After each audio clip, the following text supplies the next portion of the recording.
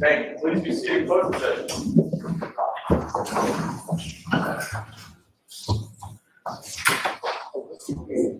All right, so jurors, when we were doing scheduling, and I know scheduling has changed a lot in this case, but my main goal is to get this case to you folks by next week, when we all want the case to you by next week. So originally on the 21st, we were either going to do a whole day and then we couldn't do a whole day, and there was all of this back and forth, and it was a half a day, and it was because I had something scheduled in this courthouse that was not going to be continued through forces that we weren't aware of. It is going to be continued tomorrow. So in light of that, I would like us, and we will be doing a whole day. I understand that for one of you, that you planned on an earlier start to the weekend or a vacation day or something from the afternoon on. But really, all I'm asking of you is to go from, instead of a 1 o'clock stop, to a 4 o'clock stop. And where I guess 14 of you are able to do that, we're going to do that. So tomorrow will be a full day. Okay, I don't know who I'm inconveniencing, but I apologize for that. Because when I said emergency, an early start for the weekend was not an emergency. All right, could we call the witness back, please?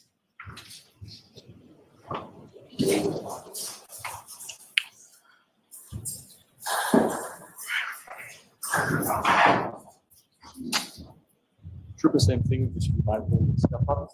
And you remain on the phone. Thank you. No, what's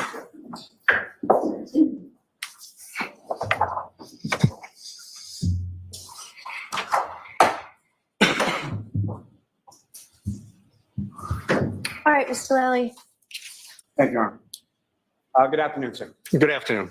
So with reference to this case, this investigation, who, if anyone besides you, created any Cellbrite reports or extractions from any of the phones involved in this case?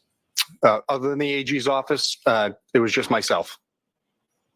And now you had mentioned that there was some deleted material from the defendant's phone from the afternoon of January 29th, 2022. Is that correct? Yes, that's correct. And what was that was deleted?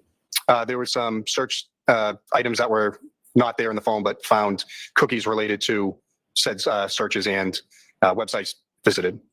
So as far as search terms or web history, were those the areas that were deleted? Yes, that's correct. I have nothing further on. Oh, okay. Okay, so we brought you back for that, Trooper. Thank you very much. Thank you. All right. Thank you. Your next witness, Mr. Lally. Yes, Your Honor, the Commonwealth called Dr. Renee Stonebridge to the stand. Okay.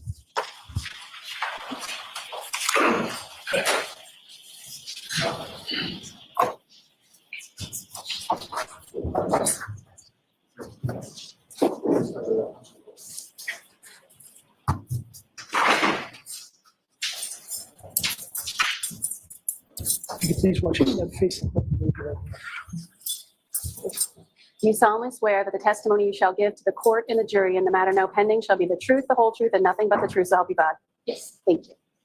Great. So once you sit, I'm going to tell you that you have to keep your voice up. We want to keep our air conditioning on. So just if you'd speak loudly into the microphone, that would be great. Yes, thank you. Go ahead, Mr. Lally. Good afternoon. Good afternoon. Could you please state your name and spell your last name for the jury? Yes, my name is Renee Stonebridge, last name Stonebridge, Stonebridge. And what do you do for work?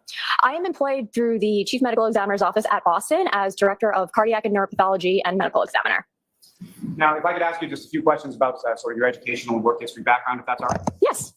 Starting with your bachelor's degree, where did you go and what, if any, area did you receive a degree in?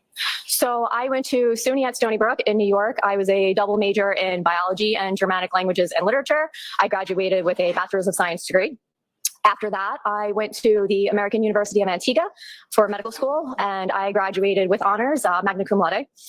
After that, I did a 4-year combined anatomic and clinical pathology residency program at NYU Winthrop Hospital in Long Island, New York. After that, I did a 1-year forensic pathology fellowship at the Boston office of the Chief Medical Examiner. And after that, I did a 2-year neuropathology fellowship program through Brown University at Rhode Island Hospital. And doctor, are you board certified? Yes, I am board certified in anatomic pathology, clinical pathology, forensic pathology, and neuropathology. And if you could just explain to the jury a little bit about what does board certified mean? Board certification means that every medical specialty has their own board. So for example, the American Board of Pathology dictates whether or not you can be board certified based on certain criteria. So you have to meet certain criteria, meaning that you have to complete a certain number of surgical specimens, a certain number of autopsies.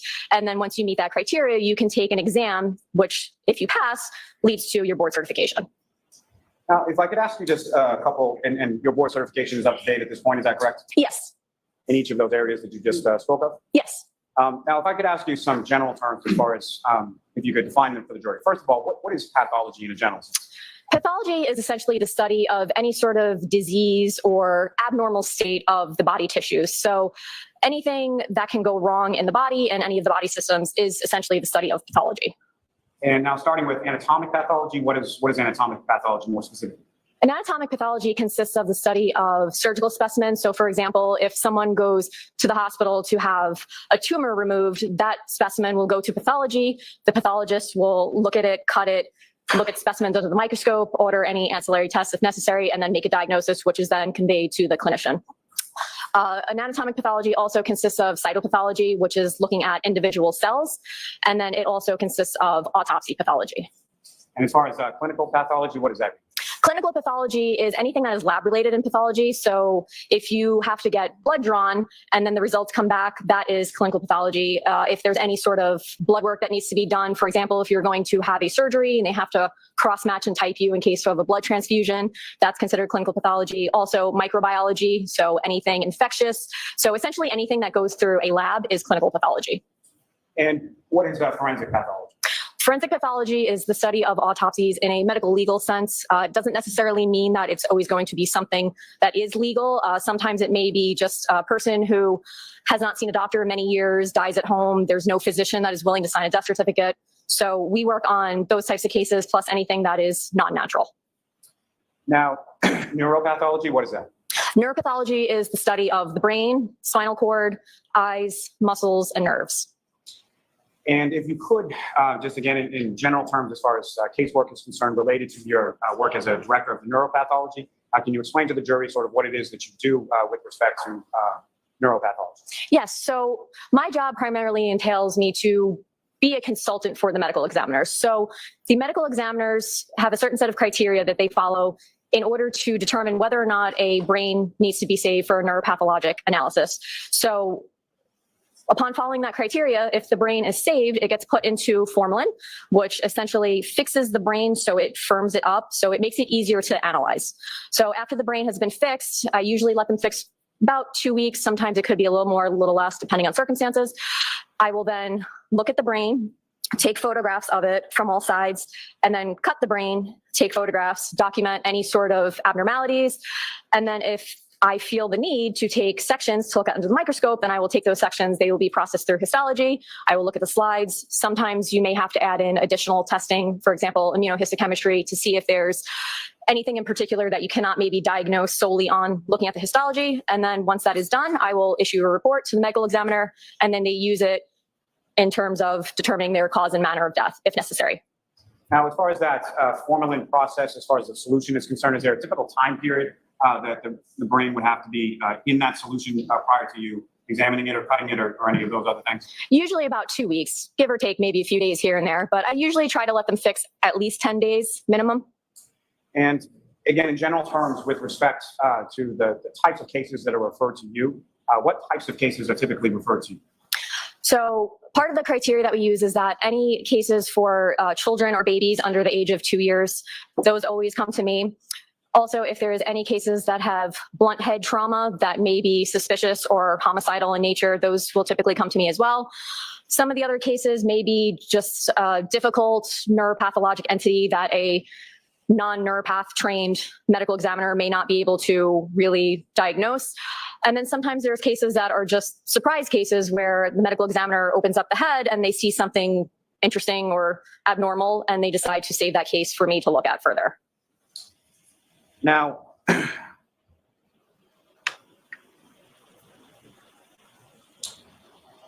with respect to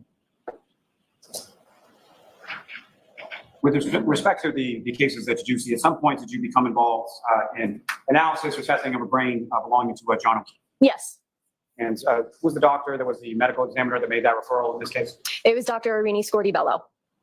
And with respect to your analysis here, obviously you looked at the brain. What, if any, other sources of information did you review or did you look at in ultimately formulating your opinion in this case? So at the time when I was able to cut the brain of Mr. O'Keefe, I had information that was relayed to us from our intake department. So when a case gets called into the medical examiner, it gets taken by the intake department and they're given kind of just a rough summary of the case. I also had the police report, I had the EMS report, I had the medical records from when Mr. O'Keefe was in the hospital. I also had medical records from the primary care physician. I had autopsy photos, and I also had, I believe just refer to my notes here because I had a lot of notes. I also had the inventory and tracking sheets, which are notes created by the medical examiner, and the neuropath request itself. Now, are you familiar with some terms in relation to injuries that you would observe as far as from a neuropathological perspective, as far as injuries being acute, subacute, or remote? Yes. And can you explain to the jury sort of what those are and what those mean? So it depends on circumstances. Acute generally is something that it happened within a very short time frame. So when I refer to something as being acute, I usually refer to that as something that's occurring from the time of an injury to maybe a day or so afterwards. As I said, it's variable dependent on circumstances. Subacute is something that has not happened within the last few minutes, few hours, maybe even a day, and maybe something that is now in the process of healing. And then chronic is usually something that has happened a while ago in the past. You may see some sort of evidence of some type of injury in a chronic state. You may also not see any evidence because it may have completely healed by that point. And so from your analysis in this case, how did you characterize in your opinion, from everything that you reviewed as far as the injuries you observed in Mr. O'Keefe's brain? The injuries I observed were acute injuries, meaning that they probably occurred minutes to hours. Now, if I could turn your attention to your findings as far as when you conducted your analysis and your testing in this particular case, what, if anything, did you find as far as injuries to Mr. O'Keefe's brain? So when I look at the brain, what I do is I look at all surfaces from all sides. And one of the things that I look for is anything grossly obvious, meaning anything I can look at the brain and see that there's something there that shouldn't be there. So one of the first things I noticed was a subarachnoid hemorrhage. And subarachnoid hemorrhage is something that occurs when you have bleeding within the leptomeninges.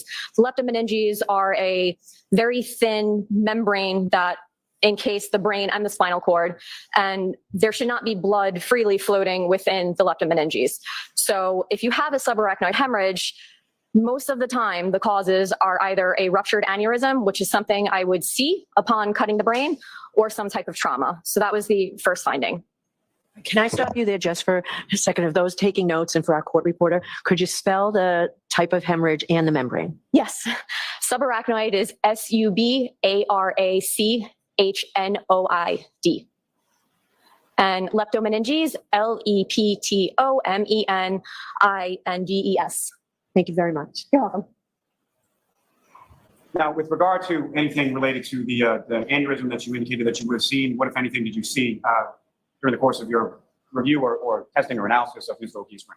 So aneurysms are typically seen in the cerebral vessels that sit around the base of the brain. So there's something called the circle of Willis, which is the main arterial supply. It sits around the base of the brain, and it's kind of shaped like a circle that has vessels that come off that extend to other areas of the brain. So typically, if there is an aneurysm that is ruptured, it's going to be located somewhere in one of those vessels. So upon observing those vessels, I did not see any evidence of any aneurysm or any sort of natural disease state that might have led to a rupture in one of these vessels. Also, sometimes these vessels, since they do go deep into the brain, you may only see the rupture upon cutting the brain. And I did not see any evidence of any rupture of any of these vessels anywhere in the brain.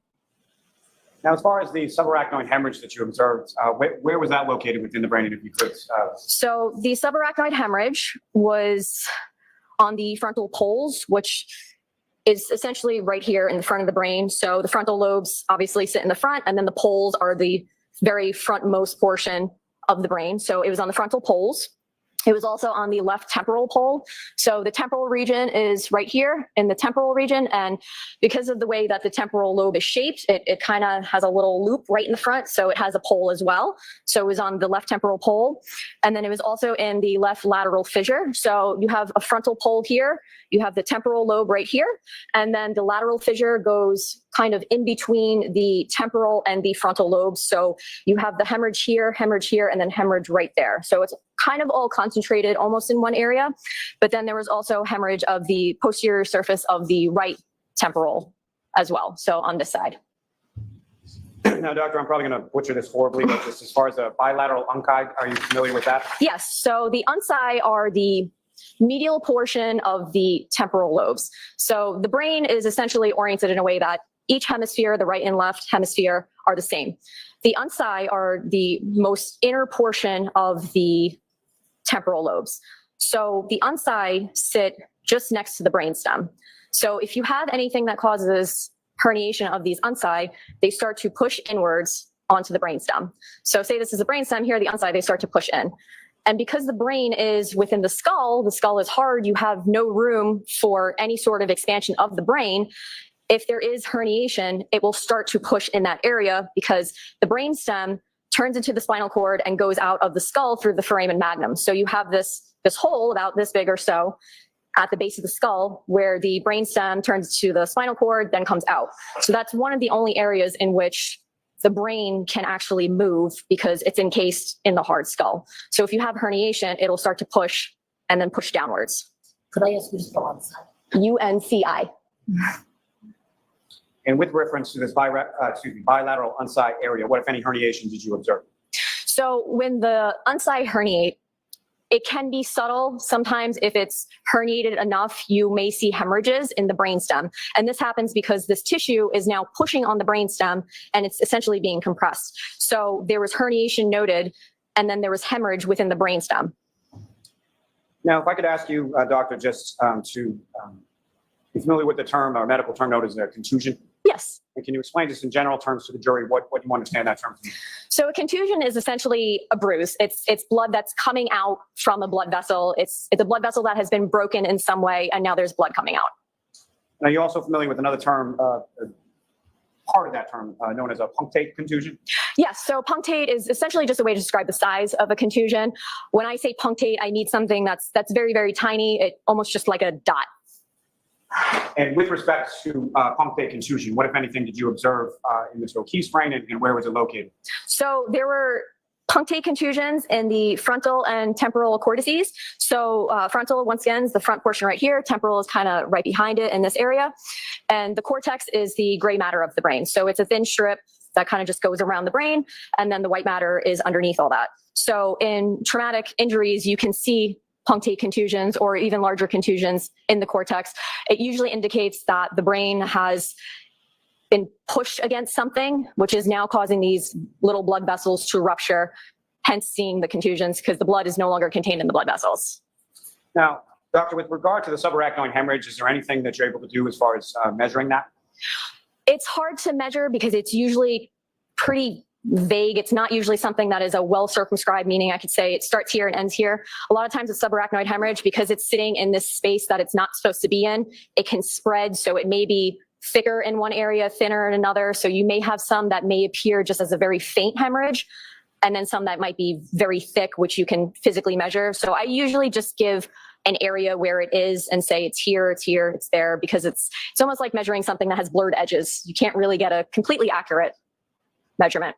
And what, if anything, were you able to observe or measure with regard to subarachnoid hemorrhage in the area of the left prefrontal lobe? So it appeared thicker in that area, meaning that as opposed to it looking just like a faint red color that should not be that color, it was actually thick enough that it was obscuring the underlying brain parenchyma. If I could turn your attention, doctor, just back for a moment to the punctate contusions that you were testifying about before. As far as your observations of those, was that one or more than one, or how many did you observe? So there were multiple. There were multiple contusions to the point where it's not something that you can count. I mean, you could count it, but it would probably take a very long time. If it had been something like 1 or 2, 3, 4, maybe a handful, it would probably be something I would say there are 3 here, 4 there, but there were so many that didn't serve a purpose to count. And the number of those, what if any significance does that have in regard to your analysis, your observations, or your opinion? So given that there's multiple, it means that there's enough pressure in the brain that there were many surfaces that were pressing on the bony prominences of the skull, which was leading to a lot of blood vessels rupturing, causing these contusions.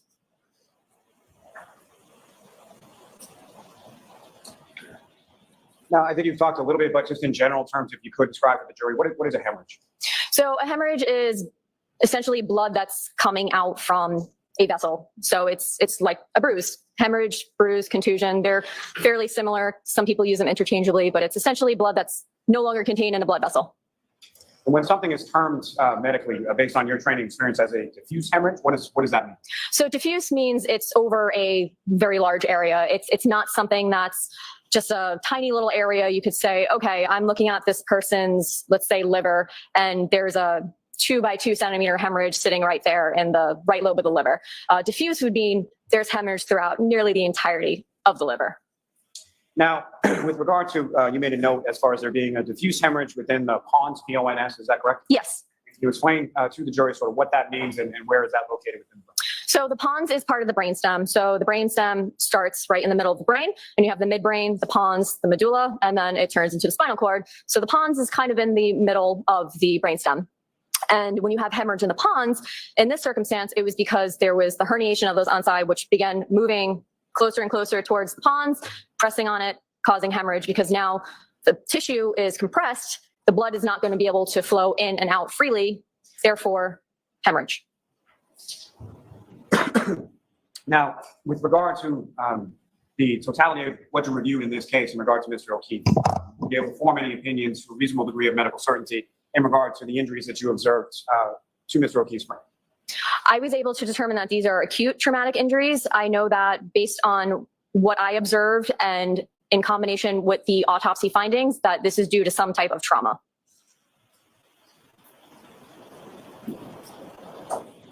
If I could ask, as far as you have certain findings as far as an intraventricular hemorrhage and occipital horns of the lateral ventricles, correct? Yes. If you could please explain to the jury what exactly does that mean? Yes. So the ventricles are almost like a tunnel system of the brain in which the cerebrospinal fluid flows through. So the cerebrospinal fluid serves as a fluid that nourishes the brain. It provides a flow of nutrients, oxygen, things like that. And it starts in the frontal portion of the brain, and then it goes backwards towards the occipital, which is the back. And it also flows downward through the brainstem and then into the spinal cord as well.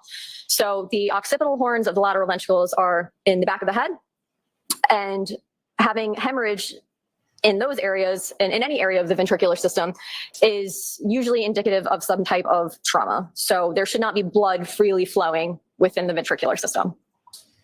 Now, Dr. Stonebridge, with regard to your findings, you mentioned that your findings were that the injuries were acute and that the injuries were the result of trauma, correct? Yes.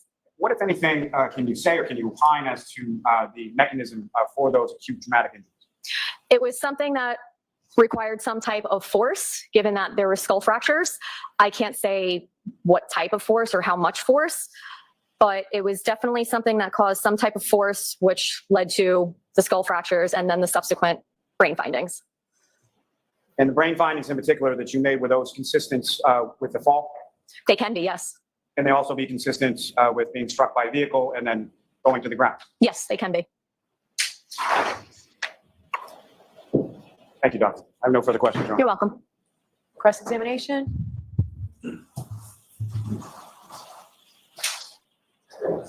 Questions, thank you. You're welcome. Doctor, thank you very much. You are all set. Thank you.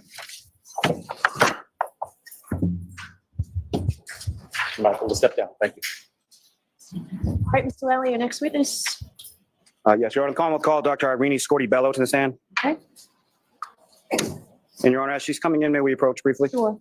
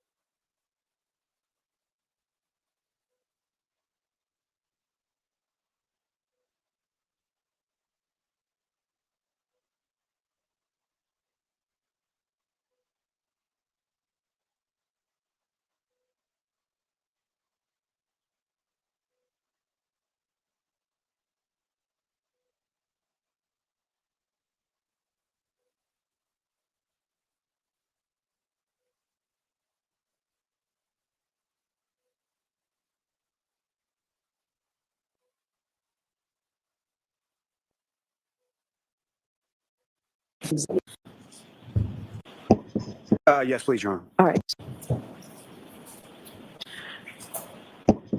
All right. So are you looking for my instruction now, Mr. Lally? Yes, please, Your Honor. All right. So jurors, I gave you a similar instruction before about photographs. So the Commonwealth intends to introduce into evidence through the next witness certain photographs showing Mr. O'Keefe postmortem. You'll have those photographs with you in connection with this case. I understand that some of them will be shown up on the screen, and that's why I want to sort of give you a warning that will happen. When they come to you as exhibits, they'll be placed in an envelope. You can look at them briefly. They'll be covered, is what I'm saying to you. So the photographs are not pleasant. They can be described as graphic. And I instruct you that your verdict must not in any way be influenced by the fact that these photographs will be unpleasant, perhaps sad and graphic.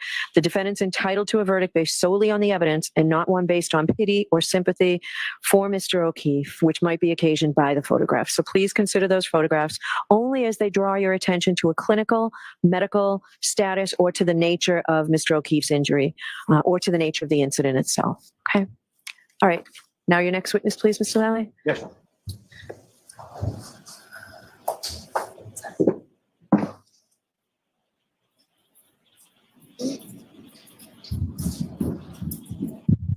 Ask Michael to step up. Could remain standing if it's. Oh, gosh. Do you solemnly swear that the testimony you shall give to the court and the jury in the matter now pending shall be the truth, the whole truth, and nothing but the truth, so help you God? I do. Thank you. Good afternoon, doctor. Good afternoon.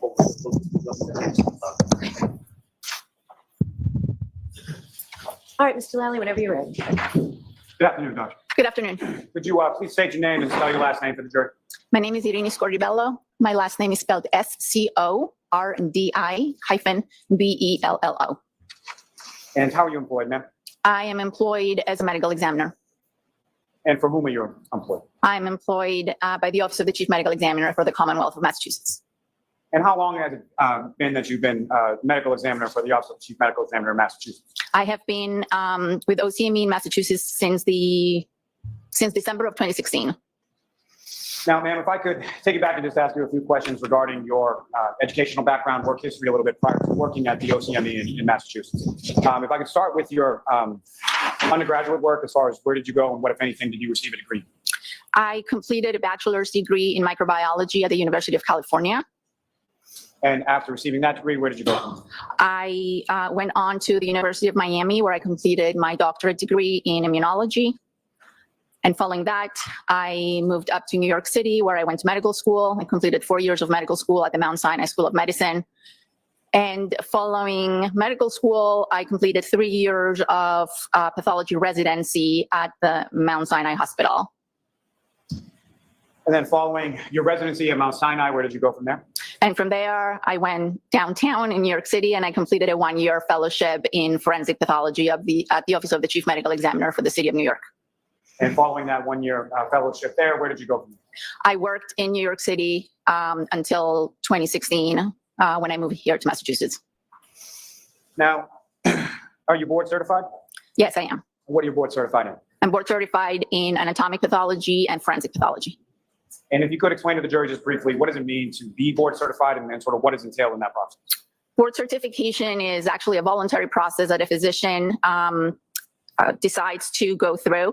It involves completing an accredited program in the specialty of choice. In my case, it was pathology and forensic pathology, and then completing a number of requirements, as well as taking and successfully passing exams, and then being able to say that you're board certified. And is that certification at this time, is that up to date? Yes. Now, with regard to the time that you've been working as a forensic pathologist, are there any organizations that you belong to in relation to your work in that field? Yes, I am a member of the National Association of Medical Examiners. And that's an acronym as far as name. Name. Is that correct? Yes. Now, with respect to that time frame as well, what, if any, experience do you have in regard to teaching the areas related to your field? I have always been interested in teaching. I started teaching as a pathology resident, teaching other residents and medical students. And during my time in New York City, I enjoyed teaching medical students and residents. We had a very active education program in New York City. So I've always been involved with teaching both pathology and forensic pathology. Now, to those terms themselves, if I could ask you briefly just to describe to the jury as far as pathology in general sense, what is pathology?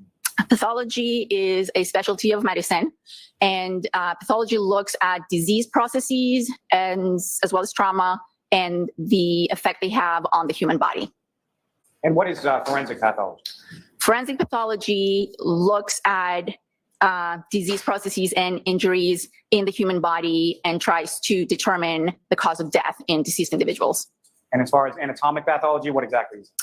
Anatomic pathology, as opposed to clinical pathology, is it has to do with any organ that is in the body versus clinical pathology that deals with fluids and blood analysis and things like that. So anatomic pathology, a lot of anatomic pathologists are surgical pathologists. That's another term that you will hear. These are pathologists in the hospital that look at tissues under the microscope, and they come to a diagnosis, whether something is benign or malignant. And forensic pathology takes anatomic pathology to another step, to another level, by looking at the whole body and trying to determine the cause of death instead of organ specific. Instead of just looking at one organ, forensic pathology looks at the whole body. Now, you're also familiar through your work and training experience in regard to forensic pathology with a term called autopsy. Yes. And is that something that typically you would do in the case of sort of your investigation and your analysis in regard to a pathological analysis when it came to a body or a patient that comes in? Yes, an autopsy is a procedure that we do to determine the cause and manner of death. And so, doctor, with respect to an autopsy, maybe a term that's pretty well understood, but if you could explain in general terms as far as when a body or a patient comes in to the OCME, as far as what is an autopsy, what is involved in it, and sort of what does that consist of? Yes. When a case, a death is first reported to the medical examiner's office, we make a determination as to whether that death falls under our jurisdiction. Cases that fall under the jurisdiction of the medical examiner include all violent deaths, all deaths that are due to not natural causes, all accidents, intoxications, deaths of babies and children, and deaths in individuals that were not under the care of a physician when the death occurred. So once a case is accepted and it falls under our jurisdiction, it is given a numerical number, and then the body is transported from either the location of the death or the hospital to our facility. Our facilities, we have 3 facilities in the state of Massachusetts. Once the body comes to our facility, then there are a number of steps that are taken. The body is processed. What that means is that their pictures are taken, a weight is taken, a height is taken, everything is input into our computer system, and then a determination is made as to whether an autopsy is required in order for us to determine the cause and manner of death. If the answer is yes, then we proceed with the autopsy. Now, as far as an autopsy is concerned, there are 2 sort of primary components of that, as far as an external examination and an internal examination. Is that correct? Yes. And can you describe to the jury, again, in general terms, sort of what the process is in reference to both external and internal? Yes.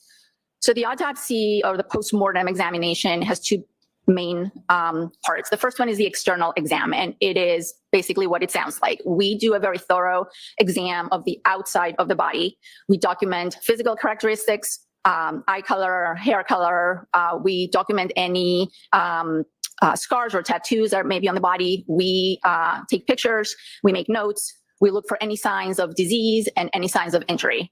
All that is, as I mentioned, documented. And once we're, during the external examination, sometimes we will take evidence. We will collect hair and nails from the body if we think that is necessary or warranted. And once the external examination is done, then we proceed to the internal examination. That involves making surgical type cuts on the body, what's known as the Y incision that goes from shoulder to shoulder and down the middle of the body, and the organs of the neck, the chest, the abdomen are examined thoroughly, again, looking for and documenting signs of disease or signs of injury. We do the same thing with the head. The head is open, the brain is removed, and we document any disease or injury. Now, turning your attention to January 31st, 2022, did you have occasion to perform an autopsy in regard to a patient or a body of John O'Keefe? I did. And do you recall which of, you mentioned there were three different offices of chief medical examiner within the state of Massachusetts, correct? Yes, it was in the Cape Cod office. Is that the office that you typically work out of? No, that's not the office I typically work out of. My permanent position is in the Westfield office in Western Massachusetts. I was covering the office that day because we were short-staffed. And in the reference to the autopsy that you performed with regard to Mr. O'Keefe, was that in conformity with what you were speaking about just before, generally as far as how you conduct autopsies? Yes. Now, during the course of the autopsy that you performed in reference to Mr. O'Keefe, during the course of the external examination, what, if anything, did you note in reference to that external examination of Mr. O'Keefe? First, I noted that there was evidence of medical intervention. Mr. O'Keefe's body was transported to our facility from the hospital, and he had evidence of attempted resuscitation. After I documented that, I proceeded to document some injuries that I saw on Mr. O'Keefe's body. And before we turn to that, if I could just ask you a couple more general questions. You've made some mention earlier in your testimony as far as the cause and manner of death in general. That's two things that you're trying to determine during any sort of forensic pathological examination, correct? Yes. And what I'm going to ask you first is just in reference to manner of death. Can you describe for the jury sort of what are the different types of manner of death and how are they sort of classified from a perspective from your office? Okay. Yes. So the manner of death are the circumstances that led to the cause of death. The cause of death being the disease or the injury that initiated the sequence that led to the fatal events. So the manner of death is circumstance dependent. There are 5 general manners of death or 5 umbrellas. The first one is natural. When we determine a manner of death to be natural, it means that the death was caused exclusively by natural disease. That would be heart disease, liver disease, cancer, aging, Alzheimer's, dementia, etc. The second manner of death is accident. That means that the cause of death was due to an injury or due to an intoxication, either a physical injury or a chemical injury. But the circumstances show little or no evidence that intoxication or that injury was intentional. So most motor vehicle accidents, most drug overdoses, most elderly falls are classified as accidents. The fatal outcome was not intentional. Homicide is a manner of death when there is injury inflicted by another person, but there is evidence that there was intent to cause fear, harm, or death to the other individual. And suicide is due to either an injury or an intoxication.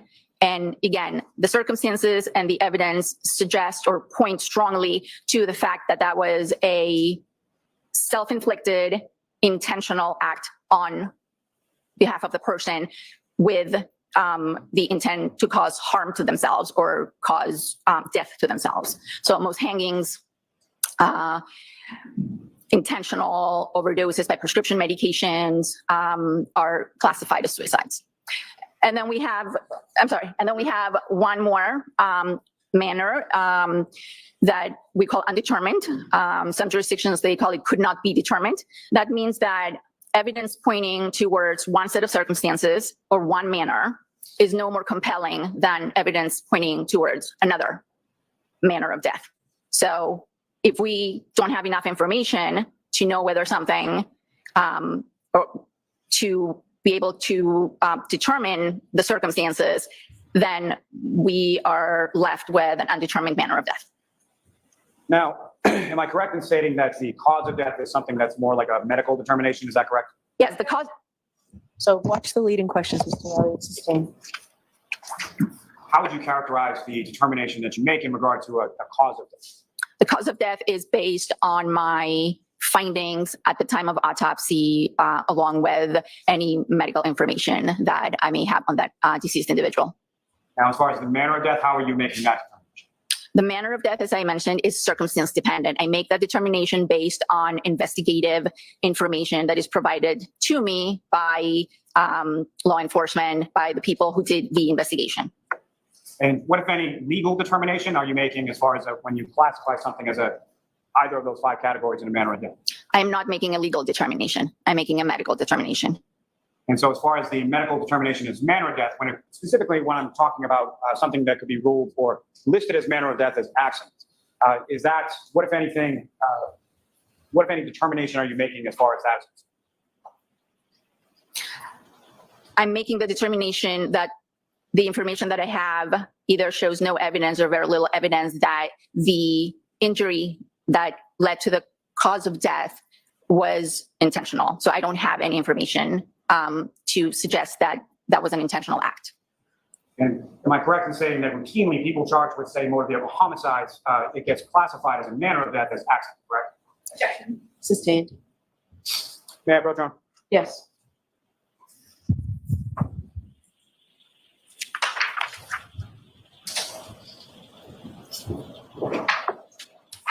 Doctor, I'm showing you the documents, ask you to review it, look up when we finish.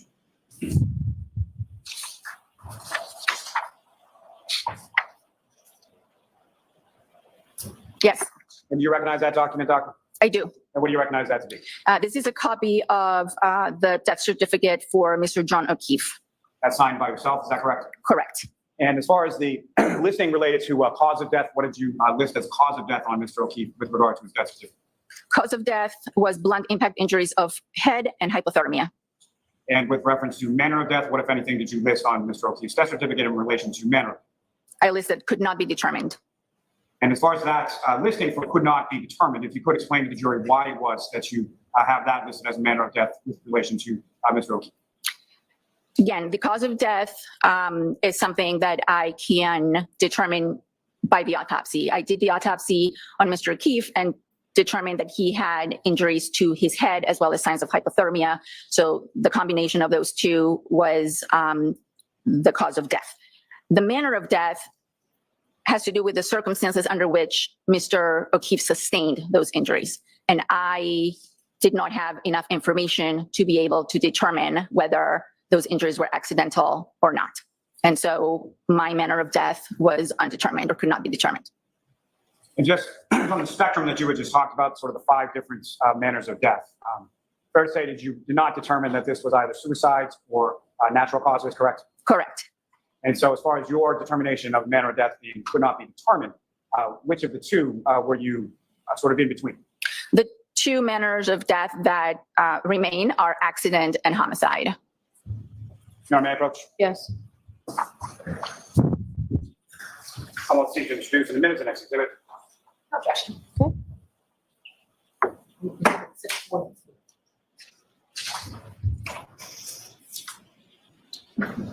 Now, Dr. Scorty Bell, you had made reference as far as cause of death being a blunt force injury. Is that correct? Correct. At least one of the contributing causes. If you could explain to the jury sort of what you understand that to mean as far as what is a blunt force injury. Blunt force injuries are caused by any blunt object. That is a very big category of objects. A microphone could be a blunt object. This bottle, if heavy enough, could be a blunt object. The ground can be a blunt object. So anything that doesn't have a sharp edge or a razor edge, not a knife, not a scalpel, is a blunt object. Blunt impact injuries are categorized into contusions, which are bruises, abrasions, which are scratches, fractures, which are a break in the bone, and lacerations, which are tears in the skin. So when we say blunt impact injuries, we could be referring to any of those or a combination of those 4 types.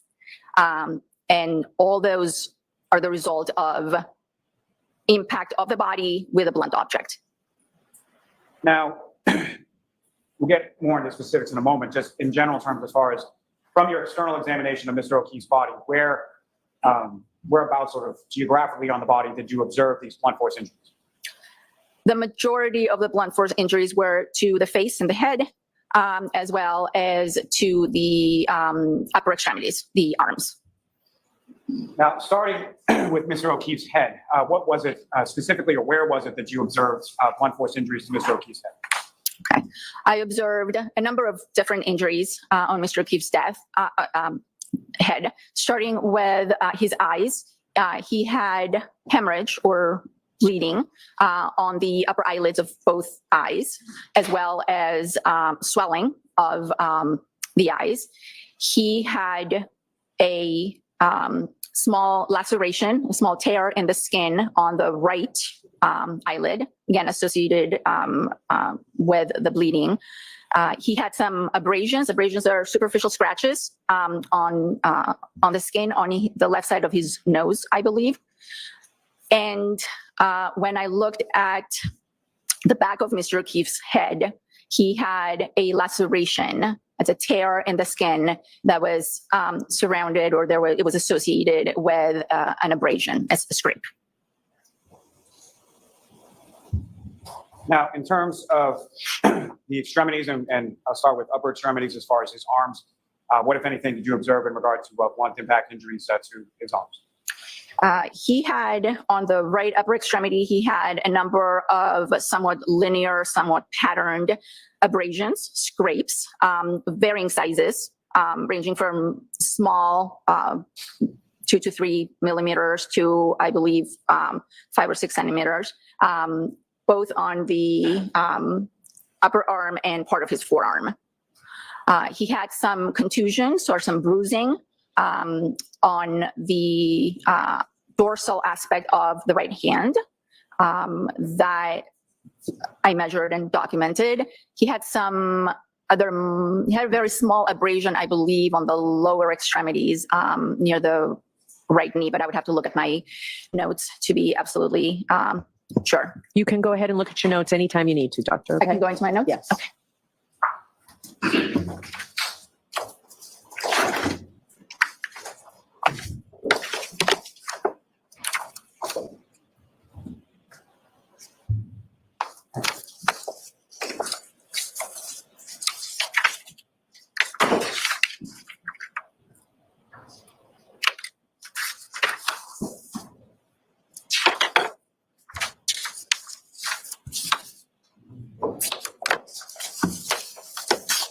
So as far as his extremities, I noted a 3 centimeter superficial abrasion to his right medial upper arm. That would be the medial aspect, would be the inner aspect of the right arm.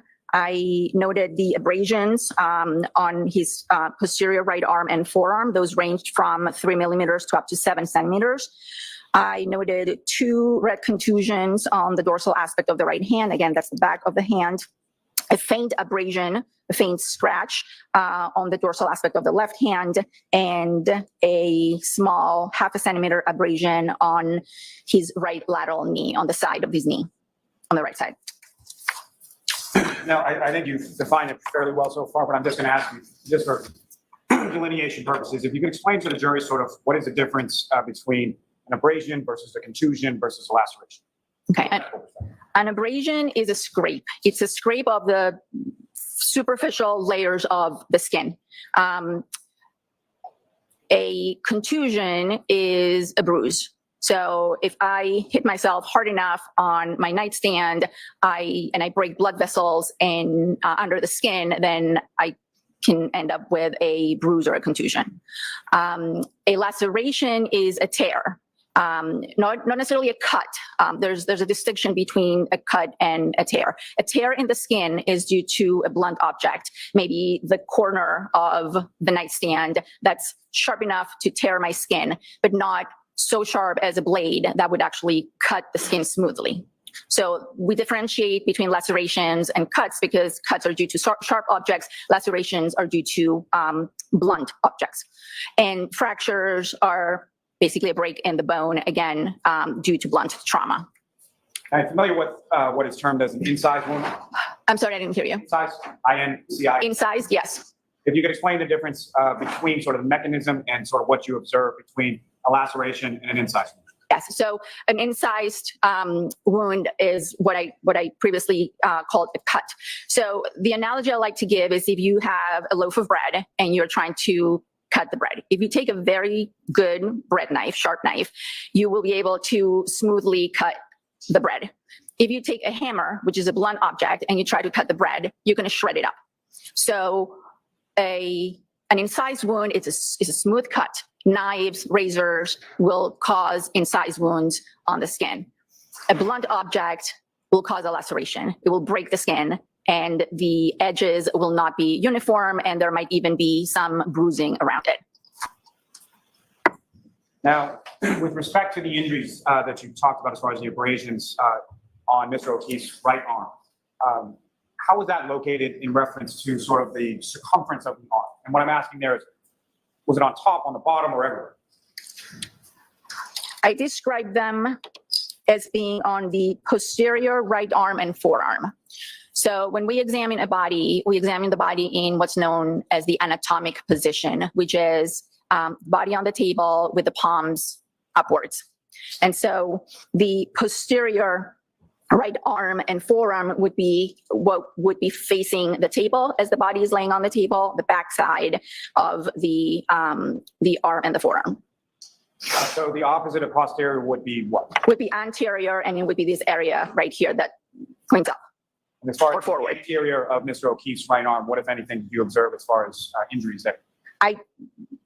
Again, I noted in my diagrams and my charts that they were mostly on the posterior right arm and forearm.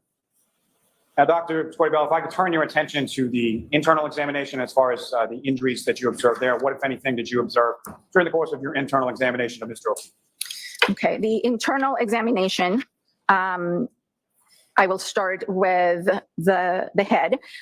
Once the skull was open and the head was examined, I noted that there were skull fractures in Mr. O'Keefe's skull, both in the back and the front aspect of his skull. I noted that there was recent subdural hemorrhage. That is blood that is under the dura, and the dura is a very tough protective cover that sits over the brain.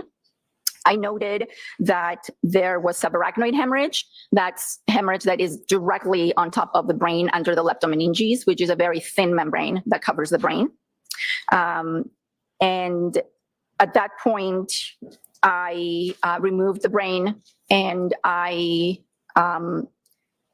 instead of examining it right then and there, I saved it in a special solution, and I sent it to our office in Boston for a neuropathologist to fully examine. Is it your understanding that a neuropathologist ultimately conducted a fuller examination of Mr. O'Keefe's brain? Yes, And who was that neuropathologist within your office? Dr. Stonebridge. Now, with reference to the head, as far as the skull, you indicated that there were fractures as in plural, correct? Yes. And with reference to the fractures, what, if any, relationship did you know between the fractures that you observed and the laceration to the back of Mr. O'Keefe's head that you spoke about in your external examination? So the laceration on the scalp that I observed was overlying the area of the skull that appeared to be fractured, or at least appeared that the fractures were originating from that point of impact and extending into the rest of the skull. Now, one of anything as far as your observations of the skull on that point, which part of the skull was the originating fracture? This would be on the back of the skull, slightly right of midline. Is that the medical term that's referred to as? I'm sorry? Is there a medical term that's referred to as far as the right rear sort of? It's the right occipital. And what, if anything, led you to that opinion that that was sort of the originating source of the multiple fractures in the skull that you observed? Again, observing or looking at the skull fractures and their pattern, there appeared to be a central point with fractures radiating or originating from that central point and going into other parts of the skull. Now, in reference to that laceration in the area of the originating fracture in the back of the skull, what, if anything, did you determine in regard to impact in regard to that area of the head? Well, the laceration along with, so the tear in the skin along with the scrape, because they were adjacent, are both evidence of blunt impact. So I knew at that point that Mr. O'Keefe's head had come in contact with a blunt object. Would that be sort of the point of impact between the blunt object and Mr. O'Keefe's head? Right. Now, with reference to the fractures that you observed, how extensive were the fractures that you observed, the multiple ones? Well, there were multiple fractures. So by definition, multiple fractures in multiple chambers or parts of the skull. So I would say they were extensive. Can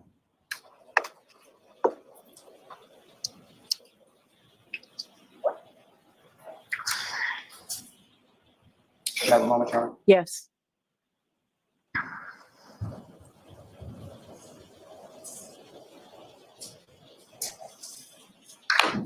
Now, when you're conducting this internal examination, is there sort of a division of the body that you're doing as far as what you're examining and in what order and sort of things that you're looking at from the internal examination? Well, we examine everything, and usually we start in the external examination, we start from the head and work our way down. During the internal examination, we're doing two things at the same time sometimes. And so I start with the chest, move to the abdomen, and then the pelvis, while at the same time, we're working on the head. All right, I'm going to pause you there for a minute. We're going to take a short recess and we'll be back. Doctor, you can step down if you'd like to. You don't have to, but you can step down if you want to, and I'd ask that you just call over the jurors. I'll just, thank you.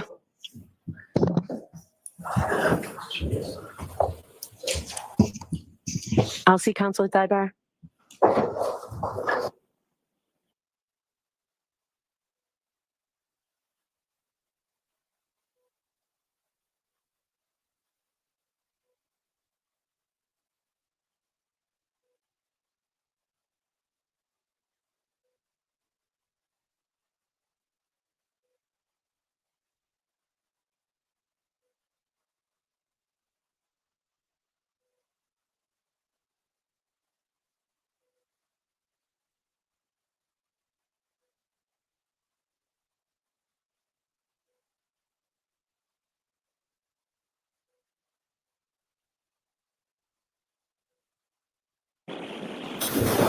All right, so court, please.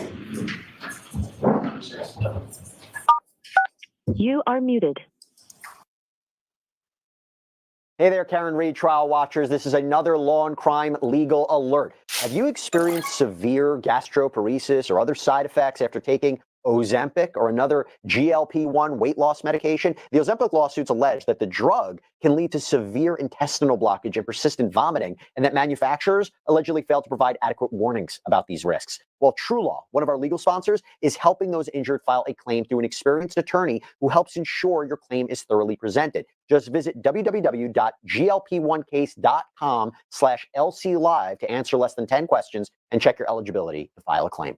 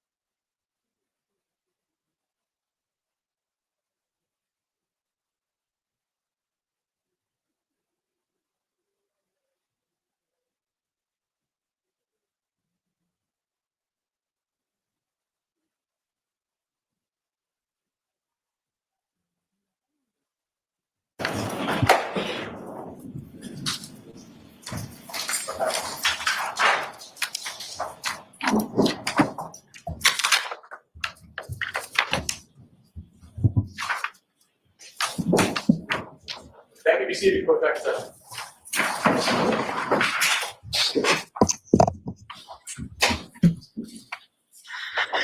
All right, Mr. Lally? Thank you. Now, doctor, as far as the internal examination was concerned with regard to Mr. O'Keefe, starting with his stomach, what, if anything, did you observe of any significance in that area? I observed that there were some small hemorrhages, small areas of bleeding in Mr. O'Keefe's stomach. And are those described in medical literature as a specific type of spot? They have a name. They're called Wisniewski spots. Wischnewski. And they have been associated with cases of hypothermia. And how so? How have they been associated with cases of hypothermia? They have been seen in cases of hypothermia. It's one of the findings that supports the diagnosis of hypothermia. They are not always there, and their presence doesn't definitively diagnose hypothermia, but they are one of the findings that, if present, suggest the diagnosis of hypothermia. And based on your training and experience, based on other types of literature that you've reviewed in regard to hypothermia, what is, as far as these Wisniewski spots, and thank you very much for saying that until after you had said it. With regard to that, what, if anything, does it say as far as the causality of that, or how that occurs or is related to hypothermia? We don't really know the pathophysiology of these spots. There have been various hypotheses. People have suggested that they are a response to stress. Some people have suggested that hypothermia increases secretion of acid in the stomach, and that leads to these spots, but their exact pathophysiology is still under investigation. Now, in addition to these areas of small hemorrhage in Mr. O'Keefe's stomach, what, if anything, did you observe in the pancreas? In the pancreas, I again observed some more diffuse hemorrhage of the pancreas and the tissues around it. And same question with regard to the spots and hemorrhages you observed in the stomach. What, if any, relationship do the hemorrhages or the bleeding in the pancreas have in relation to hypothermia? Again, it's one of the findings that, if present, should alert the medical examiner to consider the possibility of hypothermia. And as far as the observations that you made, as far as the hemorrhages in the stomach area of Mr. O'Keefe and the hemorrhages in the pancreatic area of Mr. O'Keefe, the sort of juxtaposition of those, what, if any, significance did that have in regard to your hypothermic diagnosis? When the case was called into our office and when we accepted the case, it was reported to us that this was an individual that was found in the snow, covered with snow, and it appeared that he may have been there for a period of time. So one of the questions for me as medical examiner is to determine whether there are any signs of hypothermia in addition to what I had already observed, which was the blunt impact injuries. And the combination of the gastric, the stomach, and the pancreatic hemorrhages strongly suggested, given the circumstances and how the body was found, that hypothermia did in fact play a role in his death. Now, probably should have asked this first as a precursor, but when you use the term hypothermia, what do you understand, what does hypothermia mean from a medical diagnostic? Right. Hypothermia is a term used to describe low body temperature, by definition, 35 degrees centigrade or below. And there are levels of hypothermia, from mild hypothermia to severe hypothermia. It just basically means the body is losing heat faster than it can generate it. And typically, what would be the sort of core body temperature that would determine someone is hypothermic versus not? We're usually at 98 degrees or 37 degrees centigrade. So anything higher than that is considered a fever or hyperthermia. Anything lower than 35 degrees centigrade or 95 degrees Fahrenheit is considered hypothermia. Now, if you could explain to the jury sort of a little bit about the type of diagnosis that is involved in hypothermia, and sort of what other sort of types of information you would be looking at in order to make that diagnosis? Hypothermia is a difficult diagnosis to make, and sometimes it's a diagnosis of exclusion, meaning that all other possible causes of death have been ruled out and you're left with hypothermia. So a body that is found in the snow or in a cold environment and has a core body temperature of 85 degrees and is unresponsive or asystolic, meaning that there is no heart activity, could be a hypothermic death, or it could not be a hypothermic death. And it's up to us to determine by doing the autopsy what other factors are at play.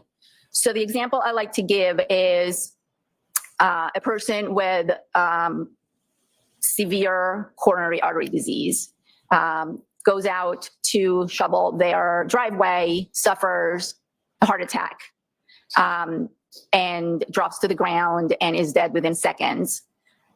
And no one discovers their body for a few hours during the storm. When they're found, they're asystolic, their core body temperature is 80 degrees, but the autopsy shows another reason for their death. It shows a massive heart attack, which is what killed them. They just happened to be outside after they died and they lost heat and their body temperature dropped. Doesn't mean they died from hypothermia. However, if you take a person, an elderly person, or any person, an intoxicated person, a person who's intoxicated with drugs, that goes out into bad weather, gets confused, loses their direction, isn't able to get to shelter, and they die. Their body temperature starts to drop. They get more disoriented. They get more confused. Their organ systems start to shut down, and eventually they die from hypothermia. So that person will also be found in the snow with a core body temperature of 80, 85 degrees. But when we do the autopsy, if we see those gastric hemorrhages, if we see that bleeding in the stomach, if we see the bleeding in the pancreas, if we look at their toxicology and we see that they were intoxicated with multiple substances, then we can determine, or we can opine, that the cause of death was at least partly due to the hypothermia, because they were still alive when they started losing heat, as opposed to someone who had the heart attack and was already dead when they started losing heat from the body. Doctor, when coming to your opinion in relation to the cause of death in Mr. O'Keefe, in addition to your autopsy, your internal, your external examination, what, if any, other materials were you provided, and what, if any, other materials did you review in relation? I was provided with a police report, an investigative report. I was provided with some of his prior medical records. I was provided with records from the hospital where he was first taken by emergency medical personnel. And during the course of the autopsy, of course, I didn't mention this. We also, during the autopsy, collect fluids from the body that are sent to the lab for toxicologic analysis. And after a few weeks after the autopsy, we get a report from the toxicology lab. And in this case, I looked at the toxicology report. As I mentioned, all the information from the investigators, the autopsy findings, the neuropathology findings, and came to a conclusion as to the cause. Now, as part of the documentation that you received from the investigators, did that include photographs of the scene as well? Yes, it did. Some photographs. Turning back to the toxicological findings that you received, what, if any, indication did those findings have, or did they indicate in regard to blood alcohol concentration with regard to Mr. O'Keefe? Mr. O'Keefe had alcohol in his system, and I do believe, I don't have the toxicology in front of me, but in his blood at the time of autopsy, the level was 0.21 grams per deciliter. Now, contained within those toxicologies as a vitreous humor, is that correct? Yes. And can you explain to the jury sort of what that is, where that sample is taken from, and why? Yeah, that sample, the vitreous humor, is taken from the back chamber of the eye. It's one of the routine samples that we take in addition to blood from the body and urine. And it's, again, used to look for the presence of different drugs. In cases of alcohol intoxication, sometimes we will get a value for the vitreous And sometimes that value might not be exactly the same as the value that we get for the blood. It gives us an idea of where in the curve of alcohol metabolism, the individual is. And so based on sort of the disparity between the vitreous humor level and the, I'm sorry, I may not have asked, what was the level in the vitreous humor? I believe it was higher.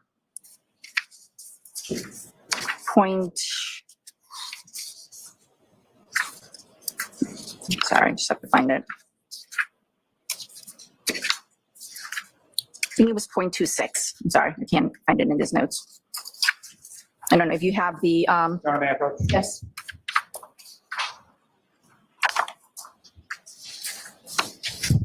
Oh, yeah, the copy of the toxicology. Yes, it was 0.28. Now, doctor, with respect to the disparity between what was contained as the BAC in vitreous humor versus the other number from his blood, what, if anything, does that indicate to you as far as, or what, if anything, can you take from it? That suggests that the level in Mr. O'Keefe's blood had been higher than 0.21, and that's reflected by the 0.28 that was in the vitreous. The vitreous metabolism of alcohol lags. It's a little slower, lags behind that of the blood and the circulation. The alcohol is metabolized in the liver, but the fact that it is higher in the vitreous suggests that the level in the blood was also higher at some point prior. So at some point, whenever Mr. O'Keefe died, his level of alcohol was on the decrease. Is that fair to say? Correct. Now, with respect to, you mentioned that you had reviewed the EMS reports for Mr. O'Keefe as well as his medical records from Good Samaritan. Is that correct? Correct. And if you could just briefly for the jury explain your understanding as far as some of the terms within those medical records.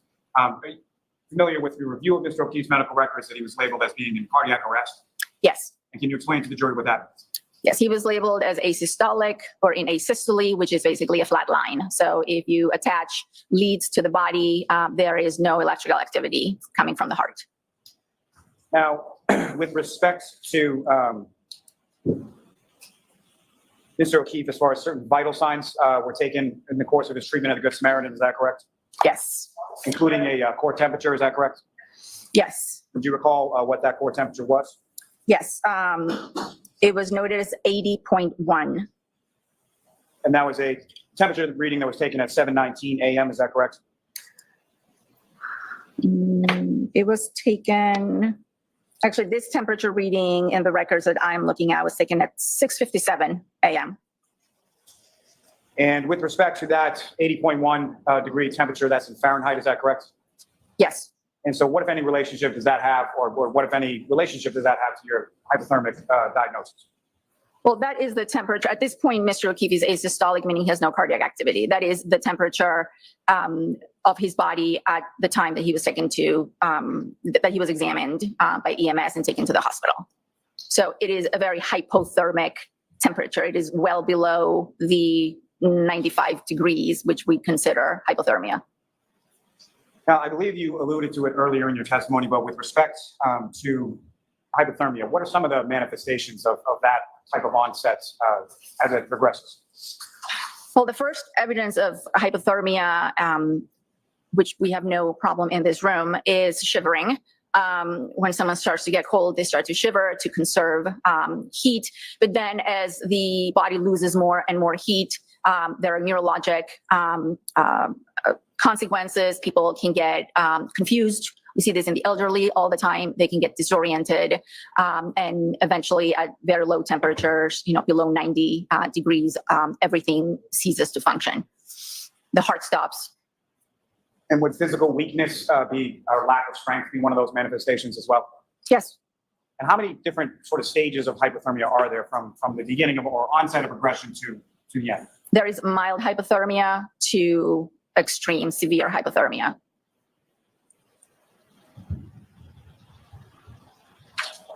I may have a moment, John. Yes.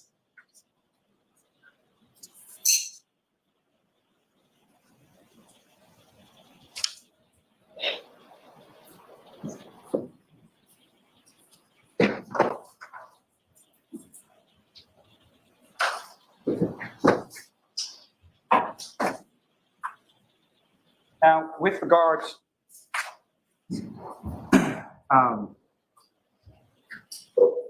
as far as the type of clothing that someone is wearing when they're outside in these types of conditions, what, if any, relationship would that have with regard to the quickness or the rapidity of the onset of hypothermia? Clearly, the more layers someone has, the slower they will lose heat from their body. The fewer layers, the faster they can become hypothermic. And what, if any, information did you have as far as how Mr. O'Keefe was dressed when he was found in the snow on the morning of the 29th? The information that I was given stated that he was wearing a pair of jeans and a long sleeve shirt. Now, with respect to someone as far as that hypothermia onset and the rapidity of it, what, if any, relationship with the condition of the clothing? What I'm asking there is more sort of the dryness versus wet clothing. What, if any, relationship with that? Well, again, wet clothing or wet conditions will speed up the rate at which the body loses heat. Now, lastly, with regard to this area, Doctor, in regard to Mr. O'Keefe having sort of alcohol on board in the system at the time that hypothermia onsets, what, if any, relationship does that have in respect to the onset of hypothermia and the rapidity of that? Alcohol intoxication, it has been shown to inhibit some of the mechanisms that the body uses to maintain heat. So it's definitely a factor that is a negative factor when it comes to hypothermia. May I approach? Yes.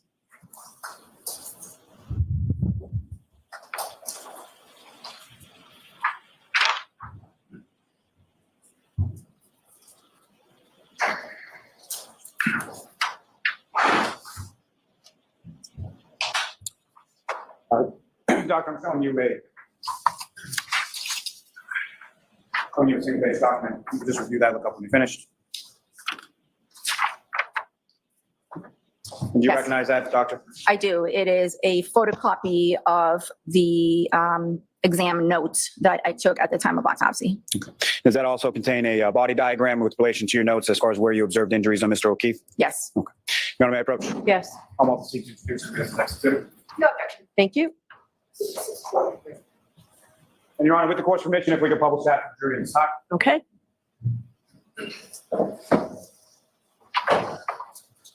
Doctor, there should be somewhere before you on the desk over there, laser pointer.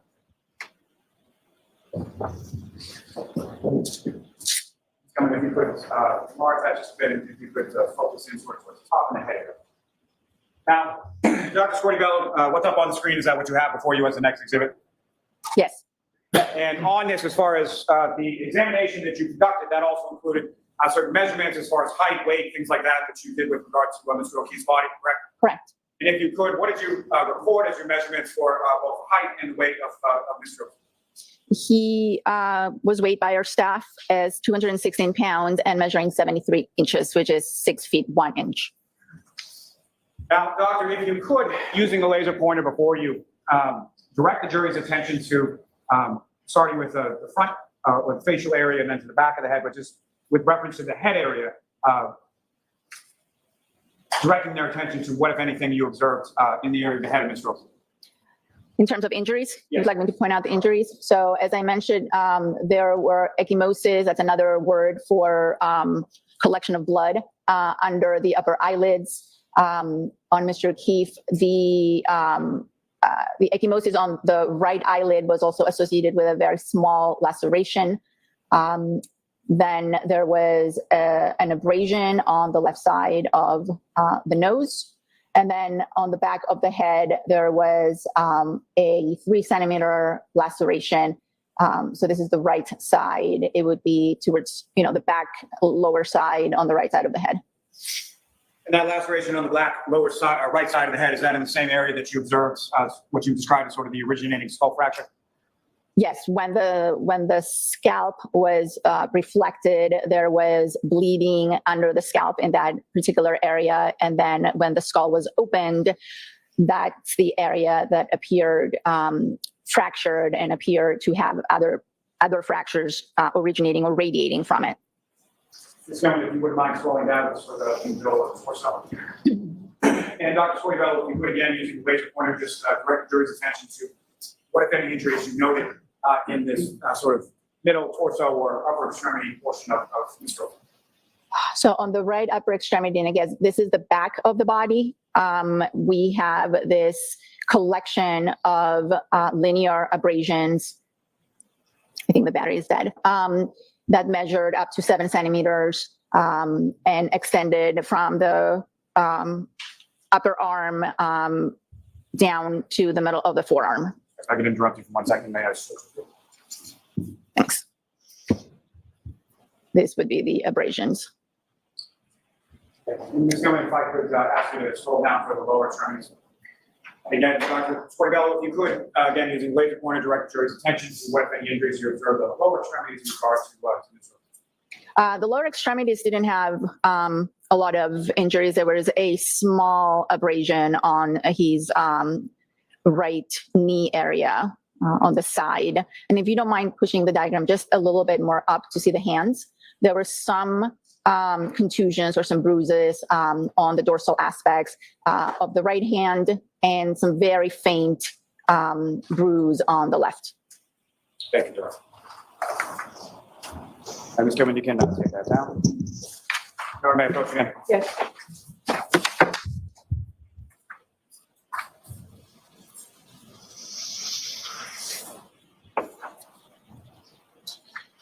Doctor, if I could show you what's a 2-page document, ask you to just review that.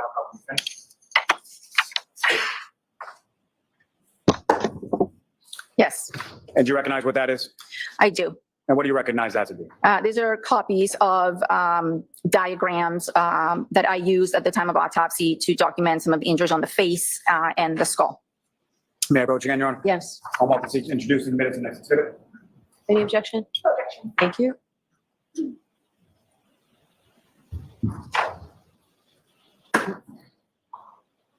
Exhibit 644. And Your Honor, may I return that to the witness? Yes. With course permission, if we can publish that for the jury. Okay.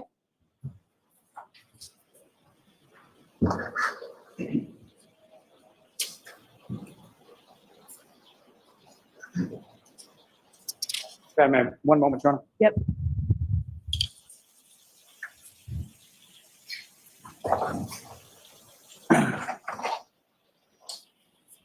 Again, Dr. Scorbello, you recognize what's picked up on the screen is the next exhibit before you. Yes.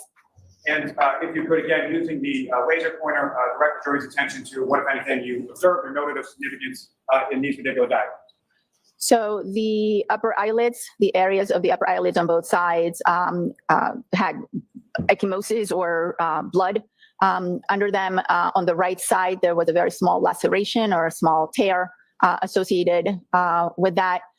Both eyes had some swelling to them. And then on the nose, there were 2 abrasions, 2 scrapes. One was small at 0.5 centimeters. The other one was 1 centimeter, and it was linear. And I noted them right there. Come in, you're going to scroll down a bit. And again, from the bottom right diagram for you, Doctor, if you could use the laser pointer, direct the jury's attention to what, if any, injuries of significance you noted in that portion of the diagram. This is the area where I noted the laceration to the scalp. I noted something called tissue bridging, which is a morphologic feature of a laceration. Is what makes it different from an incised wound or from a cut, because again, the skin is crushed, and now it's more irregular. The edges are more irregular, and then above that laceration, I noted that there was a scrape as well associated with it. So that was 1 injury. And Ms. Gilman, I'd like to have the next page of that. Doctor, if I could direct you to the next page of that exhibit before you. And Ms. Gilman, if you could, thank you, really sort of mark on the top of that diagram. Yes. Now, Doctor, before we get into the diagram that's up on the screen, if I could ask just a bit more, if you could expound upon when you use the term ecchymosis, what exactly does that mean in specific reference to the area of the eyes? Ecchymosis are a word that we use to describe bruising. Orbital ecchymosis or periorbital ecchymosis or supraorbital ecchymosis just refer to the location of the bleeding in relation to the eye. When we see ecchymoses or bleeding around the eyes, one of the differential diagnoses, one of the etiologies is blunt trauma to the head, and specifically fractures to what is known as the base of the skull. And this, what you're seeing here, is the base of the skull. Now, doctor, if you could, using that diagram up on the screen, explain to the jury, let me ask first, as far as what, were you able to formulate an opinion to a reasonable degree of medical certainty as to sort of how the injuries within the skull and the brain interacted with each other, in particular interacted also with the ecchymoses that you're describing in your origin? So the injuries inside the skull, this is the base of the skull. This is, think of it as the tray where the brain would be sitting on top. The brain has been removed, and now we're looking at the bones.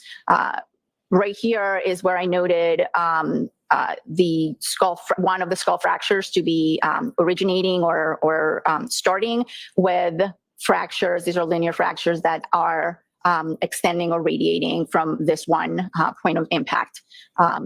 This is known as the posterior fossa of the base. These two chambers are known as the middle cranial fossa, and this area is known as the anterior cranial fossa. As you look at this, the eyes would be sitting back here. So the eyes are actually very intimately associated with the anterior cranial fossa, which is very thin, and the bones are quite thin and friable. So an impact to the back of the head as was in this case, because we do have a laceration and we do have an abrasion. So we know that the head impacted something blunt with enough force to break the skull and enough force for those fractures to propagate or radiate into the middle cranial fossa and also the anterior cranial fossa, which is the front chambers of the base. When the anterior cranial fossa are fractured, as I mentioned, they are very thin bones. Blood can seep from this area into the soft tissues and manifest as hemorrhage or bleeding or a contusion or an ecchymosis around the eye when you look at the person face, when you look at their face. So it is a well-known fact that fractures to the base of the skull can present with orbital ecchymosis, and that particular manifestation has a name. It's called raccoon eye because it resembles, I guess, what raccoon eyes look like. But emergency room physicians are always very alerted to any hemorrhage and any bleeding around the eyes, because it could signify or it could mean that there's a much bigger injury inside the skull, and that is not just some bleeding around the eyes, that it actually is associated with a skull fracture.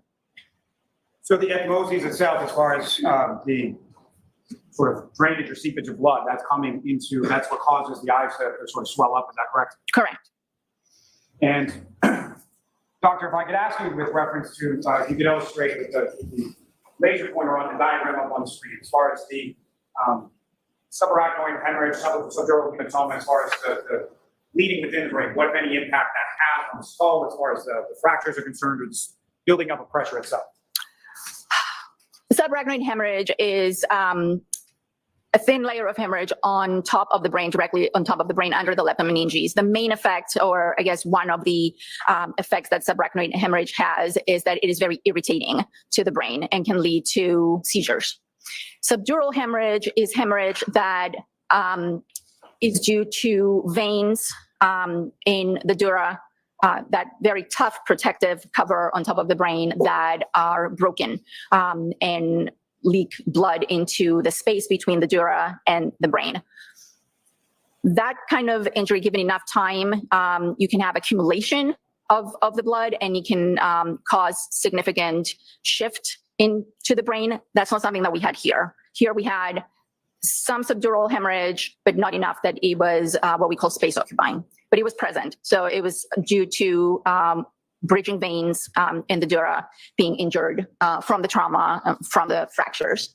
And in terms of the effect that all these injuries have, the subdural and the subarachnoid and the skull fractures, anytime the brain is injured, it responds by swelling.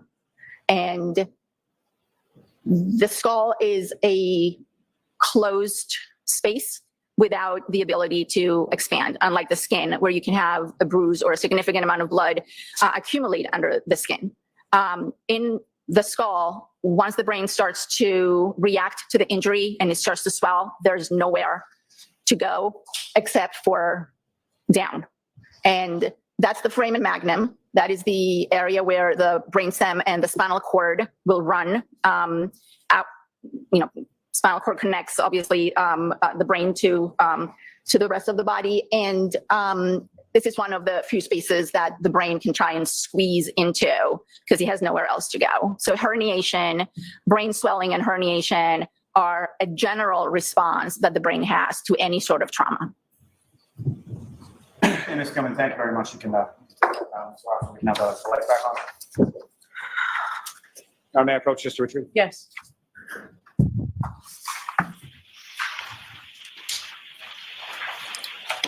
Doctor, with respect to the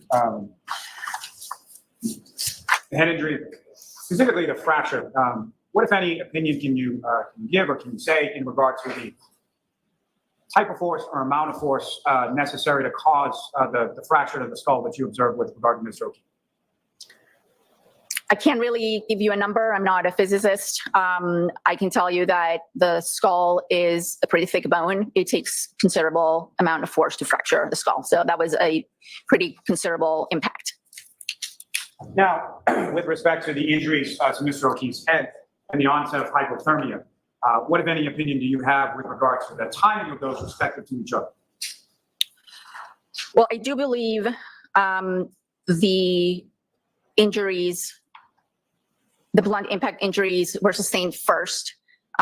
These are not injuries that are immediately lethal. This is not something that would cause death in seconds. And therefore, Mr. O'Keefe may have been incapacitated by the injuries or knocked out, if you will, and was not able to get himself into a warmer environment, and therefore hypothermia set in, given the environmental conditions and given the clothing on the body, or the lack of clothing, I should say, no big jacket or anything like that. Now, when you say something as far as some type of injury being immediately lethal, you give an example of that? The one that forensic pathologists like to use is a gunshot wound to the head that goes from one side to the other, disrupting the neural systems of the brain and causing the person to immediately drop and die within seconds or milliseconds. This is not that kind of injury. This is an injury that took a little bit of time to develop, as is manifested by the fact that we have some bleeding, which means that the heart is still pumping and blood is still coming out of the vessels. And so I guess to that point, as far as what was it from your examination and your findings and your review of sort of the overall materials that leads you to believe that the head injuries happened prior to hypothermia setting in? Again, the findings of hypothermia, the blunt impact injuries, if someone is, it's not completely out of the realm of possibility that someone becomes hypothermic and then falls as a result. But the hypothermia would continue along with, the brain injuries that took some time to develop. So in my opinion, I believe the impact, the injury to the head came first. Mr. O'Keefe was most likely incapacitated or unable to move into a warmer environment, and then the hypothermia set in. And if you can, what, if anything, can you say as to the sort of, in contrast to sort of the bullet to the head or the instantaneous death, what, if anything, can you say as to the time that this would take to manifest itself as far as the injury to the head and the hypothermic state? Again, I can't give you specifics. I would say this was definitely in the matter of minutes, many minutes, or hours.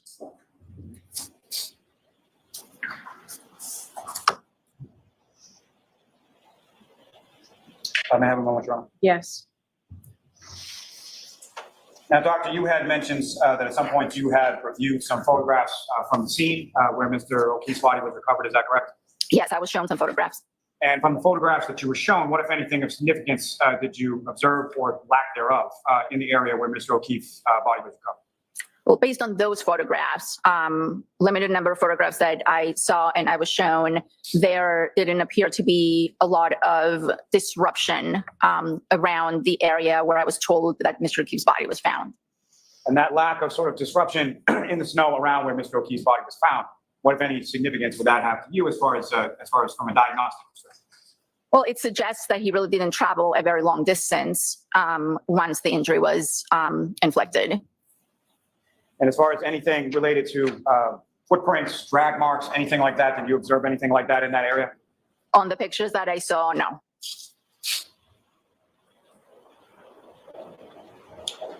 Now, from your extent of your examination of Mr. O'Keefe's body, what, if anything, did you observe that would indicate any sort of altercation or a fight or anything like that Mr. O'Keefe was? I didn't see any major signs of what I would call a significant altercation. And with regard to that, as far as signs, what are some of the signs, and what would you be expecting to see, and what was lacking as far as your observations of Mr. O'Keefe? I looked at Mr. O'Keefe's hands. As you saw in the diagrams, I did document that there were some contusions on the dorsal aspect, very vague and faint contusion on the left, and contusion on the right hand. That particular contusion has a central little pinpoint mark that may suggest that it was due to attempts to get IV access on his hand. That's a very common place, but I didn't see any bruising on Mr. O'Keefe's knuckles. His nails were intact. I didn't see any breaks on his nails, and I didn't see any fractures or feel any fractures on any of his hands.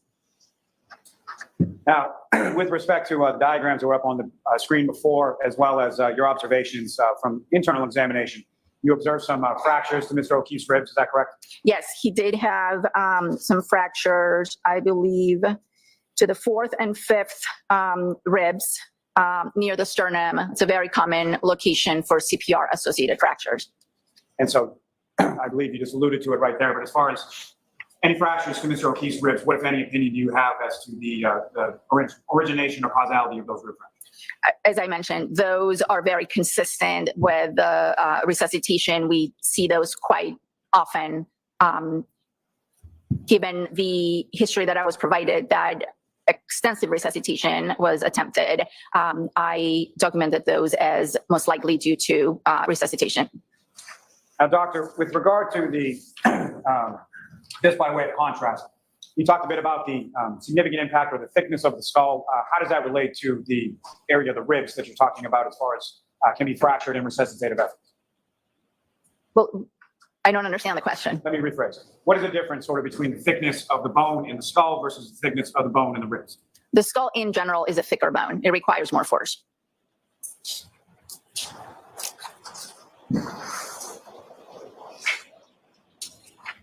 Now, doctor, if I could, are you familiar with a medical term known as vasodilation?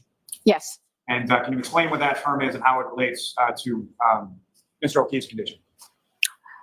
I can explain what the term is. Vasodilation means opening up. Vaso refers to blood vessels. So vasodilation is the opening up of blood vessels to bring more blood to the extremities or any part of the body. And again, that's a bit of an unfair question as far as relations, but so how does that manifest itself as far as someone who's in colder conditions or has that sort of onset of hypothermia? What, if any, relation does the vasodilation have to that? Well, you can see vasodilation, you can see vasoconstriction and vasodilation in hypothermia. Initially, the blood vessels will constrict in an attempt to reduce blood flow to the extremities so there's no heat loss. Anyone who has Raynaud's knows what that feels like. But then ultimately the blood vessels will dilate, bringing more blood to the extremities. Again, the normal regulatory mechanisms that the brain has to maintain our body temperature are disrupted when you get into those very low temperatures.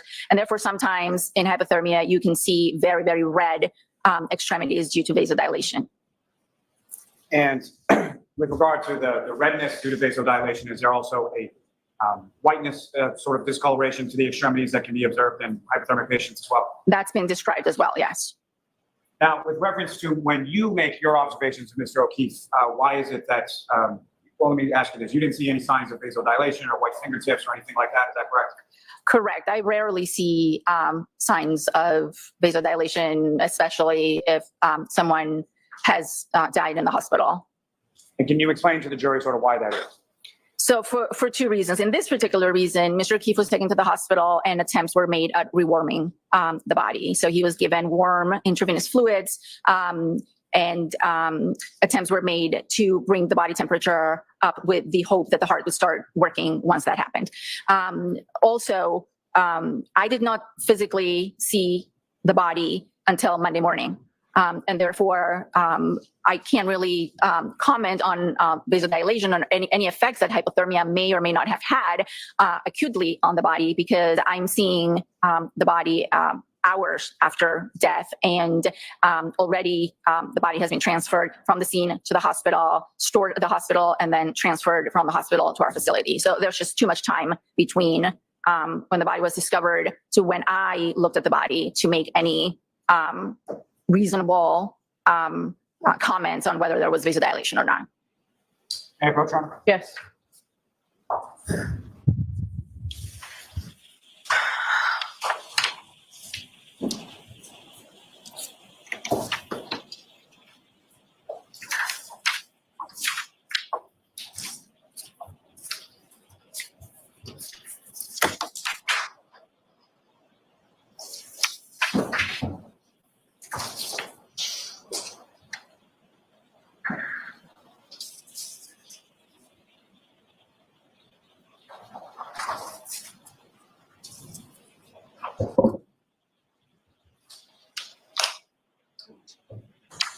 Doctor, I'm showing you a series of 5 photographs. Ask you to review those without them finishing.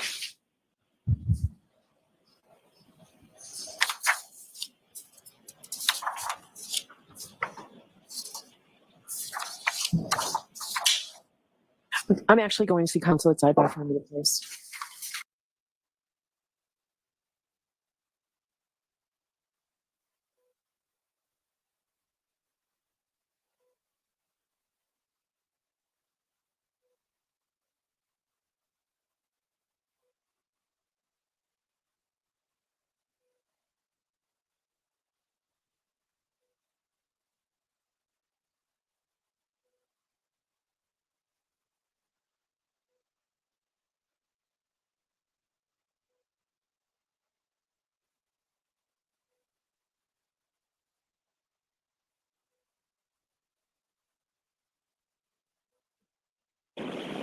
Area, and having looked at the photographs, it makes sense that we break for today, and we'll start fresh with this tomorrow rather than showing these two folks now. So thank you. So we are going to end for today.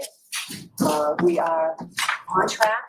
Maybe we are definitely on track for finishing this case next week, partly because of staying all day tomorrow and some of the work we did today, and on Tuesday we will.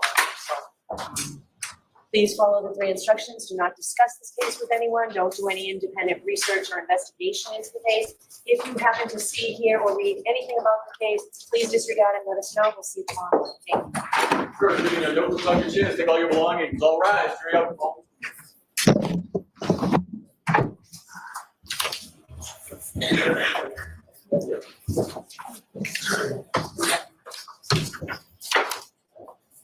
Doctor, you can file out right after. Thank you.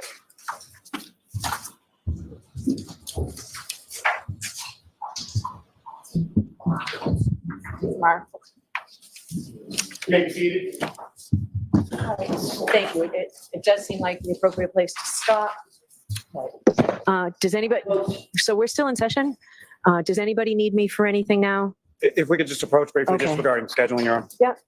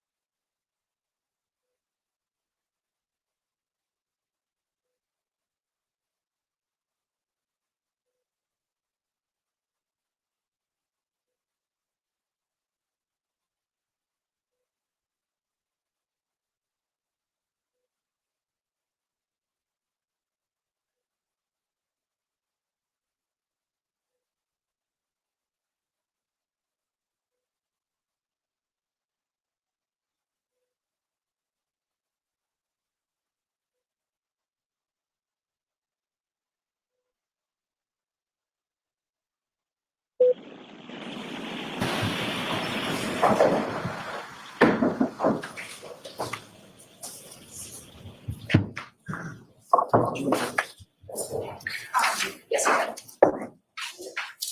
rise, board, please.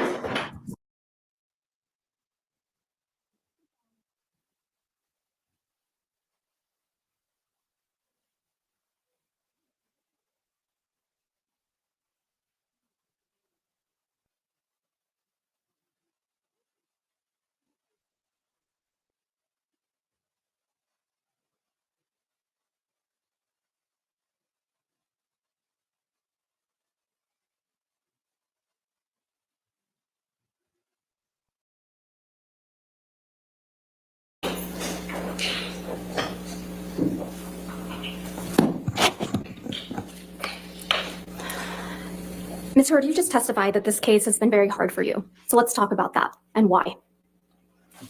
All right. Your lies have been exposed to the world multiple times, right? I haven't lied about anything I've been here to say. You sat here and told this jury that the events in Hicksville started with Mr. Depp getting really upset about a woman leaning on you. Is that correct? Yes, that's effectively what happened, yeah. You testified that he actually grabbed that woman's wrist and twisted it, right? And told her that he could effectively break her wrist by saying he knew how many pounds of pressure, or asking her how many pounds of pressure it took to break a human wrist. But your own witness, your former best friend, Rocky Pennington, she didn't corroborate that, did she? I'm not quite sure what part of that night she saw. There were a lot of people there. She didn't testify that Mr. Depp grabbed anyone's wrist in Hicksville. Again, I don't know what Rocky saw. There were a lot of people there that night. You testified that once you brought Mr. Depp back to your trailer, he trashed it, correct? That is correct. And the manager of the Hicksville trailer park was furious that Johnny had wrecked the whole thing. Do you remember that testimony? That's correct. Well, we heard from that manager of the Hicksville trailer park, Morgan Knight, on Monday, didn't we? I'm not quite sure who that guy was or if he had any involvement in this. I know a lot of people have come out of the woodwork to be involved. So you're accusing Mr. Knight of testifying and committing perjury? I'm not accusing anyone. I just don't recognize that man. You heard Mr. Knight testify that it was actually you who was upset with Mr. Depp spending time away from him. Isn't that correct? How would he know? He wasn't there. You heard Mr. Knight testify that it was actually you who was yelling at Mr. Depp. Again, I've heard a lot of people say a lot of things to be involved in the Johnny Depp show, but he wasn't there. He doesn't know. And he certainly doesn't know what happened behind closed doors, like most people. So you're calling Mr. Knight a liar? I am saying he wasn't there, and what he testified to doesn't match what I know happened. But I don't fault him. He wasn't there, so how would he know? He testified he was there, Ms. Heard. Did you hear that? That's his testimony, yes. So you're calling him a liar? I'm just saying he wasn't there. You heard Mr. Knight testify that the trailer wasn't trashed, and that's why you're calling him a liar. He testified that a light fixture was broken, similar to the way that Yes, Johnny's other than a light employees fixture. That was testified the to only my thing that was closet being broken, right? Ms. rearranged Heard? and things Ms. like Heard? that. The only thing that was broken in the trailer, according to Mr. Knight, was a light fixture. Yes or no? I realized that he summed it up by saying a light fixture was broken, just the way his security guard summed up him trashing my closet as being rearranged. Your Honor, I'm going to move to strike everything after he summed it up, that it was a light fixture, as non-responsive. Just answer the question, Your Honor. Overruled. In the security guard testimony, Your Honor? I'll allow it. Go ahead. Mr. Knight also testified that he charged Mr. Depp only $62 for the damaged light fixture. You heard that, correct? I did. In Hicksville, you were the only one that was jealous that Mr. Depp was spending time from other people. Isn't that correct, Ms. Heard? That is incorrect. In Hicksville, you were the one who was upset that Mr. Depp wasn't giving you enough attention. Incorrect again. Ms. Heard, you told this jury that you had no idea the press was going to be at the courthouse when you got your TRO on May 27th, 2016. Do you remember that testimony? I said I did not have anything to do with it. Yes. No. My question again. You told this jury that you had no idea that the press was going to be outside after you got the ex-party TRO on May 27th, 2016. Do you remember that testimony? I apologize. I must have misunderstood, Ms. Vasquez. I actually had no idea whether they were going to be there or not. When I walked into the courtroom that day,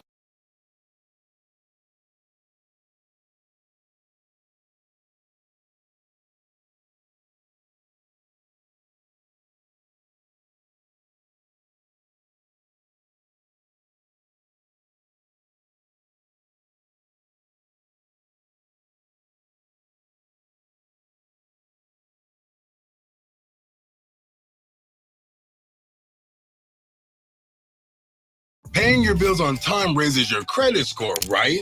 Wrong. In fact, this is one of the 3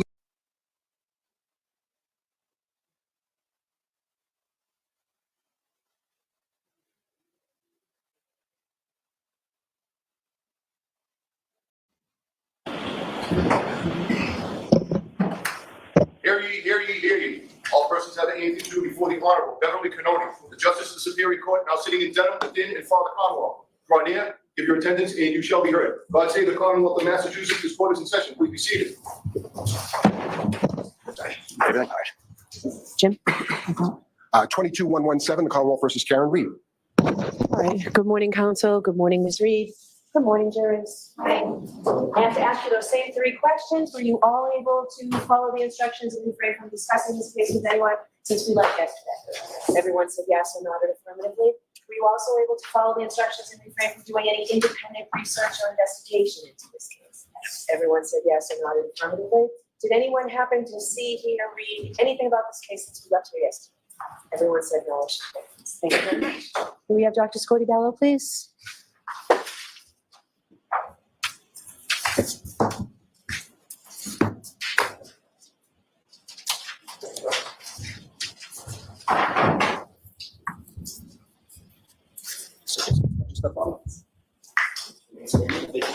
You solemnly swear to demonstrate the court and jury in the case now to answer the truth, the whole truth, and nothing but the truth, so help you I did.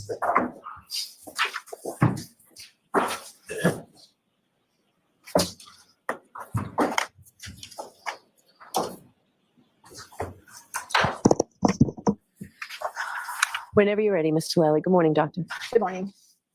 Morning, Doctor. Good morning. Dr. Scordi-Bello, if I could ask you some questions, just turning back a little bit from what you were testifying to about yesterday. You had mentioned in your testimony yesterday that you had received some, in addition to the internal and external examination that you conducted with Mr. O'Keefe, you had received some other material that you had reviewed, correct? Correct. Now, included within that material was some material from the state police as far as the investigative agency investigating Mr. O'Keefe's death. Correct. Now, is that is that typical? Is that abnormal? If you could describe sort of in general terms, as far as what, if any, communication would you typically have with the investigating body or agency in relation to any sort of autopsy or examination you do? Yes. In Massachusetts, under Massachusetts law, the medical examiner's office is responsible, and our role is to determine the cause and manner of death by doing an autopsy.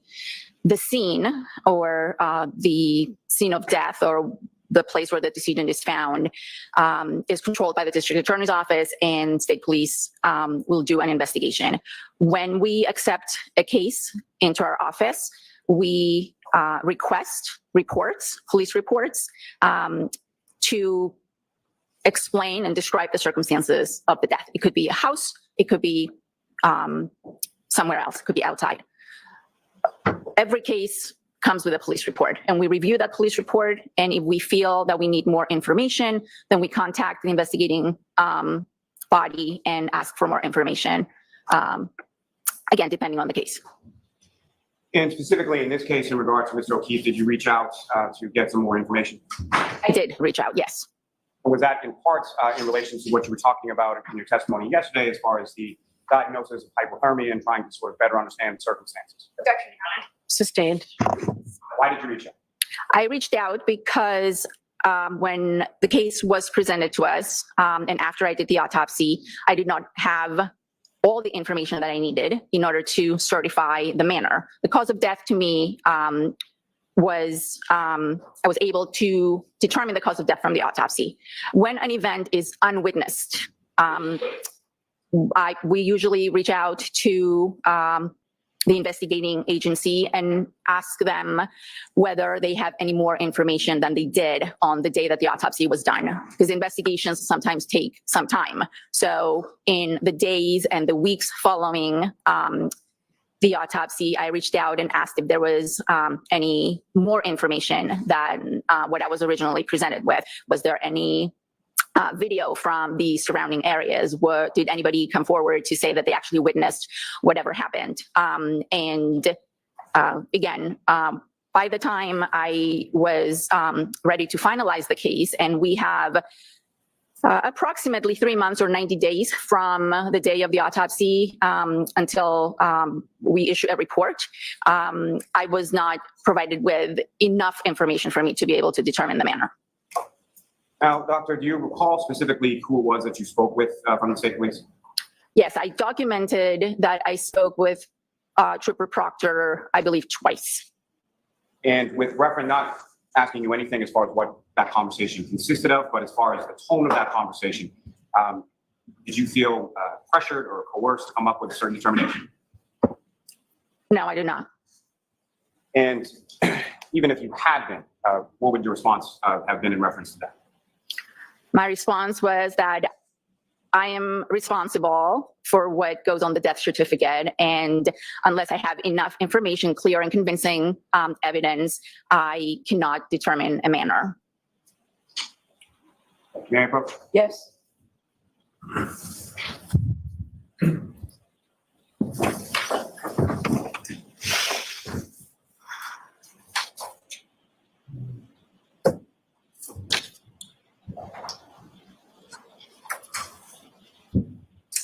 Doctor, I'm showing you 5 photographs that I gave you yesterday. Do you recognize those?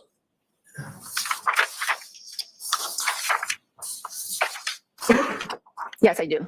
And what do you recognize those to be? I recognize these as photographs of Mr. O'Keefe's body.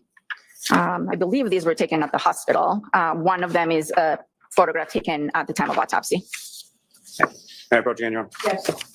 I'm going to seek to introduce in the minutes the next exhibits. Ms. Little? No objection, thank you.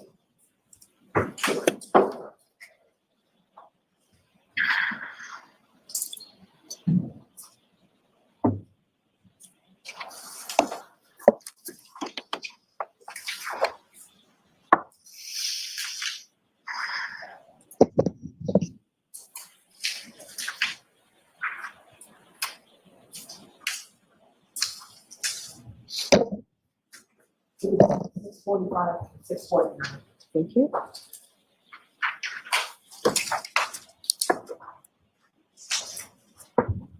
Thank you very much. Now, may I have a moment? I just want to make sure they're in the Yes. right order.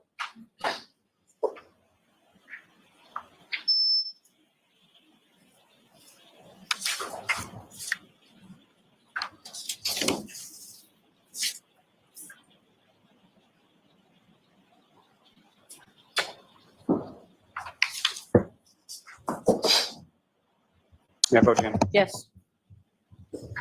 Your Honor, with the court's permission, may I publish these as adjourned? So jurors, remember the instruction I gave you yesterday on these photographs, okay? Ms. Gilman, if I can have photograph 2853. And doctor, do you recognize what's up on the screen? Yes, this is a picture taken of Mr. O'Keefe's body. And doctor, if you could, using the laser pointer that you have there, direct the jury's attention to what, if anything, you observe of significance in this photograph related to the injuries that you were testifying about. Yes, so first thing you notice is the medical intervention, which I talked about yesterday. There's defibrillator adhesive pads on the chest. There is what's known as a C-collar, a cervical stabilization collar for the neck, and he has been intubated prior to going to the hospital.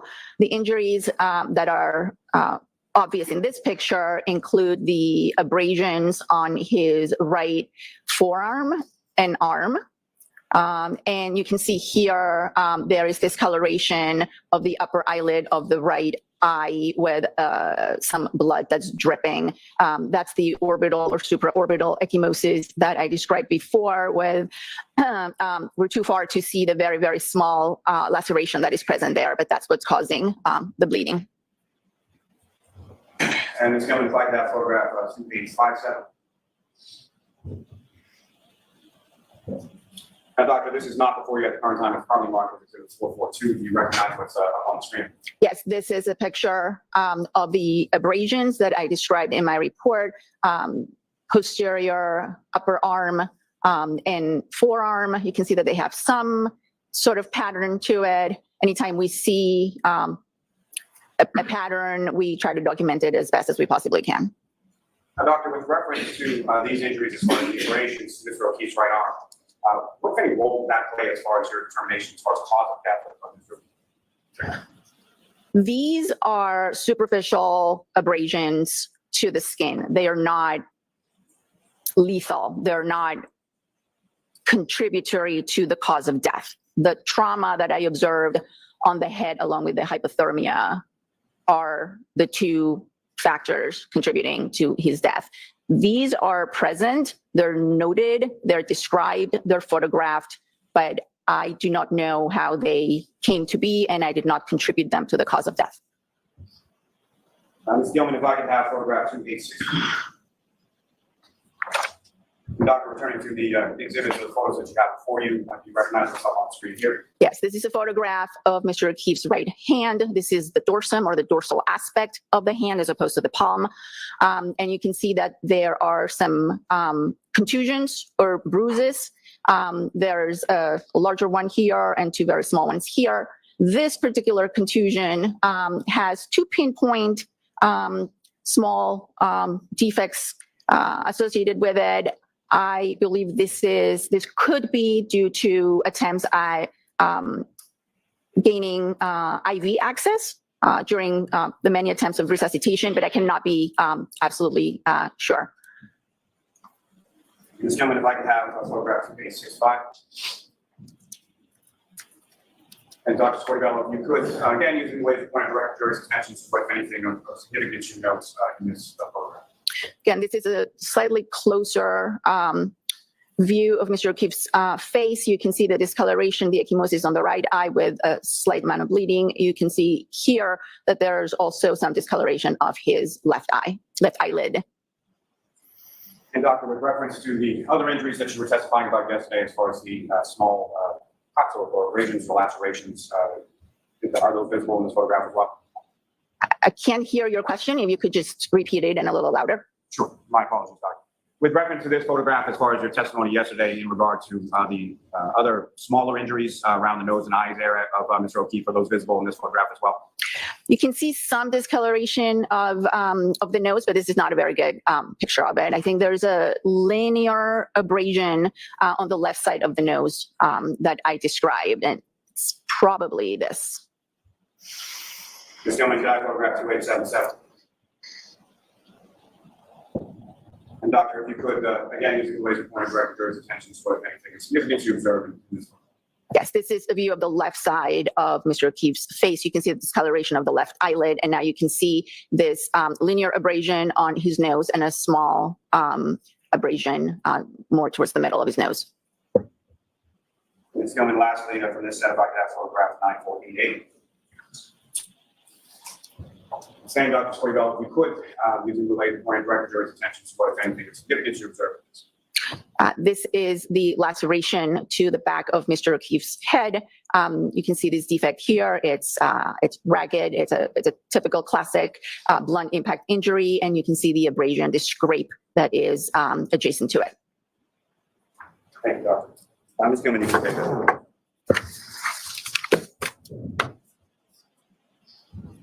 And Dr. we got the lights. Thanks. Now, doctor, with reference to what you were testifying yesterday as far as the subscapular bleeding under the scalp, was that more or less prominent on one side versus the other side of Mr. O'Keefe's scalp? Yes, it was more prominent under that laceration that we just looked at. So would that be more prominent on the right side? Is that correct? Yes.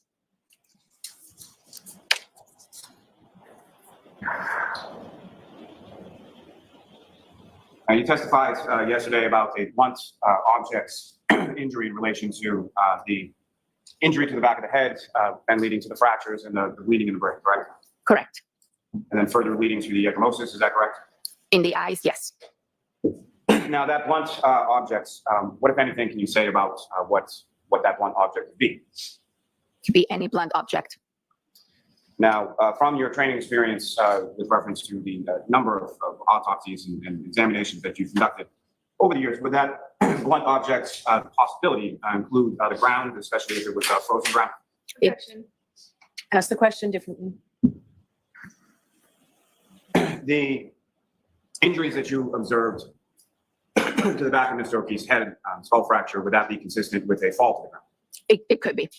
Would that be consistent with being projected by an object, say in a pedestrian collision, and then striking your head on the ground?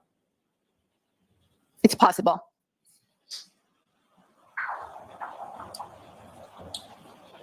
The arm injuries that you observed, would those be consistent with scratches from either glass or a piece of plastic or a piece of metal? It's possible. And the injuries that you observed, would that be consistent with injuries that you observed in other cases of a pedestrian collision? They're not the classic pedestrian injuries that we observe, no. And to that point, as far as when you say classic, as far as a pedestrian collision is concerned, you've conducted autopsies on a number of different pedestrian collisions over the course of your career, is that correct? Yes, I have. Do they all sort of mirror each other? Is there sort of a disparity depending on how the person interacted with the car? Objection. Sustained. Watch the form, Mr. Lally. What, if anything, are every injuries from a pedestrian collision the same? No. And why not? It depends on many factors. It depends on the position of the body, of the pedestrian or the person being struck. It depends on whether they are moving or standing still. It depends on the speed of the car. It depends on whether brakes were applied or not. There's a lot of factors that come into play. Would another factor be sort of the shape of the vehicle that strikes a pedestrian? That's also possible. Yes, that's a factor. And did you have occasion to see any photographs, or have you seen any photographs in relation to the defendant's vehicle in this case? I have seen photographs, yes. And the size or shape of that vehicle, what, if any, significance did that have to you as far as your examination? Objection. I'll allow it. When we have a potential vehicle, clearly we look at the height, because one of the things that we do in most or all pedestrian or people struck by a motor vehicle is look at the legs, because in the majority we see injuries to the legs from the bumper of the car, again depending on the kind of car, the size of the car, and the height of the bumper. So in Mr. O'Keefe, I did not see any injuries in the lower extremities. And looking at the car, I did note that it was a much bigger car with much higher, I would say much higher tail light bumper. It was not a sedan or a car that's low to the ground where the bumper would be at the level of, let's say, the knee or slightly above or slightly below.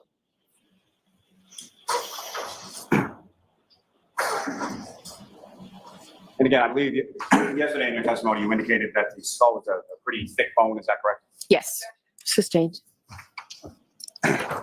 With regards to the thickness of the skull bone, what, if any, significance, or what, if any, can you say as far as the type or amount of force that would be would be necessary to cause the fracture that you observed? Objection. Overruled.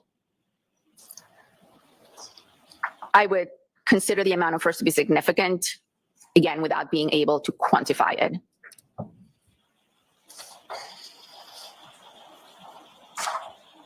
Can I have a moment, John? Yes.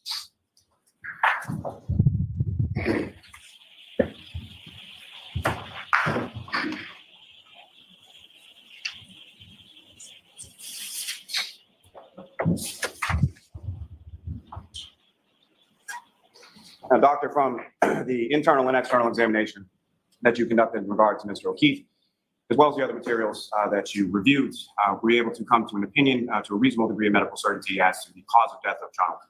Yes, the cause of death was due to blunt impact injuries of the head and hypothermia. Thank you, doctor. Your Honor, I have no further questions. Right. Cross-examination.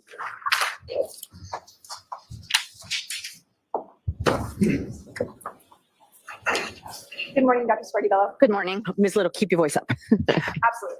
You testified regarding a number of injuries that you referred to as blunt impact injuries, correct? Yes. And to be clear, blunt impact injuries are a very, very large category that includes contusions, lacerations, abrasions, and fractures. Correct. And you've testified similarly that a blunt object can also refer to a large range of objects. Is that right? Correct. And I think yesterday you gave the example of a microphone being a blunt object. Correct. It could also include something like a baseball bat, Correct. a dumbbell, Could be. the ground, Yes.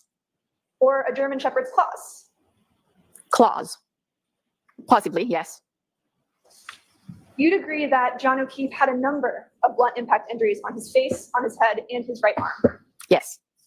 Besides his right arm, which we'll discuss in a second, taking his body from the neck down, he did not have any significant injuries.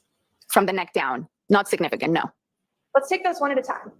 No injury whatsoever to his shoulders. Correct. No injuries whatsoever to his chest area, aside from sort of the CPR-related injuries that you discussed. Yes, correct. And that was in the sternum, is that right? It was in the ribs, just adjacent to the sternum. Yes. Okay. No injuries to his torso, other than that? No. No injuries to his back? No. No injuries to his hips? Correct. No injuries to his pelvis? Correct. No injuries to his thighs? To his, Thighs? no. No injuries to his knees? Correct. No injuries to his shins? Correct. No injuries to his ankles? Correct. No injuries to his feet? Correct. From the neck down, he did not have a single broken bone, again, aside from those CPR-related injuries you discussed, correct? That's correct. Not a single fracture. Other than CPR, correct. And you spoke earlier about how the bumper was a little higher than on, say, a regular sedan, correct? Correct. And so usually in a pedestrian collision, you would see injuries to the knees, is that right? Objection. I'll allow it. Depending on the kind of car, depending on the speed, depending on the height of the individual and the car, you might see injuries to their lower extremity. Yeah. But in this case, you didn't see any injuries to his thighs, to his pelvis, anything even at the height of the bumper, is that correct? Correct. A very minor abrasion to the side of his right knee. So surely you'd agree that John O'Keefe's injuries, or lack thereof, are inconsistent with having been struck by a 7,000-pound vehicle at 24 miles per hour and being projected 30 feet. Objection. Sustained. Break it down, ask it differently.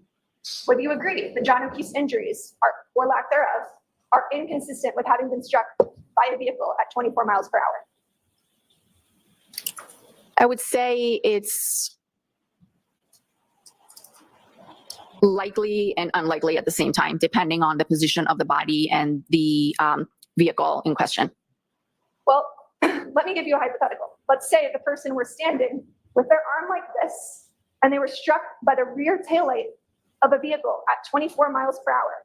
Would you agree that his injuries are inconsistent with that scenario? Objection. Sustained.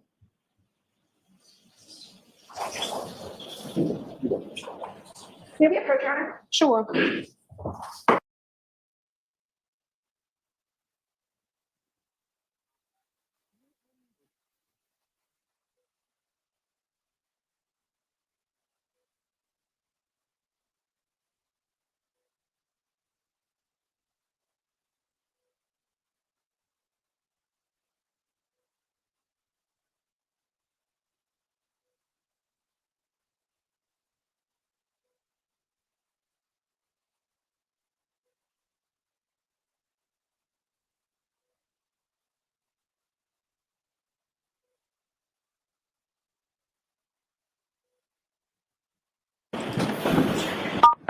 You are unmuted.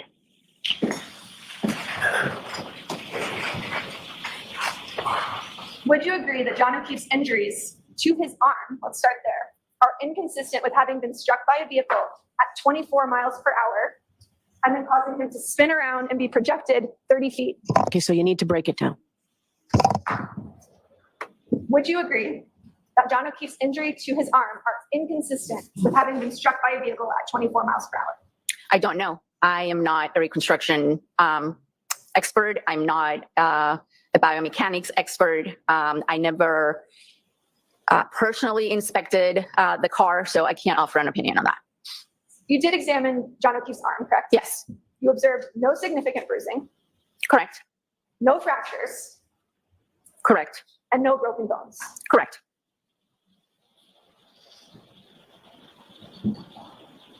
I'd like to talk about the injuries to John O'Keefe's face. You testified that Mr. O'Keefe had a laceration on his right upper eyelid. Correct. You also described multiple abrasions on his nose. 2. Yes. Although these injuries may not have been the ultimate cause of his death, you'd agree that less severe injuries can still be very important in interpreting the manner or the context in which that person died, correct? Correct. And in furtherance of that, you've been taught that when doing an autopsy, details matter, Correct. no matter how small. Correct. And that's one of the reasons as a medical examiner, you have to notate every single injury you find on a person. Correct. If I could show you. May I approach, Your Honor? Yes. Show Mr. Lally.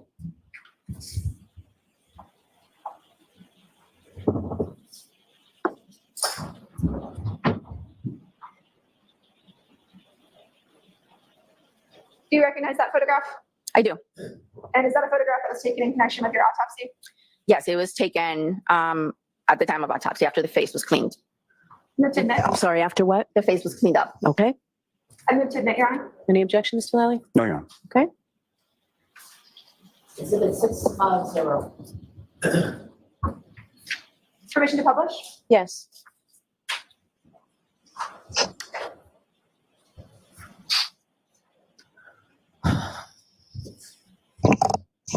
Are these the facial injuries that you were testifying to earlier? Yes.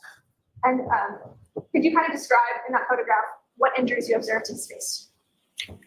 The orbital ecchymosis on both eyes, the small laceration to the right eyelid, the abrasions on the nose.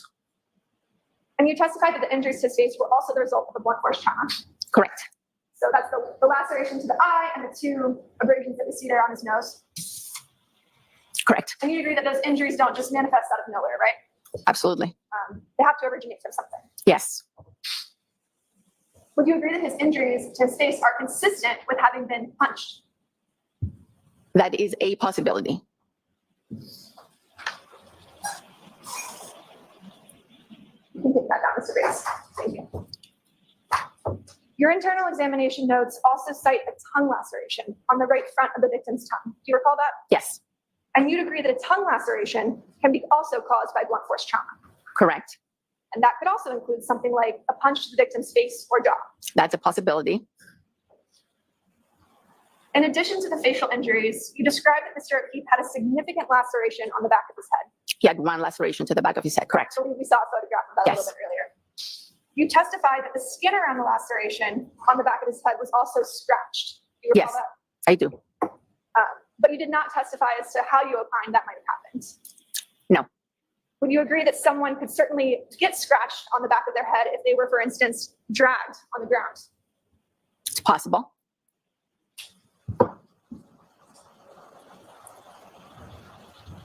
You described the open wound to the back of his head as a laceration, which is sort of a blunt force injury that's not the result of sharp force trauma. Is that right? Yes.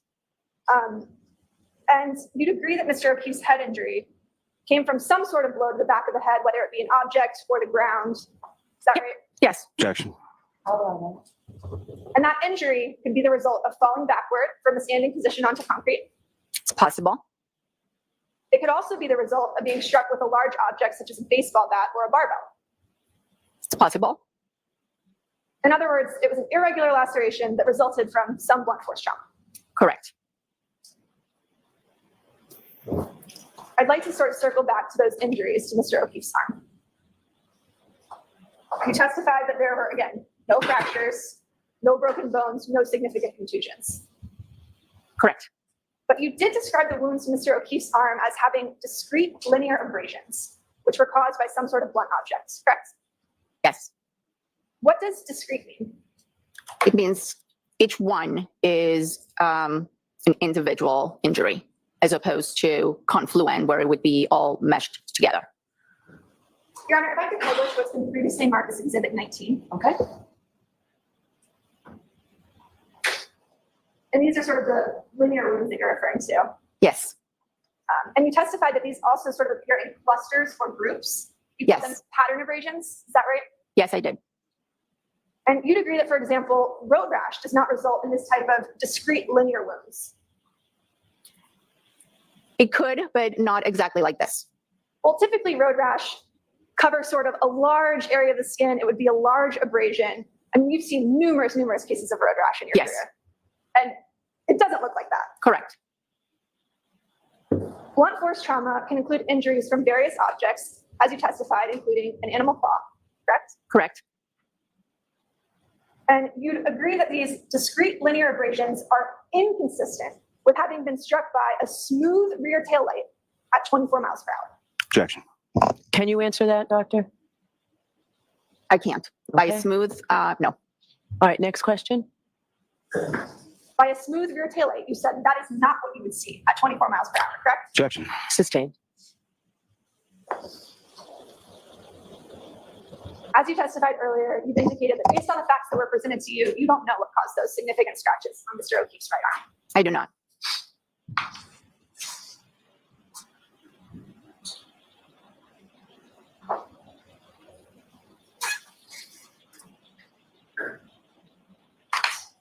May I approach, Your Honor? Sure.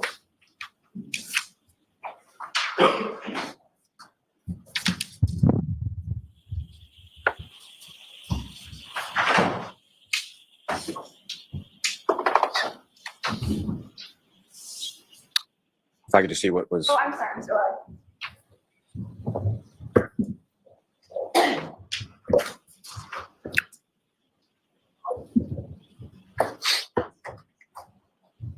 Do you recognize that photograph? I do. It's a photograph of Mr. O'Keefe's right hand. May I mark that as the next in order? Is there an objection? May we approach? Okay. Dr.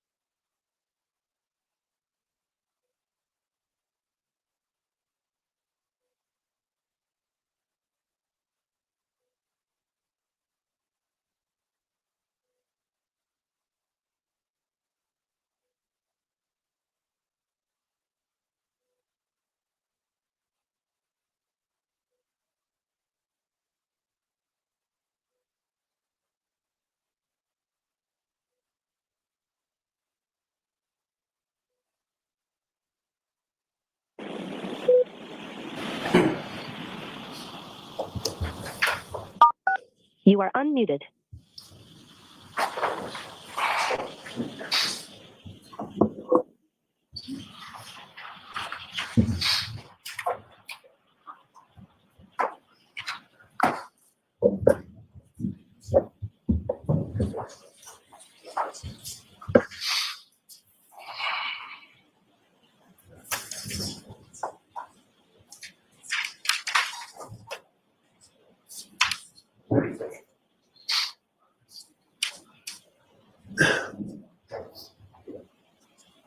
Thank you, Your Honor. Thank you, Your Honor. Permission to publish?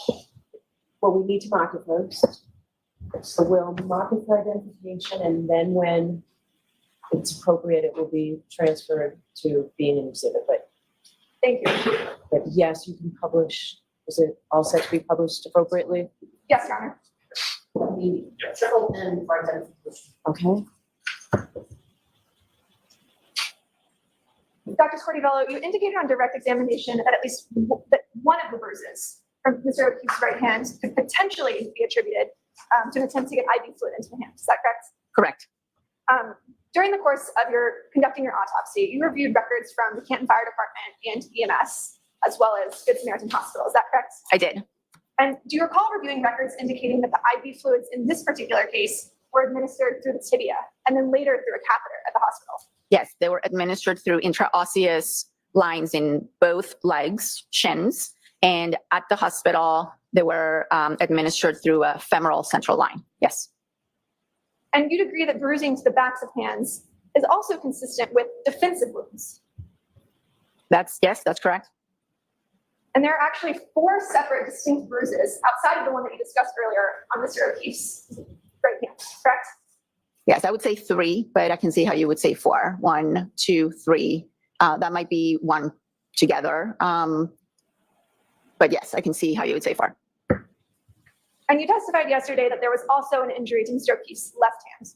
There was a vague contusion on his left hand, correct? You were asked by Mr. Lowry. Can we take this down now, Ms. Little? Yes, Your Honor. You testified on direct examination that you didn't see any sort of obvious signs of the fight because Mr. O'Keefe's fingernails were intact and you didn't observe any fractures on his hands. Is that right? Correct. But broken fingernails and fractured hands aren't the only observable signs of a fight. Isn't that correct? That's correct. In fact, you noted a laceration over his eye. Yes. You noticed multiple lacerations on his nose. Abrasions on his nose. Yes. Yes. Multiple abrasions on his nose. Correct. You noticed a laceration to his tongue. Yes. You noted the contusions on the back of his right hand. Correct. The injuries, the contusion to his left hand as well. Correct. And as you just testified, bruising on the back of hands may be consistent with defensive wounds. It could be. So in fact, if you have a body that presents with a laceration to one of the brows, a laceration or abrasions to the nose, an egg over an eye, contusions and abrasions on the hands, and a laceration to the tongue, these injuries are consistent with a physical altercation, correct? Objection. Sustained. Are those injuries consistent with a physical altercation? Objection. Sustained. Your Honor, may we approach? Sure.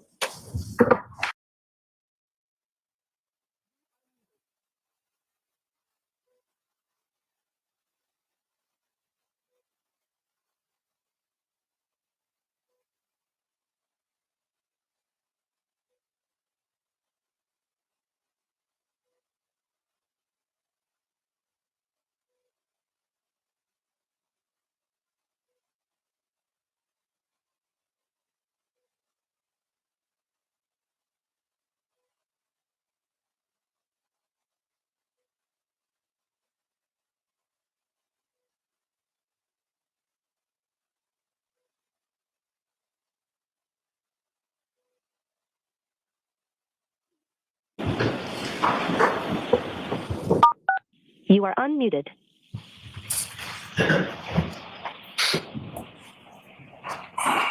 Shifting gears for a second, you indicated on direct examination that you reviewed some photographs from law enforcement that showed no footprints in the snow. Do you recall that testimony? I do. Were those provided to you by Trooper Proctor? Yes. Do you have those photographs with you? No, I don't. Do you recall what was depicted in those photographs? Yes. If I remember correctly, it was the area of the fire hydrant and the area where Mr. O'Keefe's body was discovered. It's the front of the house, the area of the fire hydrant, and I believe the flagpole. Thank you. You testified that Mr. O'Keefe had multiple fractures to his skull, but that they seem to be originating from a single point of impact on the back of his head. Is that correct? It appeared so, yes. Are you reasonably certain that all of his injuries were the result of a single impact to the back of the head?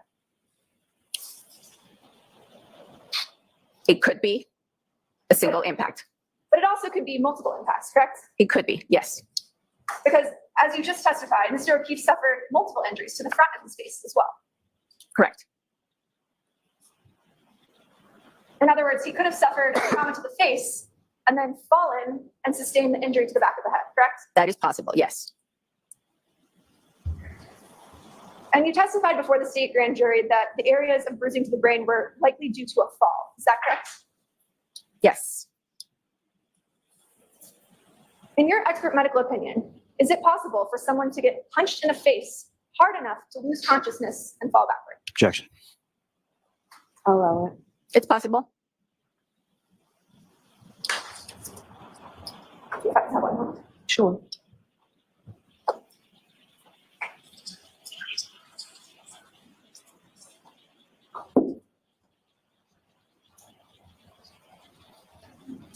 May I see the exhibits that were just marked, Your Honor?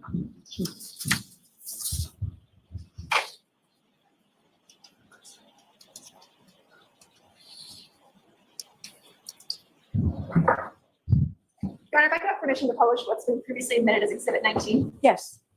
Dr. Squirty-Bell, it's kind of hard to see in this picture, but there's some redness that you observe on the body by the ribs that we observed in some of the other photographs that were presented by Mr. Lally.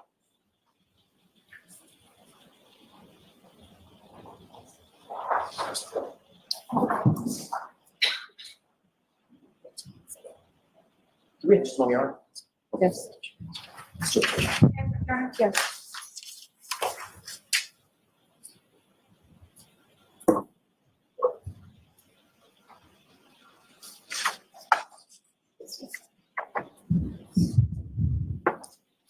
I'd like to show you what's been previously marked as People's Exhibit 648. Ms. Gilman, would it be, Mr. Bates, could you take that down? Yeah. Ms. Gilman, would it be possible to display Exhibit 648? 648. Number. Mayor Bertrand? Yes. 2853. Thank you.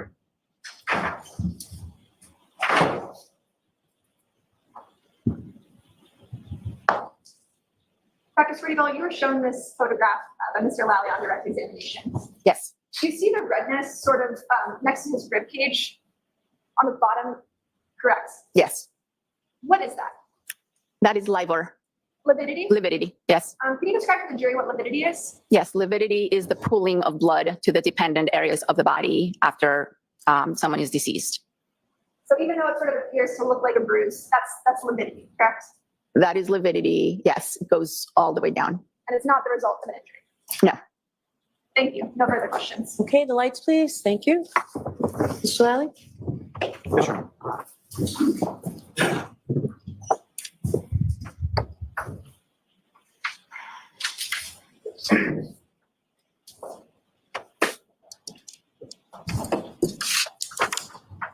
Now, Dr. Sweetyville, you did observe a minor abrasion to Mr. O'Keefe's right knee, is that correct? Correct. And what part of the knee was that on, if you recall? It was on the side, on the lateral side of his right knee. And by lateral, sort of the side that faces away from the body, is that correct? Correct.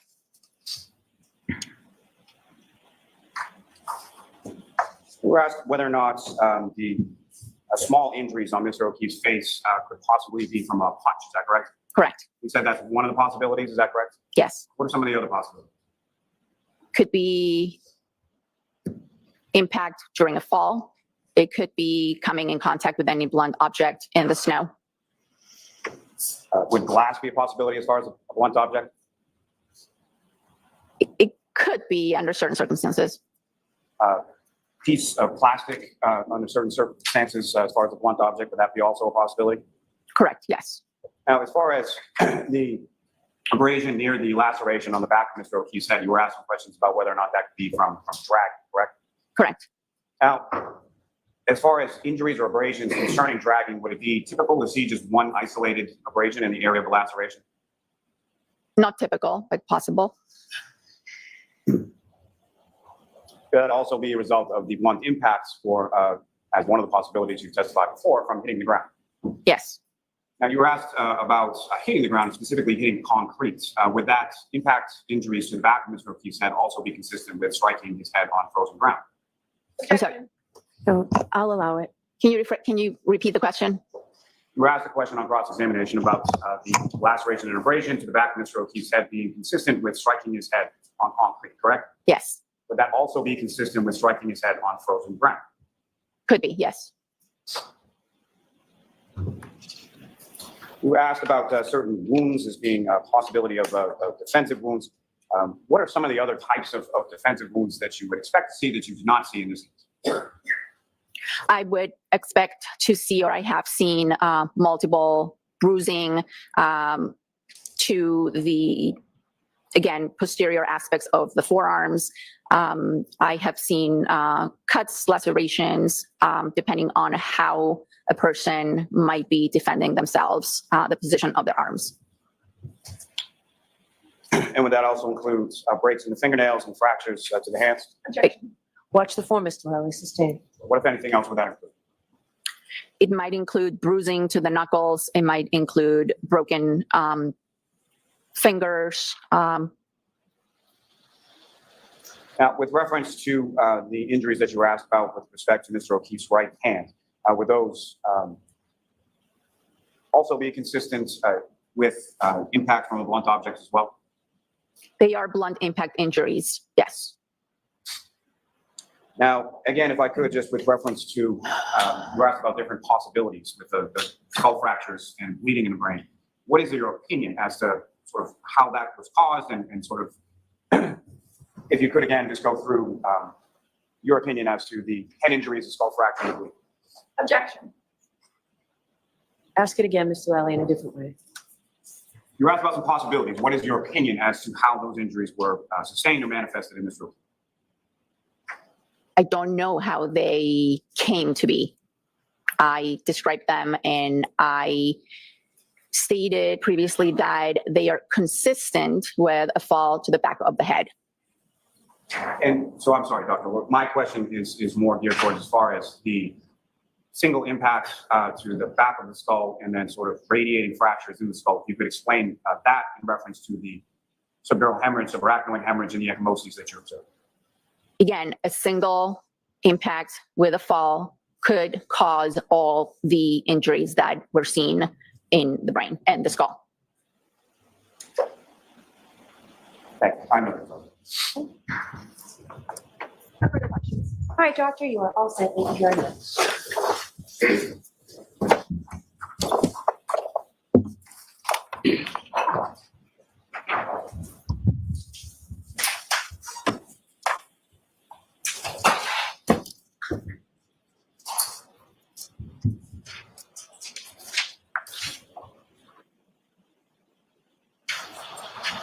All right, Mr. Lally. Thank you, Your Honor. Commonwealth rest. All right. Your Honor, the defense would move the court for, So I'm going to stop you right there. A short recess. if the court needs one. I don't need one, but I will see you at sidebar.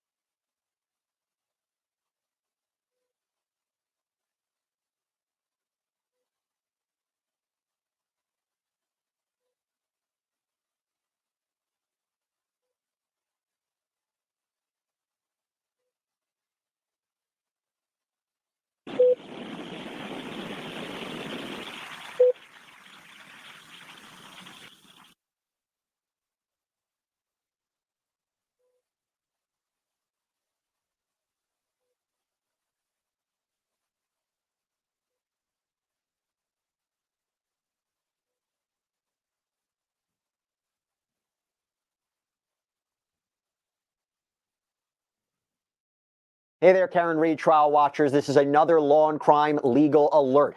Have you experienced severe gastroparesis or other side effects after taking Ozempic or another GLP-1 weight loss medication? The Ozempic lawsuits allege that the drug can lead to severe intestinal blockage and persistent vomiting, and that manufacturers allegedly failed to provide adequate warnings about these risks. Well, True Law, one of our legal sponsors, is helping those injured file a claim through an experienced attorney who helps ensure your claim is thoroughly presented. Just visit www.glp1case.com/LC Live to answer less than 10 questions and check your eligibility.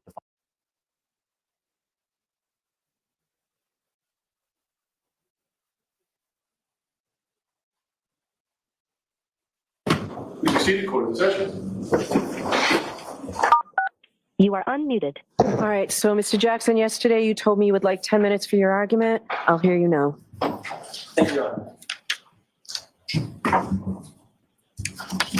Your Honor, I'll be brief. The court must consider, after viewing the evidence in light most favorable to the Commonwealth, whether a rational jury can find the elements of the charges beyond a reasonable doubt. And here, the case that the Commonwealth has submitted to the jury after resting is insufficient to meet such a finding. There's no question but that with this particular prosecution in this particular case, no reasonable or rational jury could come to a unanimous verdict in favor of the Commonwealth. I want to, if I can, focus my argument on count 1, 2, and 3 and a specific element of each count. Okay. In each one of those counts, there must be evidence that the vehicle killed John O'Keefe. There has been no competent evidence presented in the Commonwealth's case that Karen Reed's vehicle actually struck John O'Keefe. There's been conjecture, there's been speculation, but no actual competent evidence. The Commonwealth's entire case relies on a theory built on the shoulders of a trooper named Joe Paul, who testified a couple of days ago. And his theory, according to the Commonwealth, is that John O'Keefe's arm was struck, he was spun around in sort of a pirouette, he was projected 30 feet to the left, hit his head on a curb or the road in the intervening time before coming to a final rest spot about 30 feet away. Everything in the Commonwealth's case, everything relies on that theory of damage to the taillight at the scene. If a rational jury could not unanimously determine that Trooper Joe Paul's theory is true beyond a reasonable doubt, then we believe the motion has to be granted. There is no competent medical evidence to support that theory. There's no competent physical evidence that the taillight could break and shatter in the way that they've suggested, and that the arm would not have any breaks or shatters or any damage, any additional damage. There's no evidence how getting hit in the arm could actually launch a body 30 feet, as per the Commonwealth's theory. And there's no evidence how a body hit by a 7,000-pound SUV could sustain no injuries from the neck down, which we just heard this morning. The evidence before the court, the only evidence that is before the court, is that the Commonwealth's own medical examiner does not believe this is a homicide. And she went on this morning to say that in her expert opinion, the injuries are not classic pedestrian injuries, and they are, every single one of them, consistent with a physical altercation. Calling a witness to simply espouse an opinion like Trooper Paul did that belies science, common sense, or even logic, that's not enough to get the case to the jury. The light most favorable to the Commonwealth does not mean that the court must believe the Commonwealth's witnesses. What it means is that if there is a rational controversy in the evidence, the court must accept that evidence that favors the Commonwealth. But here, there is no rational controversy. As put or expressed in Commonwealth versus McCormick, it's a 2023 case found at 491 Mass 848, pinpoint site 860, quote, where the Commonwealth's evidence is entirely circumstantial, it cannot meet its burden if the evidence equally supports inconsistent propositions, as resolution of such a case necessarily requires conjecture or surmise. In our view, there is no question that there's no rational controversy related to the Commonwealth's theory. Trooper Paul's theory is by definition not rational. It's not reasonable. And it's based entirely on conjecture. And that's why, in our view, the court is required to find Ms. Reed not guilty of counts 1, 2, and 3. It's because each of the counts, as I said at the beginning, necessarily include an element that John O'Keefe was struck by Karen Reed's vehicle. Thus, if a rational jury cannot reasonably believe Trooper Paul's theory, it's the only evidence presented by the Commonwealth describing how Mr. O'Keefe possibly could have been struck, then Ms. Reed is entitled to an acquittal. Nothing else matters. Nothing else in the court's evaluation, nothing else in the jury's evaluation, nothing. Everything turns on whether or not the car hit John O'Keefe. And the Commonwealth's only theory of how that happened is from Trooper Paul's description. If the court were to deny this motion, then by doing so tacitly, the court is expressly endorsing Trooper Paul's theory of how John O'Keefe was struck, and we don't believe that that's rational. We don't believe that any rational jury would ever unanimously agree with Trooper Paul, and thus we ask the court to find Ms. Reed not guilty at this time. Okay. I'll submit. Your Honor, if I may just, we have a written motion for the court to act on pursuant to that argument.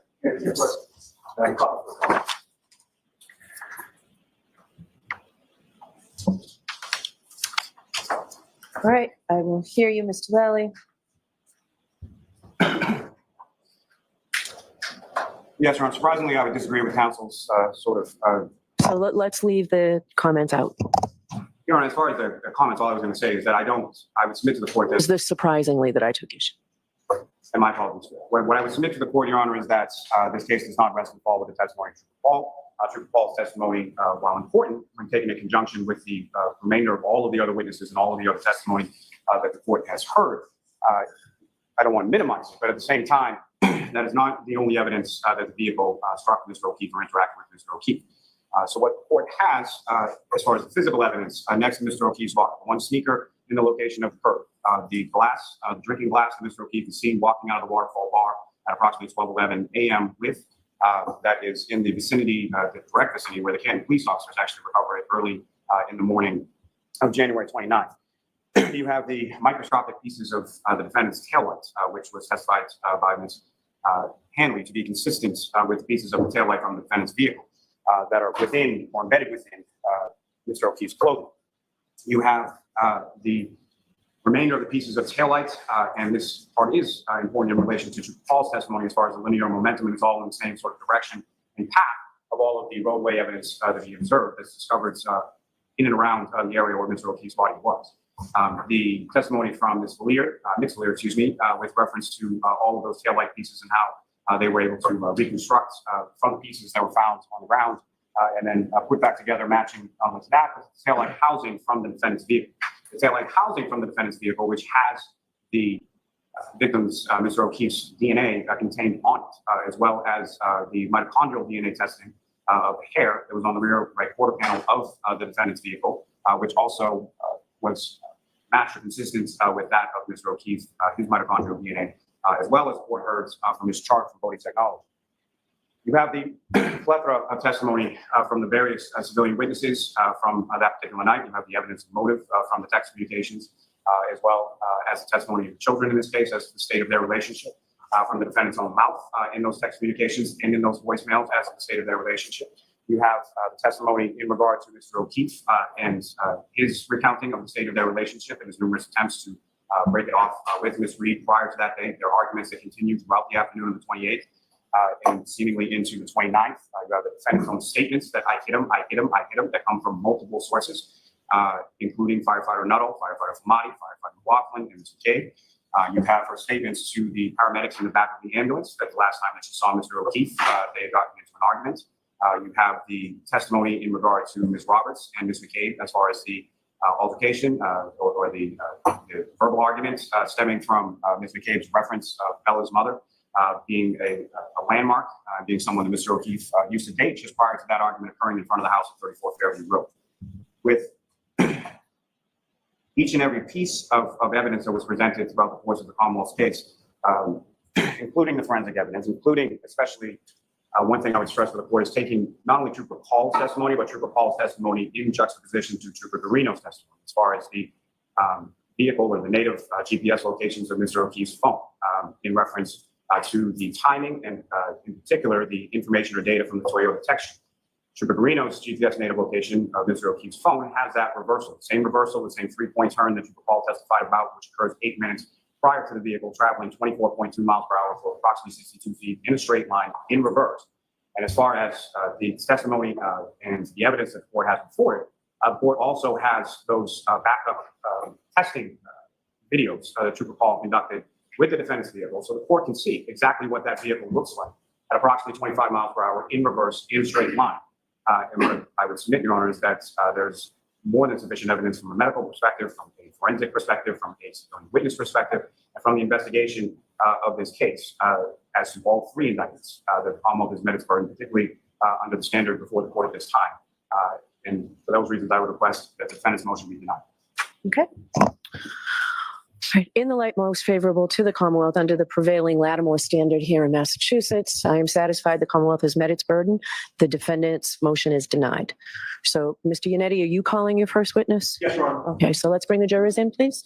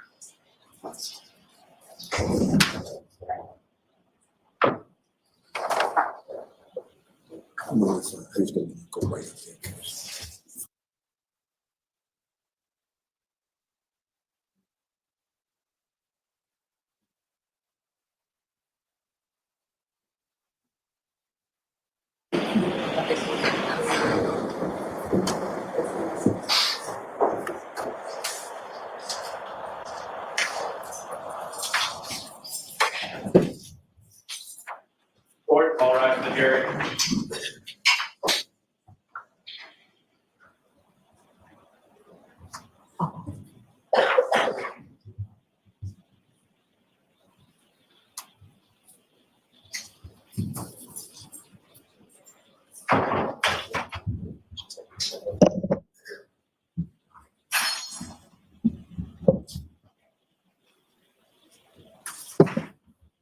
Thank you. This court is back in session. Please be seated. All right, so jurors, if you remember in my preliminary instructions to you a long time ago now, I stressed to you that the burden of proof rests with the Commonwealth. The defendant has no burden of proof whatsoever doesn't ever have to testify or present any evidence. So the Commonwealth has completed its case, the Commonwealth has rested, and I want you to keep in mind that the defendant has no burden of proof.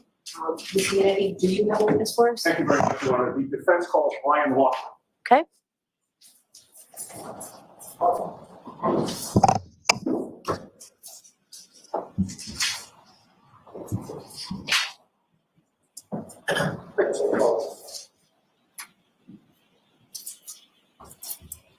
He is. Watch your step.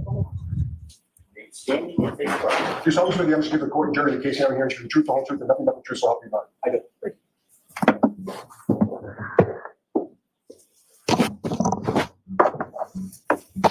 May I proceed, Your Honor? Yes. Good morning, sir. In a good loud voice, would you state your name and spell your last name? Sure, it's Brian Loughran. It's Loughran. And where are you from, Mr. sir? Lockman, I'm going to ask you to keep your voice up as loud as you can, sir. Sorry. That's okay. Maybe put your mouth as close to the mic as you can. Where did you grow up, sir? Canton, Mass. Is that where you live? Yes. How long have you lived there? Well, 35, 36 years. And did you go to Canton Public Schools? Yes. Now, in the course of living in Canton, were you familiar with the Albert family? Yes. Which members of the Albert family were you familiar with? All of them. And when you say all of them, can you name the ones that you were familiar with? I was familiar with Brian, Brian Albert? Chris Albert, Brendan Albert, Kevin Albert, and I believe Kathy Albert is the sister, but I'm not 100% sure on her first name. Okay, and those are the siblings that you had contact with and were familiar with? Yes. Did you know some better than others? Yes. Whom did you know the best? Chris Albert. What is the age difference between you and Chris Albert? I believe we're the same age.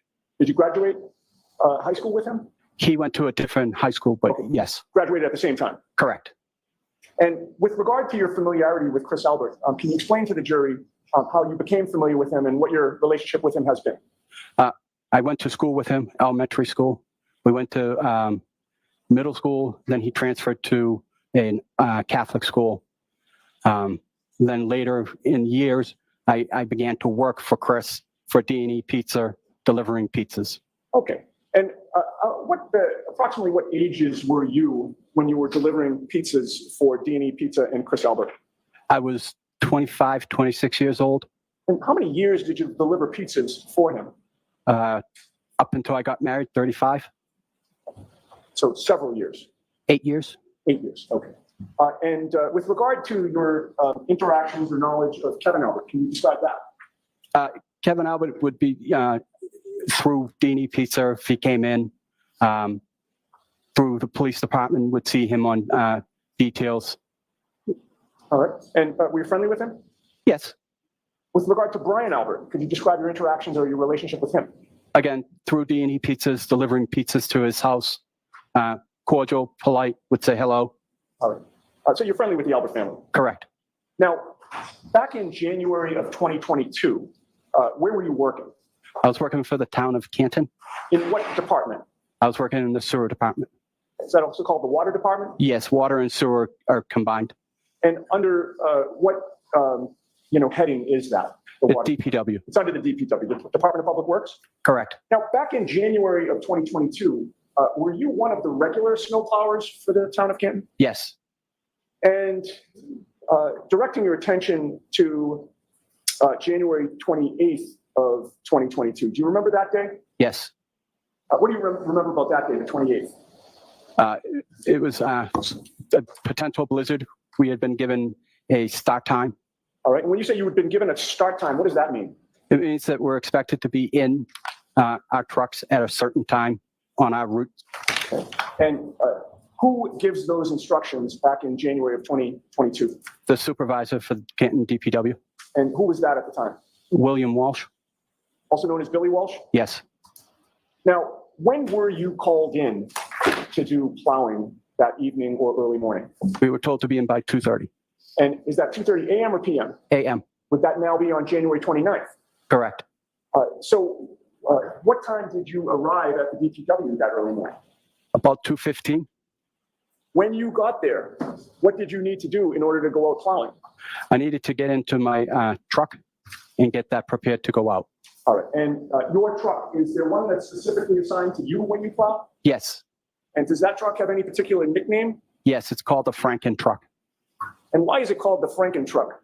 It is a truck that has a lot of different parts than what it's required. It's not parts that were made for that specific truck.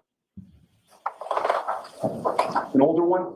Yes, it was a truck that was very uncomfortable at the beginning to use, so they try to make it as comfortable as possible. All right. And that particular truck, is it used for anything else other than snow plowing? Yes, it's used for everyday use. Now, so you get to the DPW at 2:15, you say that you get your truck ready. What does it that entail to get your truck ready, and how long does it take? It takes about 5 minutes. We just basically you need to make sure it's got enough gas in it, so we're not going to the route and running out of diesel fuel, which is not good. It's just basically going over the truck, making sure you have everything you need for that night. And do you plow alone or with someone? By myself. Now, with regard to the visibility in your snowplow Franken truck, can you describe that for the jury? What you can see, what you can't see? So the Franken truck has an air ride suspensions, an air ride seat. So the seat is raised so I can see over the hood, and I can see about 5 feet on either side of the passenger side, driver's side. And when you say 5 feet, are you talking straight out from the windshield, straight out? All right. And what, if any, lighting do you have on Franken truck? We have marking lights. We have 2 plow lights that are situated at the corners of the trucks, and it's up high. Illuminates very well. It's very well seen. Okay. And with the extra set of lighting that you just described, how far can you see off to the sides, in front of you, and directly in front of you? Probably 5 feet on the sides. Well, you already testified to that, 5 feet straight out. Yeah. But what about the sides going forward? It's hard to decide to put into words, but I can see a real long distance. That visibility is fine. It is extremely. If you gave me probably 5, 10 feet, 15 feet out, maybe even further. Okay. And with regard to the lighting, how much light does that give off? Enormous amounts. It's almost driving with a spotlight. And with regard to the air ride seats, what action did you take with those that particular night? I raised it so that the bottom of my knees would hit the steering wheel. And what, if any, obstructions, I should say, were in front of you that would prevent you from seeing what's in front of you or to the side? Nothing. All right. Now, do you have a specific route assigned to you? Yes, I do. Could you describe that route? And by the way, that specific route, was that the one that you were assigned on January 29th? Correct. Could you describe that for the jury? Yes, it's a route that consists of Cedar Crest from Kings Road to Chapman Street and everything in between. There are a lot of streets I could name if you would like, but Fairview is one, Spring Lane is one, Cedar Crest, Kings Road. Those are pretty important roads that I would consider major roads on my route. All right. Now, that particular night, if you got there at 2:15, what time do you think you were on the road by in Franken truck? I was on Cedar Crest about 2:30, 2:35. Now, with regard to Cedar Crest, I would like to show you a map if I can. May I approach, Your Honor? Yes.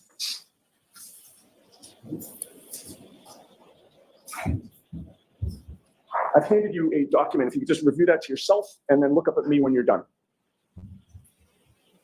Do you recognize what's depicted on that? Yes. What is it? It is my plow route and consisting of streets that I plow. All right. And to be fair, that's a portion of your plow route, right? Correct. There are other areas of the city that you plow? This actually depicts my actual physical route. Oh, okay, great. And that's a fair and accurate representation of the streets as they existed back in January of 2022? Yes. I would offer that, Your Honor. Any objections to that? No, Your Honor. Okay. Thank you. And can I have permission to publish before the jury? Sure.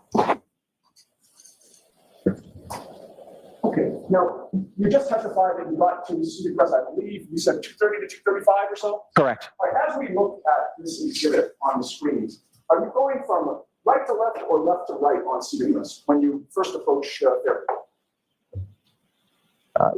Right to left. Okay, so you're going sort of from the upper right-hand corner of the diagram down Cedar Crest toward Fairview. Is that accurate? Yes. Could you take the laser pointer and just confirm that route from the jury? That's, okay. You see that's Fairview Road? Are you able to read that right? I'm not, to be honest with you. I'm sorry. Do you still have that map in front of you? Maybe that'll help you, Mr. Moore. And actually, can I orient it so it's oriented just like that for him? Okay, that's how it's up on the screen. Okay.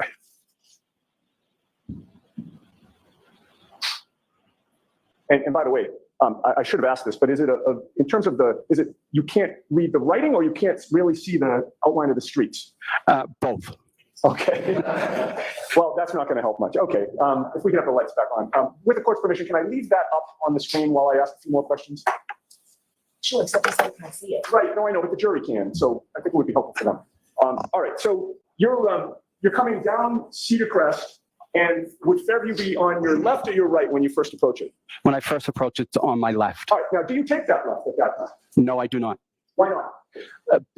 At the time, I'm pushing snow, and we don't want to block any part of the road with snow, and taking a left would have left a row of snow. So I proceed to the end of Cedar Crest, do a cul-de-sac, and then head back up Cedar Crest. All right, so there's a cul-de-sac at the end of Cedar Crest. Correct. Dead end. Yes. And you plow that? Yes. All right, so then when you come back up, is Fairview on your right or your left? It is on my right. What do you do? I take that right and continue to plow. Now, are you familiar with the Albert residence on Fairview Road? Yes. How did you become familiar with that? Growing up in Canton, I knew where they lived. Can I have exhibit 66 displayed with the court's permission? Yes.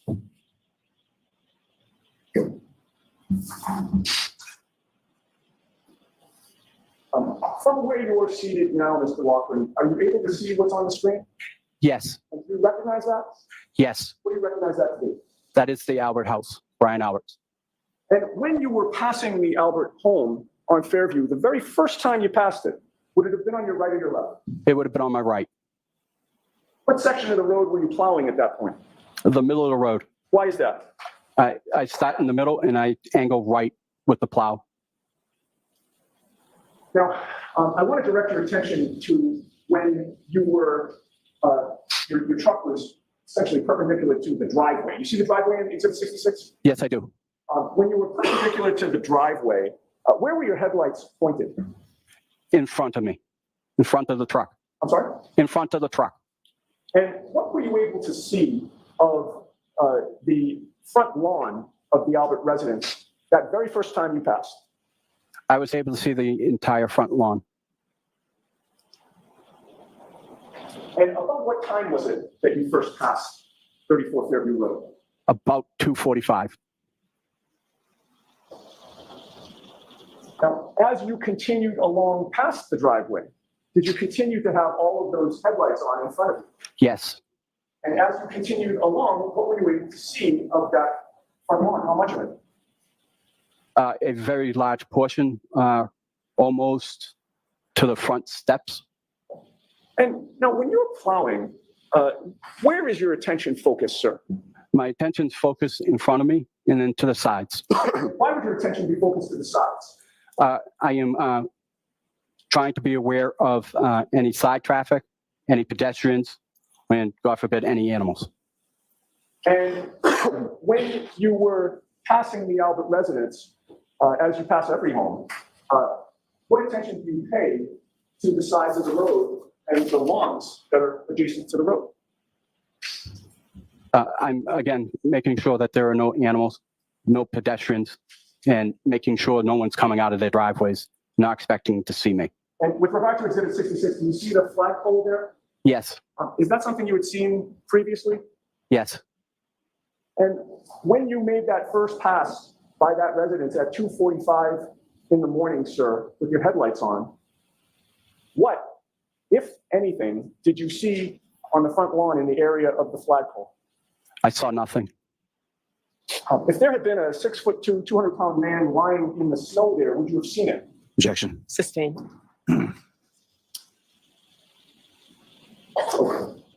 Now, once you pass the residence, where do you go? I go to the end of Fairview. And what street does that intersect with? That intersects with Chapman Street. We have the previous exhibit put back up with the court's permission. Sure.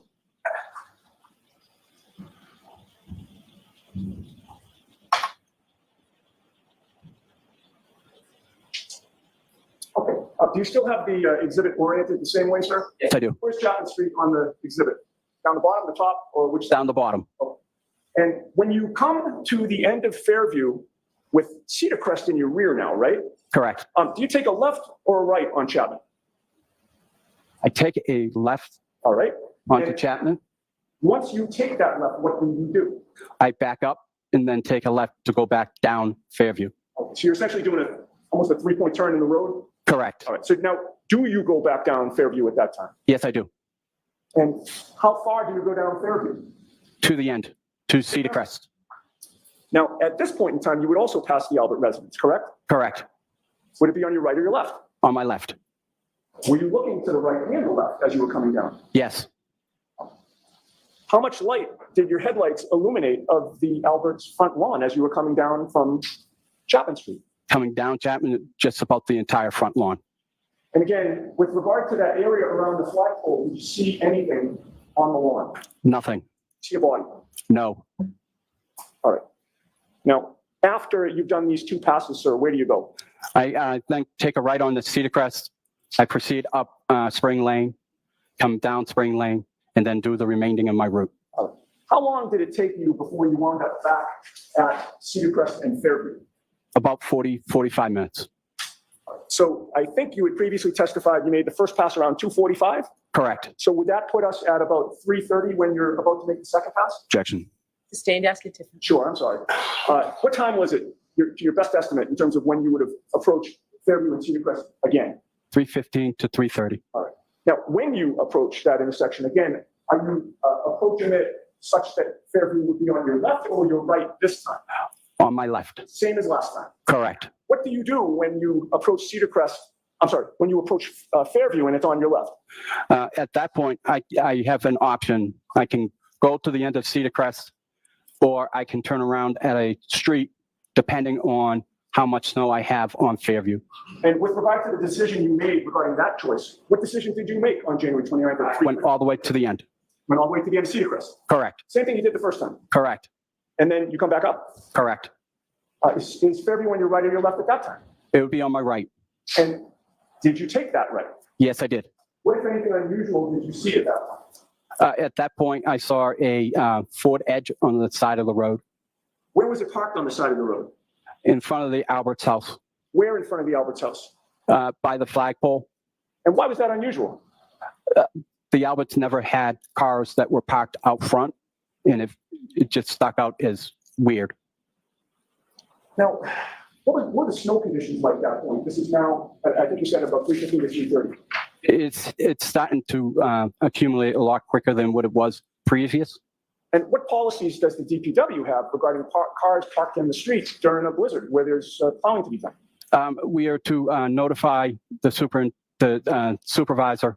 At that point, he will make a phone call to the police, and depending on if they can have the resident move it, it gets moved. If not, it gets towed. And with regard to that policy, did you comply with that policy in those early morning hours? No, I did not. Why? Because I was being courteous to the Albert family. Now, once you saw the Ford Edge parked on the side of the road near that flagpole, what did you do?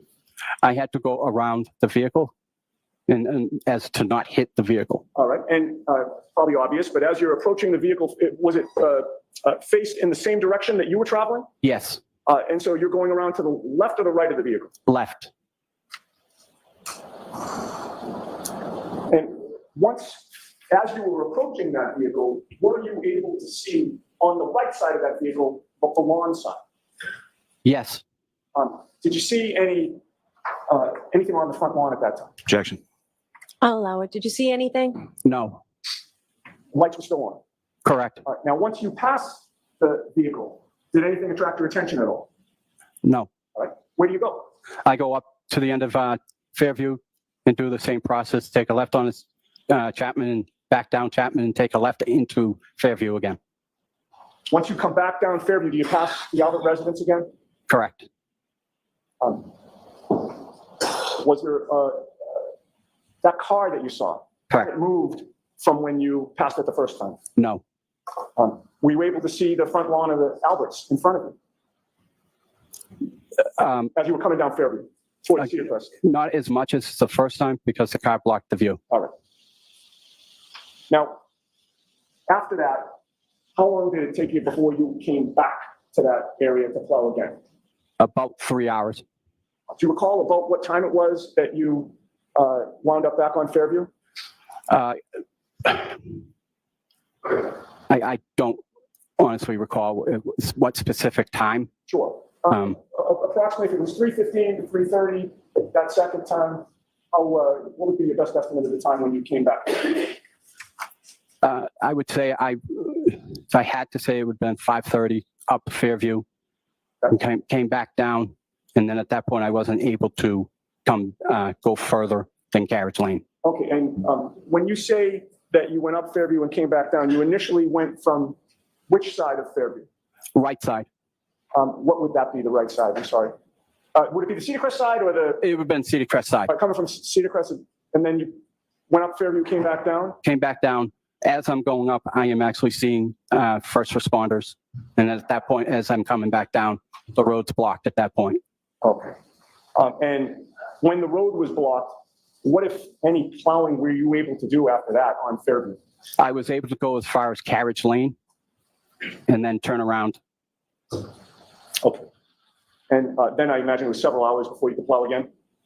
Before I could plow Fairview to the end of Cedar Crest, yes. Now, I'd like to direct your attention to February 15th of 2022. We were approached by an investigator who wanted to ask you questions about what you had seen and done on January 29th of 2022. Yes. Do you remember his name? Yes. What is it? Paul. And what was your understanding about whom Paul worked for? Objection. Ask it differently. On February 15th of 2022, were you ever approached by anybody in law enforcement, sir? No.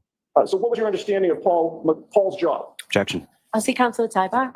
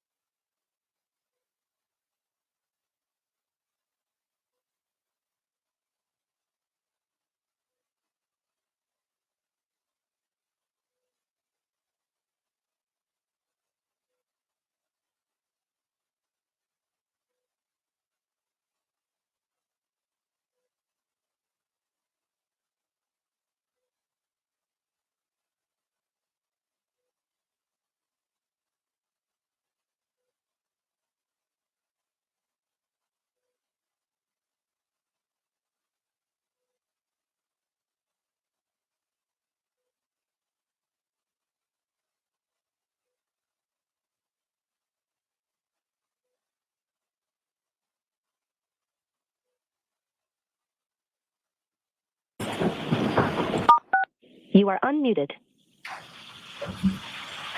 Just a couple questions, Mr. Loughlin. Sure. At any point in 2022, were you ever approached by any police investigators, sir? No. When was the first time that you were approached by the state police in this case? Do you recall? I don't recall the actual date, but I do know. Year? Yes. What year was that? 2023. And do you recall the name of the investigator that approached you? Mike Proctor and Sergeant, and I can't pronounce his name. I don't want to. If I said Buchanan, would that ring a bell? Yes, it is.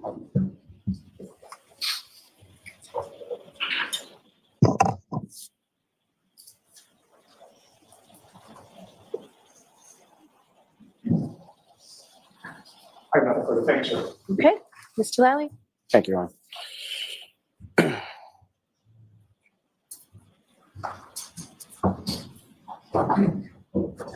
Good morning, sir. Good morning. Now, may I approach? Yes.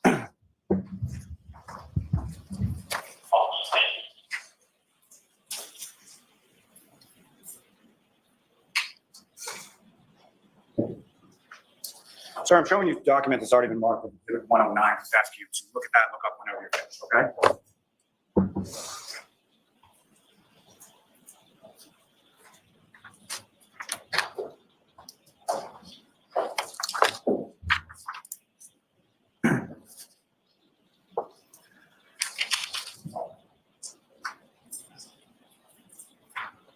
Yes. You recognize that, sir? Yes, I do. And what do you recognize that to? These are the plow routes for the town of Canton. And there's different numbers that are associated with different routes and different drivers assigned to those routes, is that right? Yes, And if you look down at number 11, is that your route that you're talking about as far as for a portion of Cedar Crest neighborhood that you plow? yes, And that's the route that you were assigned to on January 28th and January 29th of 2022, correct? yes. Now, if I could ask, just as far as there's a certain way that you plow a route. Yeah. Excuse me. There's a certain way that you plow a road, correct? Correct, And when you're first plowing the road, you're sort of plowing the middle of the road, correct? correct. And you do it in sort of a fashion that's referred to as ring road right, is that correct? Yes. Can you explain to the jury what that is and sort of why you're plowing a road in that particular fashion when you're first starting to get out there with the plow? So ring road to the right refers to the snow coming off the plow. It actually leaves a row of snow. We ring road to the right to prevent cars from having to go through the ring road to the left. If you go to the left, you've now put the ring road in the middle of the left-hand lane. So everything's to the right. So everything's to the right because if there was a vehicle coming the other way, you'd be plowing into that vehicle, is that correct? Correct, And your goal sort of when you're first getting out there to plow the roads is to sort of clear the middle of the roadway first, correct? correct. So that's where your truck is when you first go out and plow the road, is you're sort of in the middle of the road near the double yellow line if there is one on that road. Correct. Okay. Now, this truck that you were driving, on that day, how long have you been assigned to that truck for plowing purposes? I was assigned to that truck for probably 2 years, maybe longer. Maybe longer. Were you driving that same truck in 2015? No, No? Okay, so you were driving a different truck at that point? correct. You remember what kind of truck that was? It was an F-550 utility truck, pickup truck. Similar in size or shape to the truck that you were driving that day? No, Now, you were asking questions about February 15th, 2022, when you spoke to some investigator on that day, correct? February 15th? Yes, 2022. That Paul person you were talking Yes, about? Okay. And you met him at a skating rink, is that right? correct. And you said in a statement to him at that time that you would have seen a body on the front lawn or the sidewalk, is that right? Correct, Now, are you aware that there is no sidewalk on the same side of the street as 34 Fairview Road? correct. Now, you mentioned some familiarity with the Alberts and with the Albert resident. Are there other people on that route that you're familiar with as far as where they live and who they are and all that? Yes, And how are you equally familiar with them, more familiar with them, or less familiar with them? equally. Equally? Now, familiarity with 34 Fairview Road, does that extend to sort of the lighting around that area? No, So do you know that there is actually no street lighting whatsoever in the area of the fire hydrant, the flagpole, or anywhere there for several hundred feet? correct. So you do know. Yeah, I believe so, yes. And so when you're driving by, you're looking for cars coming out of the driveway, cars coming in the opposite direction, people walking, is that correct? Correct, And you're trying to look for those objects so that you make sure that you don't strike them or hit them or anything like that, correct? correct.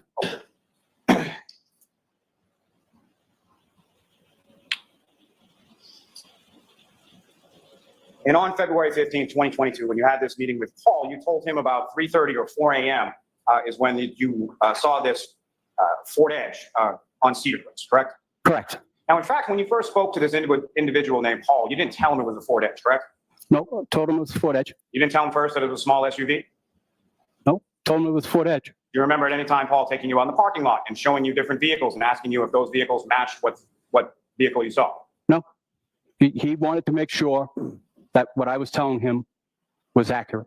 So he showed me what was a Ford Edge, but I had already told him it was a Ford Edge. So he brought you out to the parking lot at the skating rink that you were meeting at, specifically showed you a Ford Edge and asked you if that was a vehicle. Correct. Now, do you know sort of the difference between if you were to see a Ford Edge at nighttime in a snowstorm, the difference between a Ford Edge and a Jeep Cherokee? Yes, What's the difference? The taillights in the back. What about it? Ford edges are more round. The whole back facade is a little bit more round. The Jeep Cherokee are more square. Now, what color was this SUV that you saw? I can't tell you that. I am colorblind. Can you tell? I'm just curious, sir, as far as your colorblindness, can you tell whether or not an object is dark or light just by looking at it? Or you can't tell? I can see things that are light. I can see things that are dark. I can see true colors. I can't see shades of true colors. And so from what you saw, was this light or dark? Light.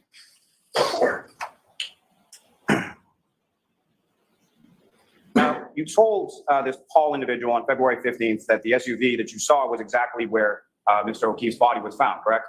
Correct. How do you know where his body was found? I told him specifically if he was looking at the door, the front door, it was about 3 feet to the left of the door. And with To the left of the door? looking at the front of the door to the left of the door, pushing it up Fairview. So if he wrote in his report that you told him that the vehicle was exactly where the body was found, that would not be true? Objection. No, I'll allow that. Could you repeat that question, please? If he wrote in his report that you told him that the SUV was exactly where the body was found, that would not be true, would it not? That would be true. The car was to the left of the door, putting it in front of the flagpole.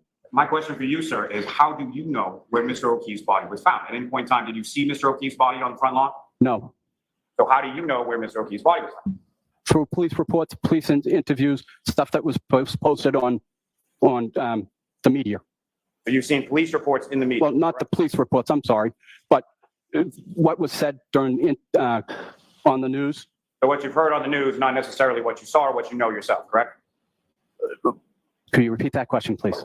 You're recounting sort of what you've heard or saw in the news, so this doesn't come from your personal knowledge or anything about where Mr. O'Keefe was, correct? Correct. Okay. Now, you also spoke with some other individuals in May of 2023, correct? Correct. Now, did you tell those individuals that you actually came in, and when you say came in, you come into sort of the main sort of hub or the shed on Boulevard Street, correct?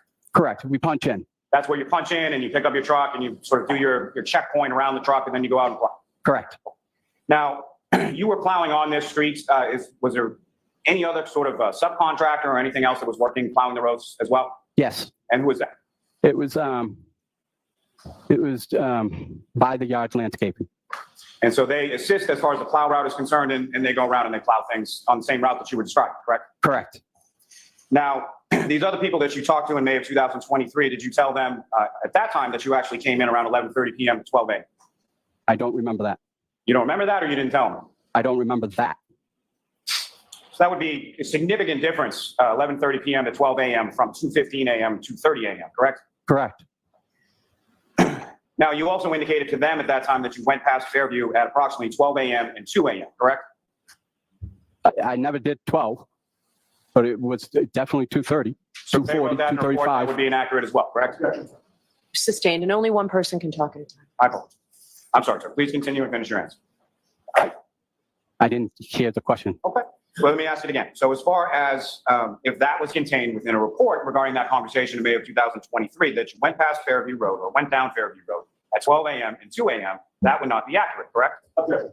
Sustained, ask it differently. Did you go down Fairview Road at 12 a.m. and 2 a.m.? No. If that were contained in a report of your conversation you had in May of 2023, would that be accurate? Objection. Sustained, ask it differently, Mr. Allen. Now, as far as that conversation that you had in May of 2023, did you tell those individuals that you saw the vehicle around 1:30 or 2 in the morning? Again, I don't remember ever saying that. Is that accurate as far as whether or not you told them that? Again, I don't remember saying that. Did you see a vehicle around 1:30, 2 o'clock in the morning? I wasn't on the road at 1:30 or 2 o'clock in the morning. Correct. Now, do you also recall telling those individuals that Fairview Road was blocked off by cruisers at about 3 or 3:30 in the morning? Again, that would have been incorrect. Do you recall saying that in May of 2023? I do not. May I approach, Your Honor? Yes.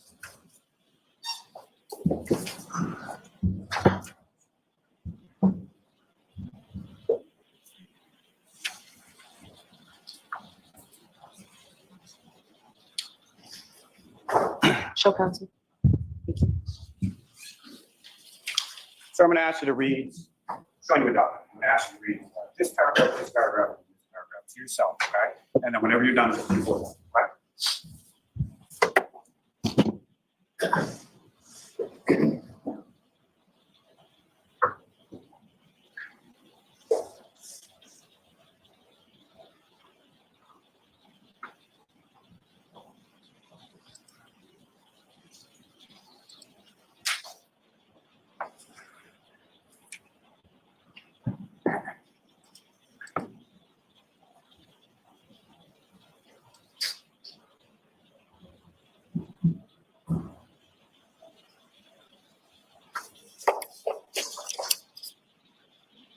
Are you finished, sir? Yes. May I approach this retrieval? Yes.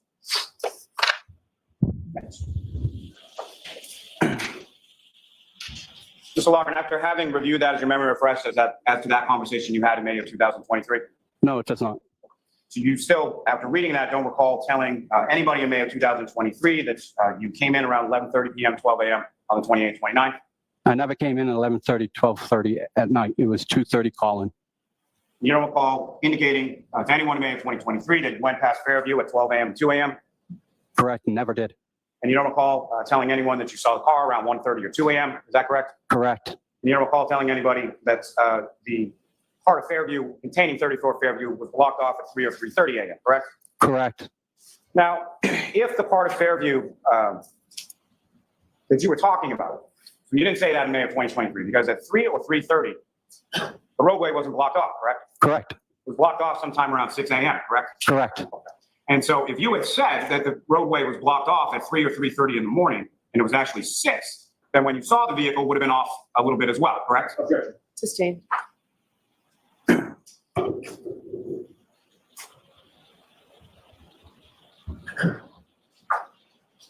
Seeing the car at 1:32 in the morning, with the road being blocked off at 3 or 3:30 in the morning, if the road's blocked off at 6 a.m., then that actually would have been, you saw a car sometime around 5 a.m., correct? Objection. Sustained. Sure you didn't see a black Lexus SUV in front of the house at 34 Fairview Road around 5 a.m.? No. Now, you also were asked some questions and you spoke to some troopers in August of 2023, correct? Correct. And County Canton, they have a parking ban in Canton, is that correct? Correct. That goes from November until April? Correct. Now, part of your plow route is a road called Tippy Cart, correct? Correct. Where is Tippy Cart in relation to Fairview? It is on top of it's on the right side of Cedar Crest. It would put it 2 streets before Fairview. And at some point, when you were plowing on Tippy Cart that night, you actually hit a basketball hoop, is that right? Yes. And did you call that in? Yes. And as a result of that, what happened with the basketball hoop after that? Nothing. The point was to make sure I was covered, basically. So I notified my supervisor that I hit the basketball hoop. About what time was that you hit the basketball hoop? I don't recall. Is it closer to when you started, closer to when you ended? I don't recall. I don't recall what time. So you don't recall anything specific about that time, correct? No, just that I know I hit the basketball net. And obviously, I'm not trying to put words in your mouth or anything, sir, but you didn't intentionally hit the basketball hoop, correct? Correct. So you hit it because you didn't see it, correct? No, I was attempting to avoid the net by going around it. And the machine had a different size body than what it originally had. And I underestimated when I was going around that I need to be wider. So you misjudged the distance, is that fair to say? Yes.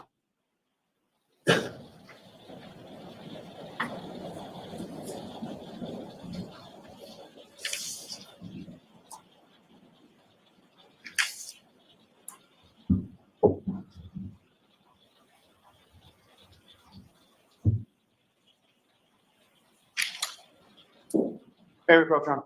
Okay.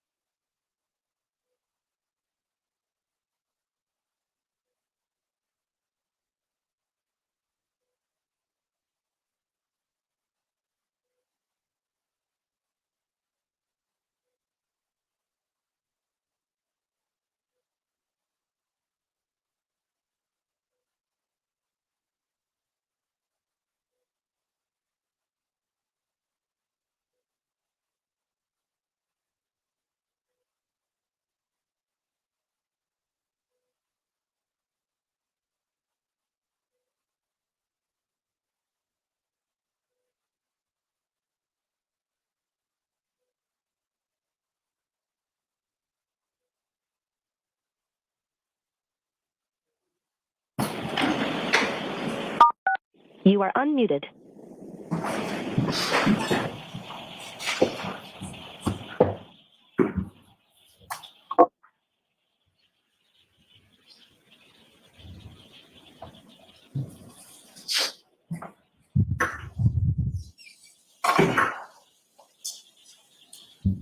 Now, sir, at some point prior to coming in here and testifying today, have you met with Mr. Unetti? Yes, How many times? twice, And when were those times? Tuesday and Saturday. Tuesday and Saturday, when, sir? Tuesday of last week, Saturday of last week. And this Paul person that you spoke of before, was that person present there as well? Yes, And did you make note of Paul writing anything down or Mr. Unetti writing anything down while you were talking to them? no, And as far as you're aware, there's no reports that were generated from any of those conversations or any of those meetings, is that correct? correct.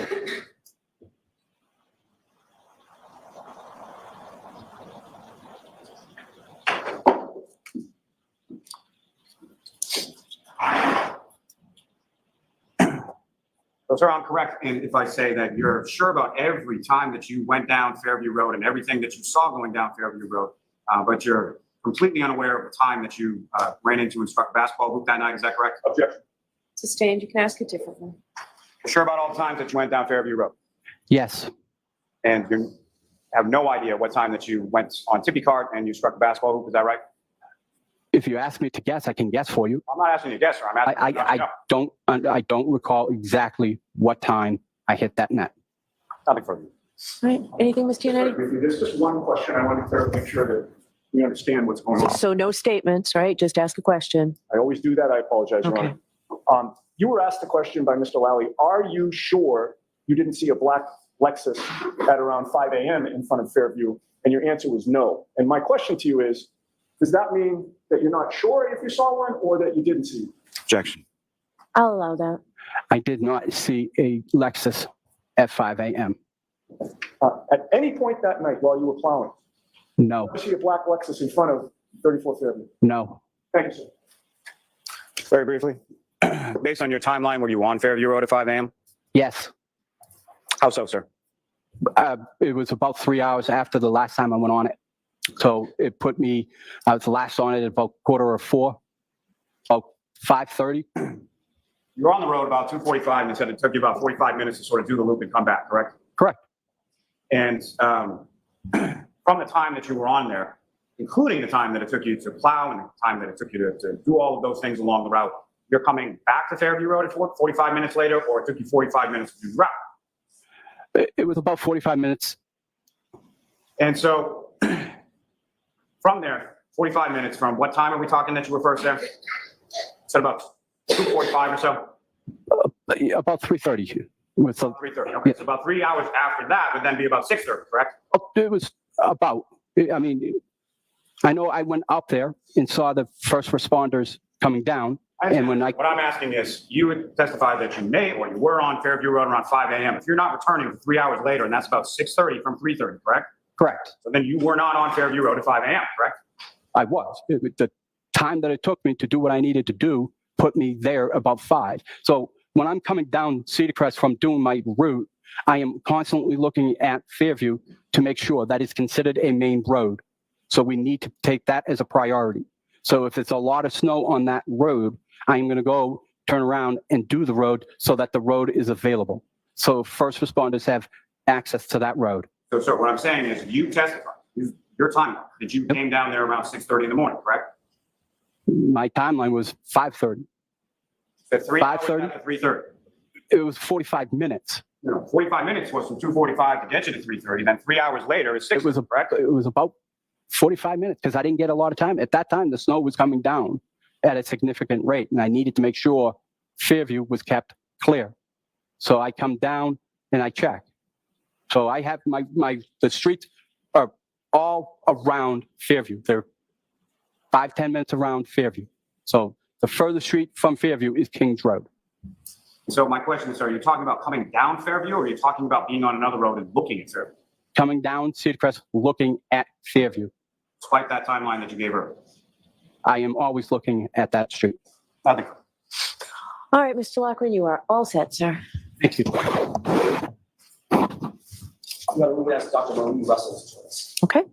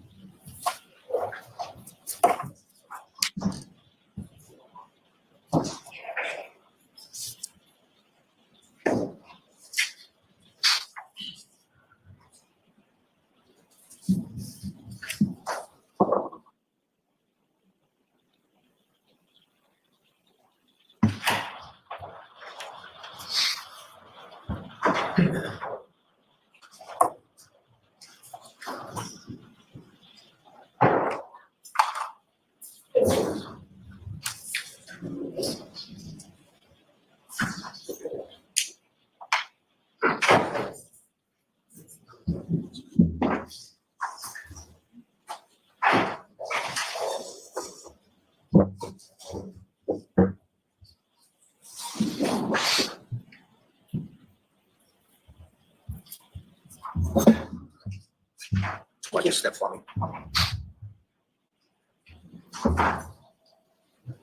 You solemnly swear the evidence recorded during the case now and here to the truth, the whole truth, and nothing but the truth, so help you God. I do.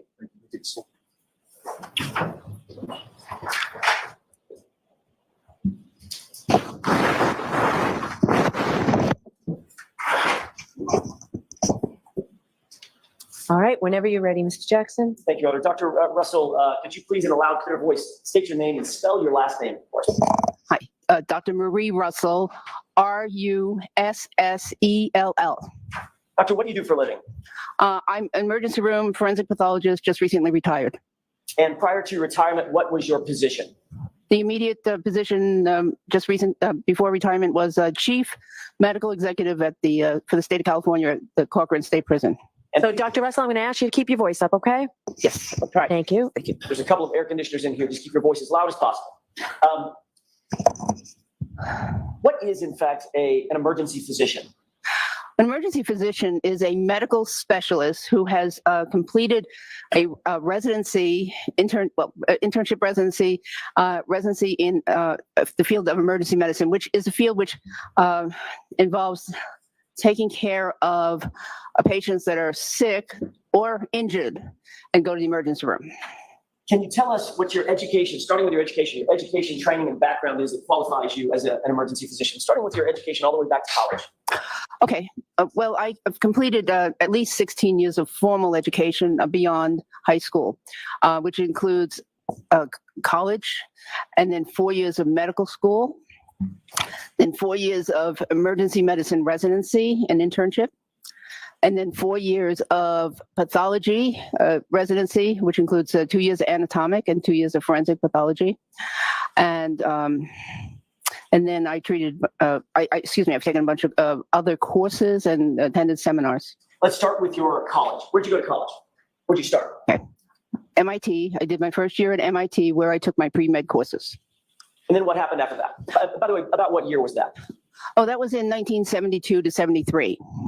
Where did you go after MIT? So what happened? I was interested in becoming a doctor, and so I took the pre-med courses, and then subsequent to that first year, I learned that my mother had metastatic breast cancer, and so I decided to go home to New York to be with her.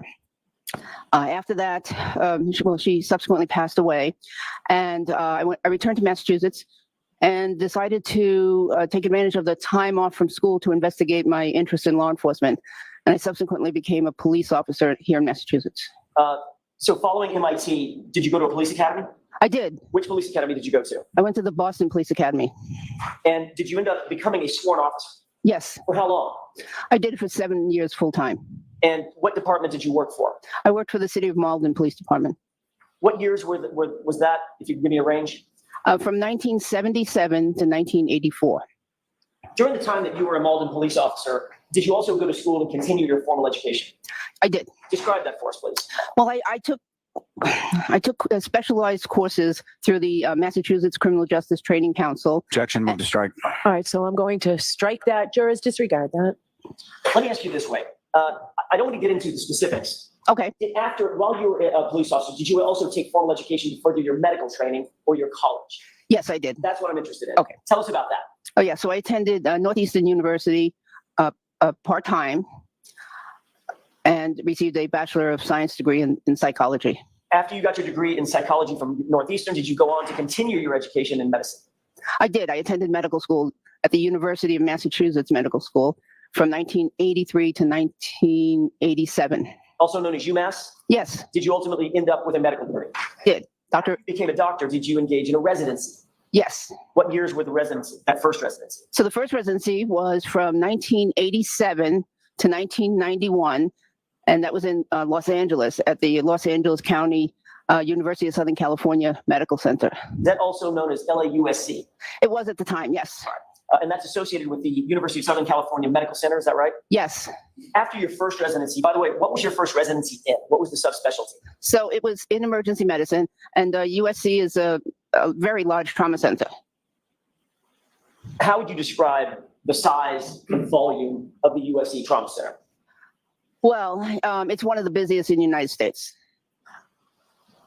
After your first residency in emergency medicine, did you do a second residency? Yes. What was the subspecialty in that second residency?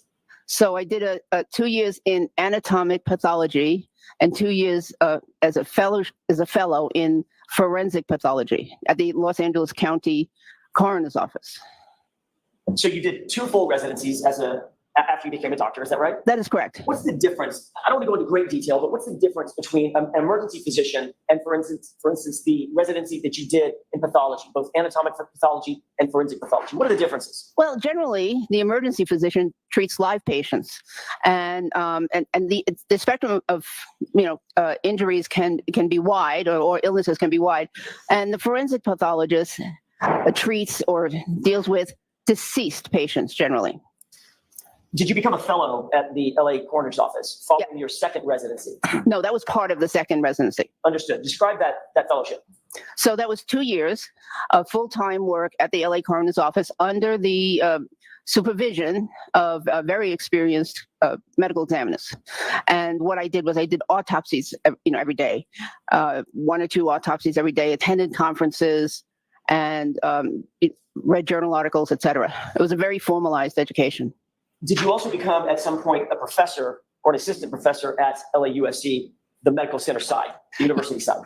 Yes. So while I was doing the forensic pathology and anatomic pathology residencies during the daytime, I worked as a full-time ER doc supervisor in the capacity of an assistant professor in the evenings. Did you also become an adjunct professor at Cal State Los Angeles, California State Los Angeles? Yes. At a separate university? Yes. And you had separate responsibilities as a professor in that role? Yes. Were you also teaching legal medicine and forensic medicine in that capacity? That is correct. It was a master's level program. How long were you an ER physician in total and an attending physician for Los Angeles County USC Medical Center? 29 years in total. 4 of those were in training and the rest were as a supervisor. And of your 29 years, 25 of your 29 years, you were supervising others? Correct. Meaning other doctors? Other doctors, yes. Teaching other doctors? Yes. And teaching medical students? Yes, and seeing their cases. Once they examined the patient, they would present their case or tell me about the case, and then I would go in and see those patients in addition to my patients. That was my next question, doctor. In addition to teaching, were you also specifically assessing, diagnosing, and treating patients of your own? Yes, not all the time. Some shifts I didn't have to do that, but much of the time, yes. For the bulk of the 29 years that you were an ER doc, an emergency physician, in other words, were you also attending to patients as well? Yes.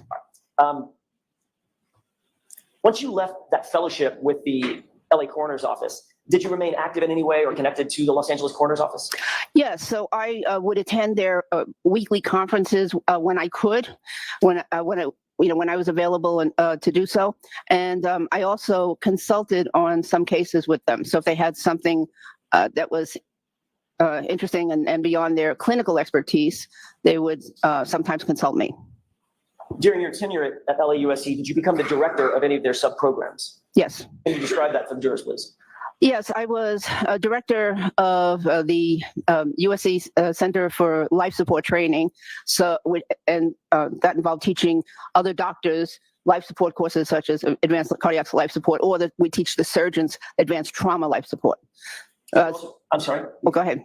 were you also a director for their quality improvement in the early 2000s? Yes, for the emergency medicine department. What was the reason for the quality improvement program, if you will, for LAUSC? Well, for any program, it's ideal to have a quality improvement component, because what you want to do is look at cases that were treated and see if there were any errors, and if so, correct the errors, teach the doctors that involved, what went wrong, and try to make systemic improvements or teaching improvements to prevent those errors from occurring in the future. Were you teaching basically best practices for emergency room physicians as well as trauma physicians and surgeons? Yes, we tried. And you were the director of that program, correct? Yes. Did you also become the director of LAUSC Jail Medical Services? Yes. What is the connection or the tether between the jail system in Los Angeles and LAUSC Medical Center? Well, LAC Jail Ward was established about 70 years ago, and it was a place that the officers from various agencies, such as LA Sheriffs, LAPD, California Highway Patrol, or any of the municipalities around, could bring people that they arrested who were in need of medical care. So the jail system, very large jail system, I'm guessing, in Los Angeles, correct? Correct, yes. There have to be medical attendants to that jail system, correct? Yes. And you became the director of the jail medical services for the entirety of that system? For the hospital component of it. Understood. In California, you're obviously licensed in California. Yes. There is a state medical board in California, correct? Yes. And did you ever do any work with that state medical board? Yes, I worked with them for about 7 years part-time as a regular employee embedded in their enforcement unit. And what that involved was examining cases that were referred to the medical board because of substandard care or illegal activities of the practitioners, providers. It was for physicians and physician assistants that we regulated. What was your title with the state medical board for those purposes? The title was medical consultant. That was the official title. Okay. And then before your retirement, by the way, what years were you the medical consultant for, or a medical consultant for the state board in California? Gee, I think from 2009 to 2016. I think those were the years. I'm not positive. All right. I did that. That was a job I was doing. One, I was doing the LA County USC Medical Center job too. It was an extra job. So you didn't stop working as a physician, an emergency physician at LAUSC to take that position? No. You just consulted with them? I did it once a week, 1 day a week. Got it. And then with regard to one of your last positions that you held, did you become the chief medical executive for the California State Prison, Corcoran? Yes. Tell me about that position and the years that you held that position. So that was from 2018 to 2023. And as the chief medical executive, I was the supervisor of all the doctors and nurse practitioners that provided care to the inmates. And obviously the California prison system is a very large prison system. Very. Doctor, are you board certified in emergency medicine? Yes. Are you a member of the National Association of Medical Examiners? Yes, I'm actually fellow status, which is higher than member. Are you a member of the American Academy of Forensic Science? Yes, again, I'm a fellow there. Which also is an advancement above just being a member? Correct. Have you ever published in the area, and now I'm going to get very specific, have you ever published peer-reviewed articles and done research in the area of animal bites and scratches? Yes. Did you author or co-author a peer-reviewed article named Managing Law Enforcement Dog Bites in the ER? Yes. About what year was that? It was in the 1990s. Late 1990s, 1996, does that Yes. sound right? Did you also author or co-author an article called Law Enforcement Canine Dog Bites, Injuries, Complications, and Trends? Yes. So given those articles, did you study specifically dog bites, dog wounds on the human body? Yes, I have a very strong interest in wounds in general, and I have a strong interest in dog bites in particular. During the course of your career, your professional experience, how many patients would you say you've seen or treated with animal injuries, including bites and scratches? It's very hard to estimate, but between my own practice and the residents that I supervised, it was, I'm sure, well over 500 and could possibly be double that. Could be up as many as 1,000. It could be, yes.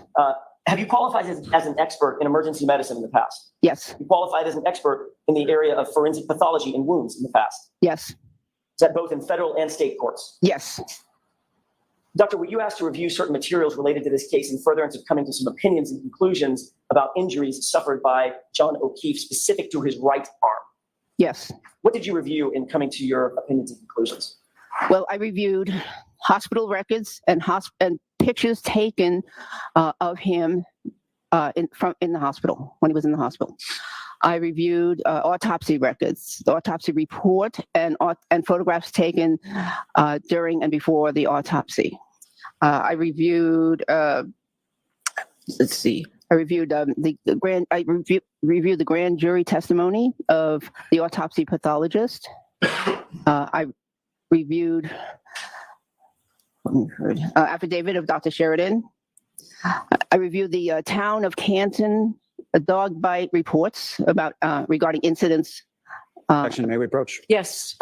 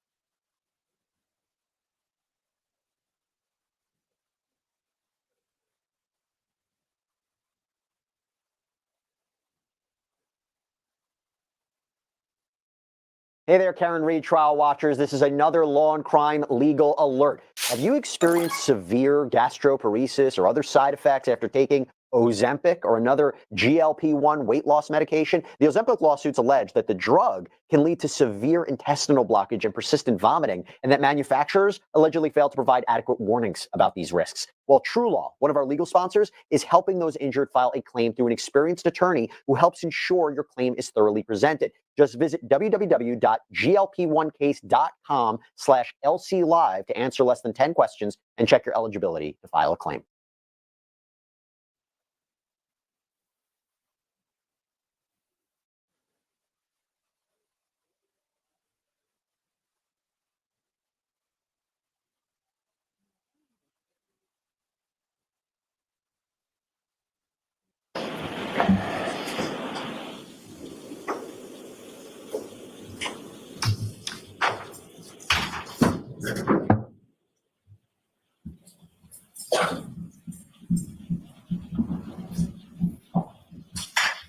Good afternoon, I'll report back in session. Please be seated.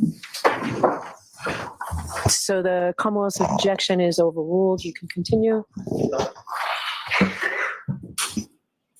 Doctor, you've listed several items that you reviewed in coming to your opinions and conclusions. Did you also review a toxicological report? Yes. And a neurology report, neuropathology report? Yes. As well, from the Commonwealth? Yes. Based on your review of all of those materials. I don't want to know what your opinion or conclusion is yet, but were you able to come to an opinion or conclusion concerning the injuries specifically to John O'Keefe's arm? Yes. Or his right arm? Were there any documents in furtherance of your review from UC Davis? Yes. Did you review those as well? Objection. Sustained. With court's permission, may we display exhibit 19, please? Okay. Doctor, I want to show you a photograph and ask you very quickly, have you seen this before? Yes. Is this one of a number of photographs that you reviewed in furtherance of your evaluation of this case? Yes, it is.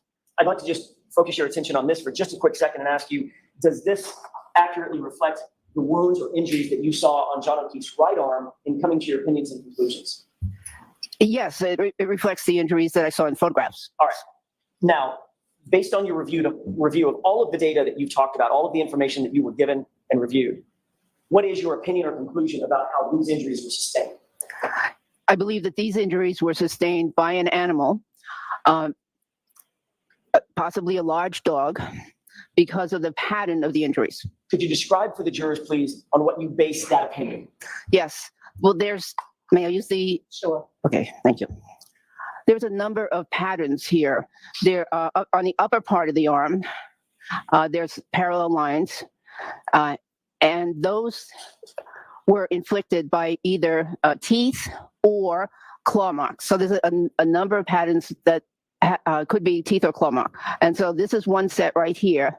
This is the one further down, closer to the elbow, is another set of parallel marks. Again, probably most likely from teeth marks. And the reason I say that is, in addition to the parallel marks up here, down here, there's also little punctate, incomplete puncture marks here, little round marks right there that were inflicted by the actual point of the tooth. Okay, that was my question. What relevance does that have to your determination that this was likely caused by an animal? Yes, and I can explain in a moment the various kinds of wounds that animals can inflict. But going on with the picture first. So then down right at the elbow, there's another different series of marks that again have linear abrasions up where the pointer is, and then down below, some punctate, superficial, round, small abrasions, again representing upper and lower teeth, in my opinion. And then there are some irregular wounds down just below the elbow. And these are all, by the way, on the exterior surface, or what we call what doctors would call the posterior surface of the arm, which is the part of the arm that would sustain defensive type wounds. So if someone were to protect themselves. Objection. So it's sustained. Next question. Sure. Doctor, if I can ask another question. Just to clear up what you said a little earlier about so many wounds close to the elbow, is it your opinion that both the top teeth and bottom teeth could have created some or all of the injuries on that elbow area? Yes. Okay, so in other words, instead of the mouth going all the way around the arm, it could have, the top and bottom jaw could have situated itself on this portion that we're seeing, the posterior part of the arm? Yes, and in this case, the animal did not get a good enough contact. Objection. Move to strike. So I'm going to strike that, ask a different question. Have you seen contact wounds where the animal, a dog, for instance, gets a very solid purchase on the leg, arm, part of the body? Yes. Okay, is that this or is this something else? Something else. Describe that.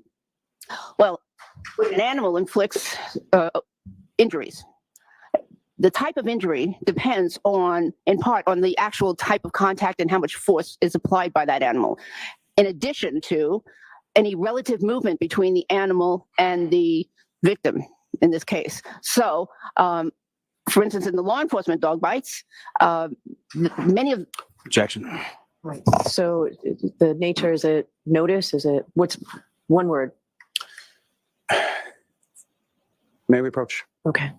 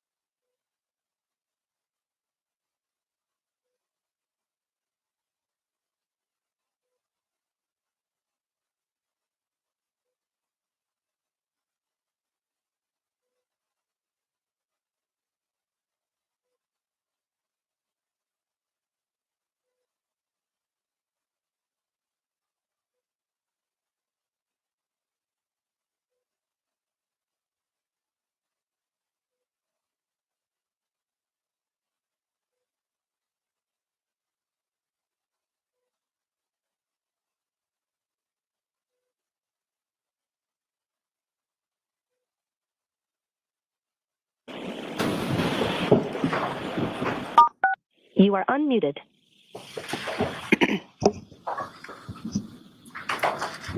Yes. Thank you. Without getting into any specifics about police canines, Okay. does the pattern of injuries that you see appear consistent with an animal or a large dog? Yes. Does the number of injuries that you see here relegated to just the right arm, is that also consistent with an animal or large dog? Yes, it can be. Is the direction of the injuries, or the consistency of the direction of the injuries, or the parallel injuries, is that also consistent with an animal or large dog attack? Yes. Based on everything that we've discussed today, Doctor, is it your opinion, based on a reasonable degree of medical certainty, that these injuries were from an animal attack, possibly a large dog? Yes. Yes. That's all I have this time. Okay. May we approach? Okay.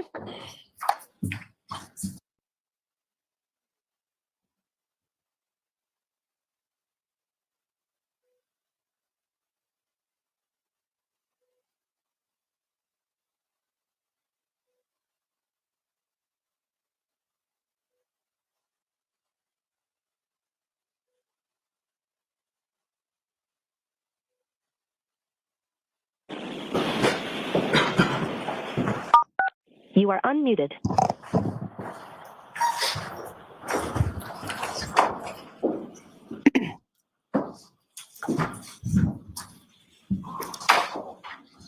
Did you? Sure.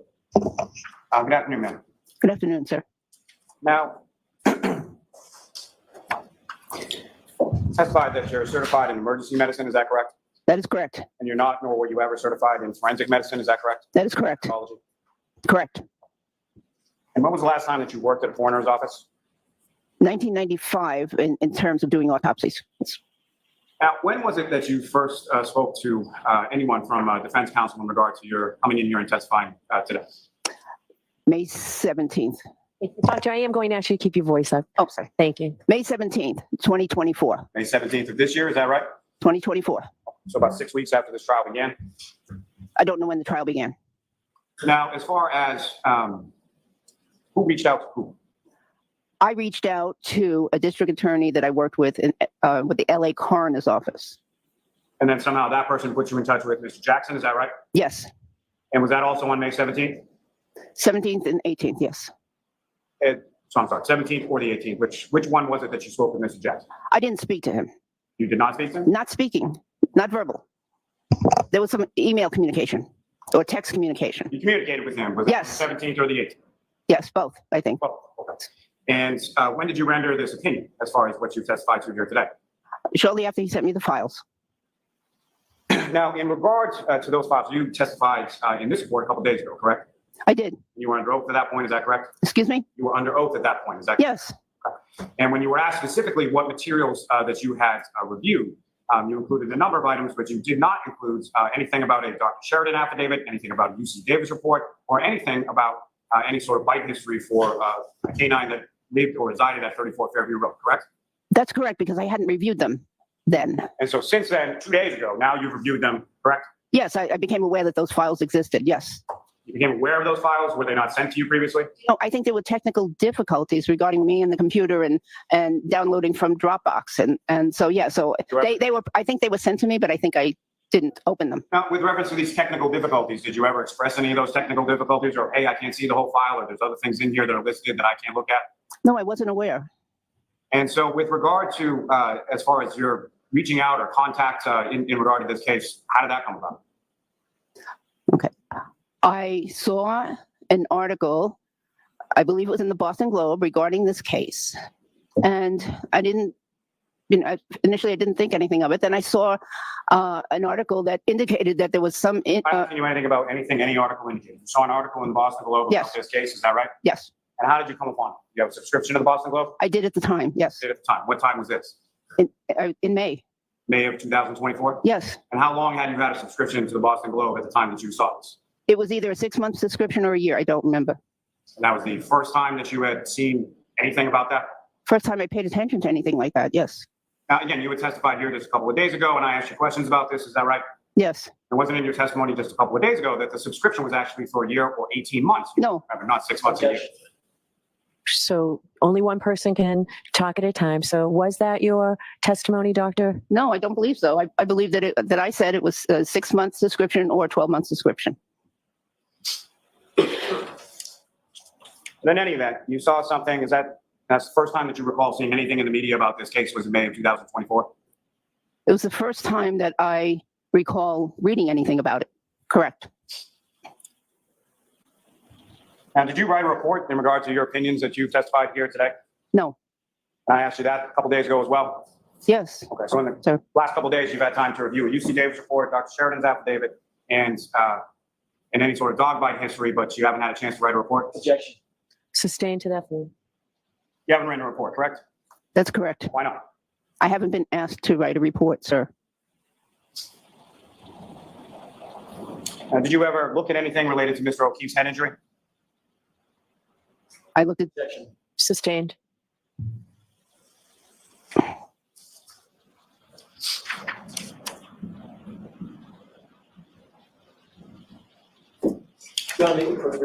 Yes.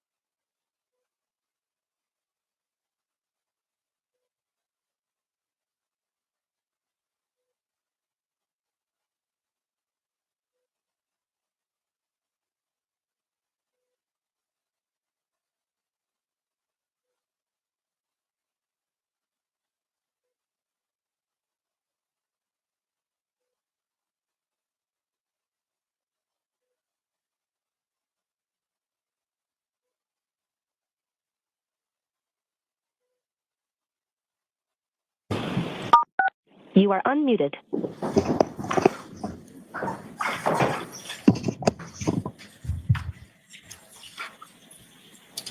May I have a moment, John? Yes.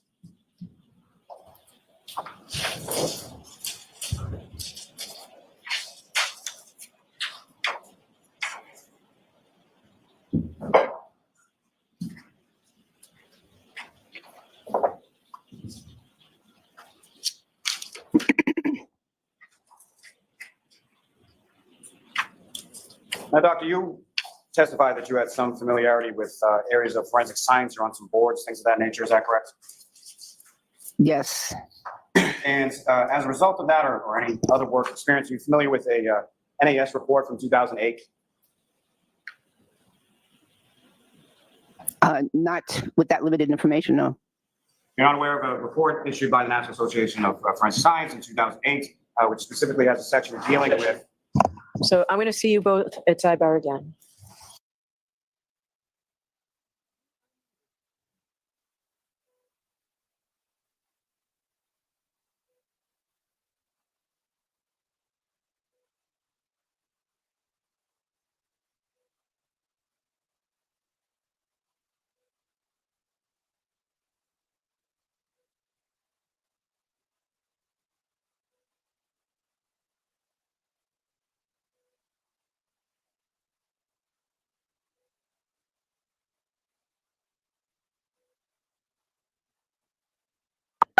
You are unmuted.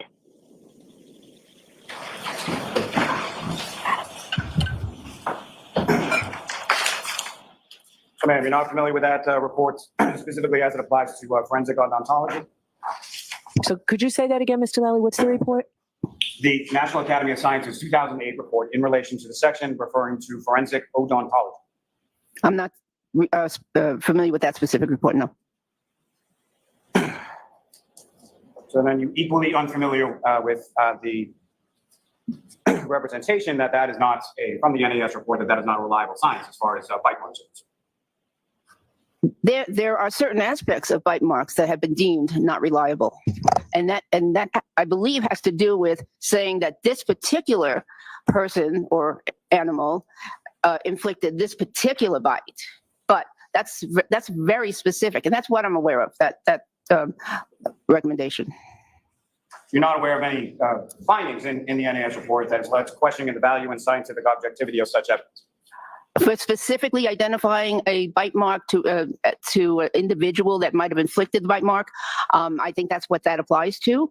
Okay, I'm not asking, again, this is a report, are you familiar with it or are you not familiar? I'm familiar with a summary or a abstract of a report that indicates that forensic odontology is not is deemed not reliable when it comes to that particular narrow aspect of forensic odontology.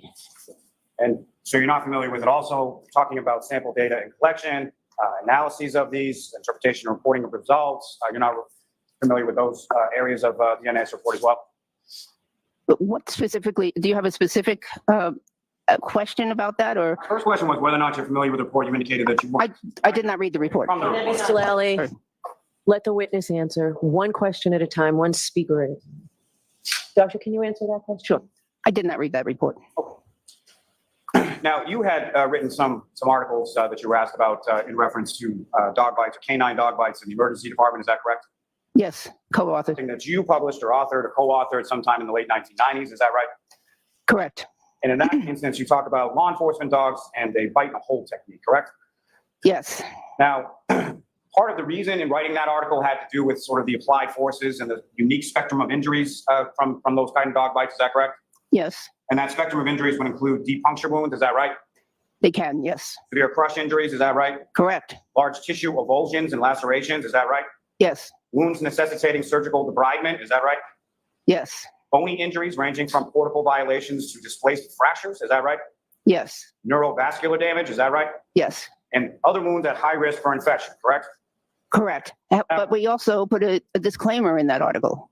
I'm not asking you about any disclaimer. Okay. I'm asking you about that's what the type of injuries that you were looking at. Is that correct? Yes, but we saw a skewed population. Did you skewed population in the study? Is that correct? What we saw the worst of the worst. Or no? Did you Yes. skew the population in the study? I'm sorry, I don't understand the question. The population. Did we skew the? Did we skew? No, we reported on all the ones that presented to the emergency room for care. However, a lot of dog bites don't present to the emergency room. And so from the different cases that you report on within that article, are there any of those cases in which there is injuries to just one aspect of one part of the human body for the victims of dog attacks or dog bites in those cases? There may have been. That's a summary of the 700 cases, more than 700 cases. So is it normal in any kind of animal attack for injuries to occur on just one side of one arm of the person that's being attacked, clawed, or bitten? There are many people who are bitten or scratched. I'm asking if it's normal, man. That's all. Okay, so hold on, Mr. Jackson. Mr. Lally, ask a question, wait for the answer, and then start a next question. Do not interrupt the witness. I apologize. I don't mean to interrupt, but I'm asking for an answer response to the question.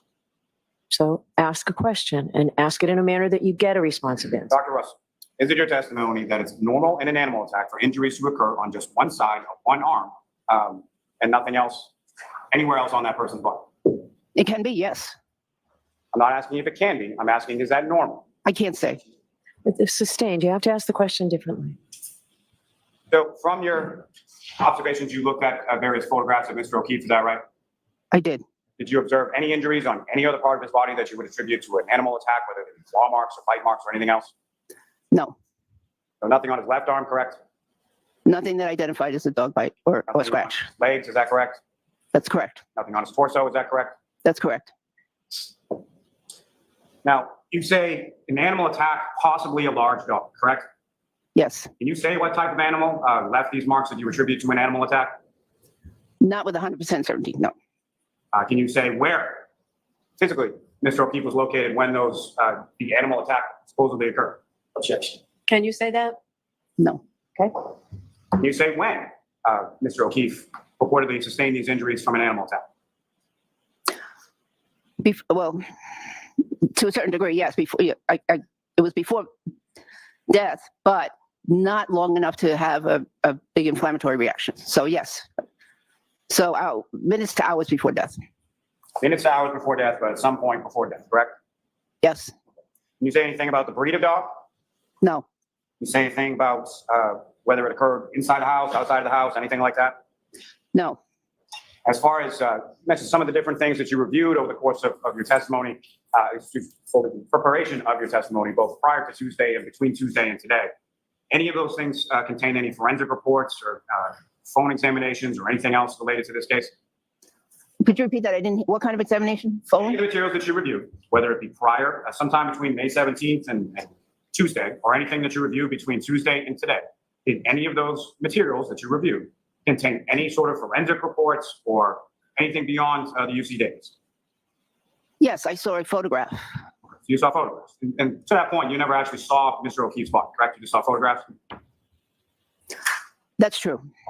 And with respect to the UC Davis report, as far as canine DNA, are you aware that the results of that were that there was no canine DNA on Mr. O'Keefe, on swabbings that were sent to the UC Davis lab? I'm going to allow it. Yes, but there was clothing in between. Okay, but the swabbings came from the clothing with tears in the clothing in the same area as the injuries, correct? Okay. Do you know that or no? I couldn't tell if they came from the wound or the clothing. I thought that they came from the clothing, but You couldn't tell by reviewing the report whether or not swabbings came from clothing or from Mr. O'Keefe's body? I know the clothing was sent to the laboratory, You know the clothing was sent to what laboratory? to the DNA laboratory. To UC Davis? Oh, I don't know that. No, I'm sorry. You are aware that that came back as far as negative for any canine DNA, correct? That's correct. Now, as far as the injuries that you observed, your testimony is that both the top teeth of whatever animal this is and the bottom teeth of whatever animal this is both made contact with only the top of Mr. O'Keefe's arm or the posterior of his arm? Both sets of teeth made contact with certain of those wounds, yes, but not all of them. But neither the top nor the bottom teeth made any contact that you observed, assuming your issue as far as an animal attack. There's no evidence of any animal attack on the bottom of Mr. O'Keefe's right arm, correct? I'm not sure what you mean by bottom. Anterior? Interior? That's correct. And nothing on the posterior or the anterior of his left arm? That is correct. And nothing on his legs? That's correct. Nothing on his torso? Correct. Nothing on his head, is that correct? Correct. Now, as far as the marks that you did observe that you do attribute to an animal attack, can you even say with certainty whether or not those marks you feel are bite marks versus scratch marks? Do you have any idea which are which? There may be a combination. So is that no? Well, no, I think that the ones that had the linear abrasions above the small round punctate abrasions, I believe that those are bite marks from upper and lower teeth.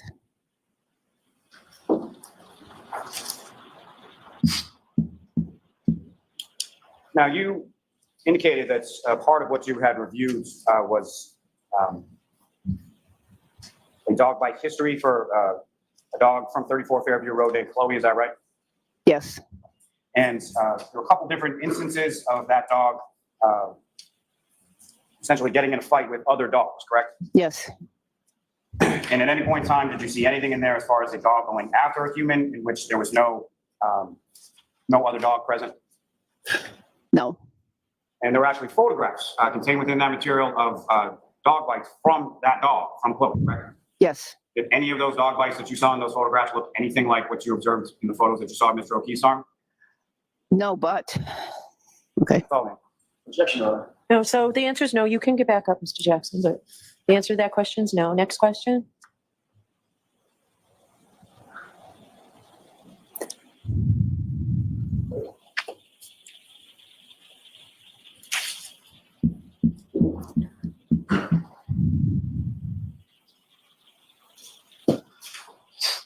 So is it your testimony that from reviewing what's your review? That what you observe on Mr. O'Keefe's arm is consistent with an animal attack to the exclusion of any other possibilities? To a degree of reasonable medical certainty, yes. So as far as any other sort of blunt impact injuries or other manifestations of how those scratches got there, you're saying, nope, had to be an animal attack. I've seen thousands of wounded. No, what I'm asking is. All right, so Mr. Lally, I'm going to let the witness answer. Right now. I've seen thousands of people with injuries to their skin, and from blunt, from sharp, from all different mechanisms. Those injuries did not look like blunt force injuries. So is your testimony that the injuries to his arm don't look anything like blunt force injuries that you've seen before? You wouldn't characterize them as that? That's correct. And that's based on some photographs and some other materials that you began reviewing sometime May 17th, 2024. Yes, I'm an ER doctor. I need to make a diagnosis quickly when I see something, and I'm trained to do that. That's my specialty. Are you being asked as an ER doctor to come to a quick conclusion in this case? No. But you did anyway? It's how I'm trained. Nothing further. Very quickly, Your Honor. Please report. Go ahead. Concerning the forensic odontology report, the NAS report that Mr. Lally asked you about, what is your understanding about the report as it pertains to identifying individuals who left a bite mark? Explain that to the judge, please. I believe the report says that is not reliable as it once was thought to be. Like a fingerprint identifying a human being, DNA identifying a person, or a bite mark identifying a person. The NAS said, not the bite mark, doesn't work that way. That's correct. Has nothing to do with the pattern of injuries that you've seen 1,000 times from animals, correct? Correct. You were asked several questions about the injuries that you saw and studied attended to highly trained canines, police dogs, correct? Yes. Very different than just a domestic dog that somebody might have as a pet, correct? Correct. And the bite injuries are very, very different as well, aren't they? That is correct. You were asked whether or not you were aware, based on UC Davis's report, that there was no canine DNA found on the swabs that were sent to them, correct? Yes. Are you also aware that there was pig DNA? I'm aware of that. Did that have any impact did you analyze that at all, one way or the other? Not to any degree of scientific certainty, no. But you do know that dogs chew on pig ears sometimes, correct? Objection. Sustained.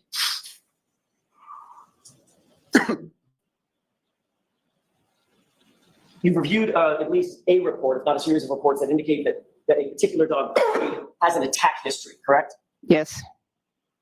You were asked specifically by Mr. Lally the wounds in a dog attack on another dog attack where a human stuck a hand in the middle look anything like these, correct? Remember that question? I remember a question like And that. you said no, but, and then you were cut off. Remember that? Yes. Can you finish that answer for us? Yes. So animals and dogs in particular can inflict a wide variety of injuries on the skin, from just individual puncture wounds to abrasions where there's a scratching of the skin to where there's actually a pulling away pulling away of the skin from the underlying tissues, your ripping effect. And so there's a variety of wounds that or patterns that one can see from an animal attack. It depends a lot on the thickness of the skin, the movement of between the victim and the animal, and also the power of the animal and the training of the animal. Yes. So in other words, not all wounds inflicted by a particular animal are going to look exactly the same. Correct. Very dynamic situation, isn't it? Objection. Sustained. Doctor, having seen up to 1,000 bite and claw marks on the human body, and based on your review of the entirety of the case file that you reviewed, including the nature and the pattern and the consistency of the injuries that you saw on Mr. O'Keefe's right arm, what is your opinion to a reasonable degree of scientific certainty about the nature of those injuries? Objection. Sustained. What is your ultimate conclusion and opinion about the injuries that you saw and that you reviewed and that we saw today? Objection. Sustained. Can you tell the jurors at the end of the day, what is your opinion and conclusion about those injuries? Objection. Sustained. Can we approach?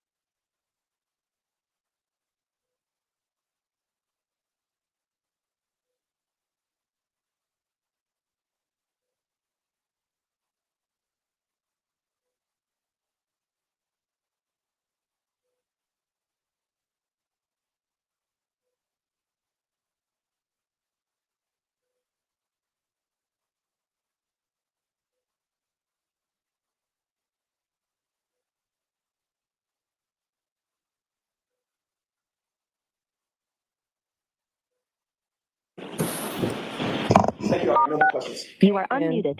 Mr. Lally, you had no more questions? No, yeah. Okay. All right, doctor, you are all set. Okay, thank you.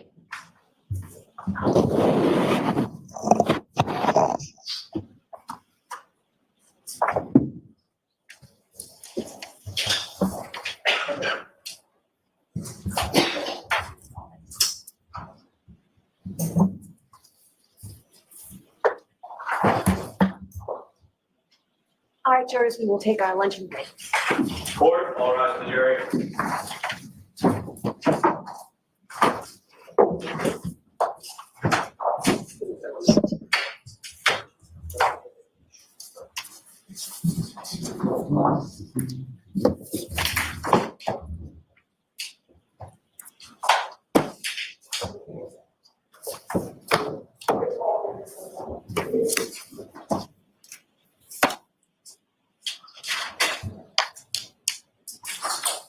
You may be seated.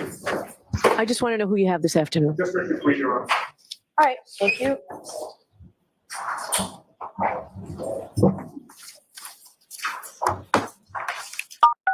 You are muted. Hey there, Karen Reed trial watchers. This is another law and crime legal alert. Have you experienced severe gastroparesis or other side effects after taking Ozempic or another GLP-1 weight loss medication?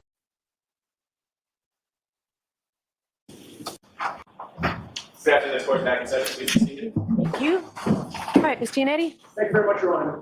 Defense calls Richard Reed. Okay.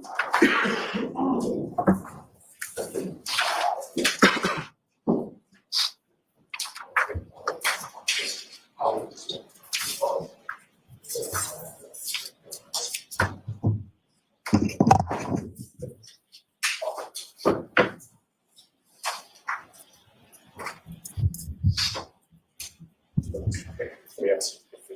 Can you raise your right hand? You solemnly swear the evidence you give the court and jury in the case now and hearing should be the truth, the whole truth, and nothing but the truth, so help you God. I do. Thank you. You may take a seat. Good afternoon.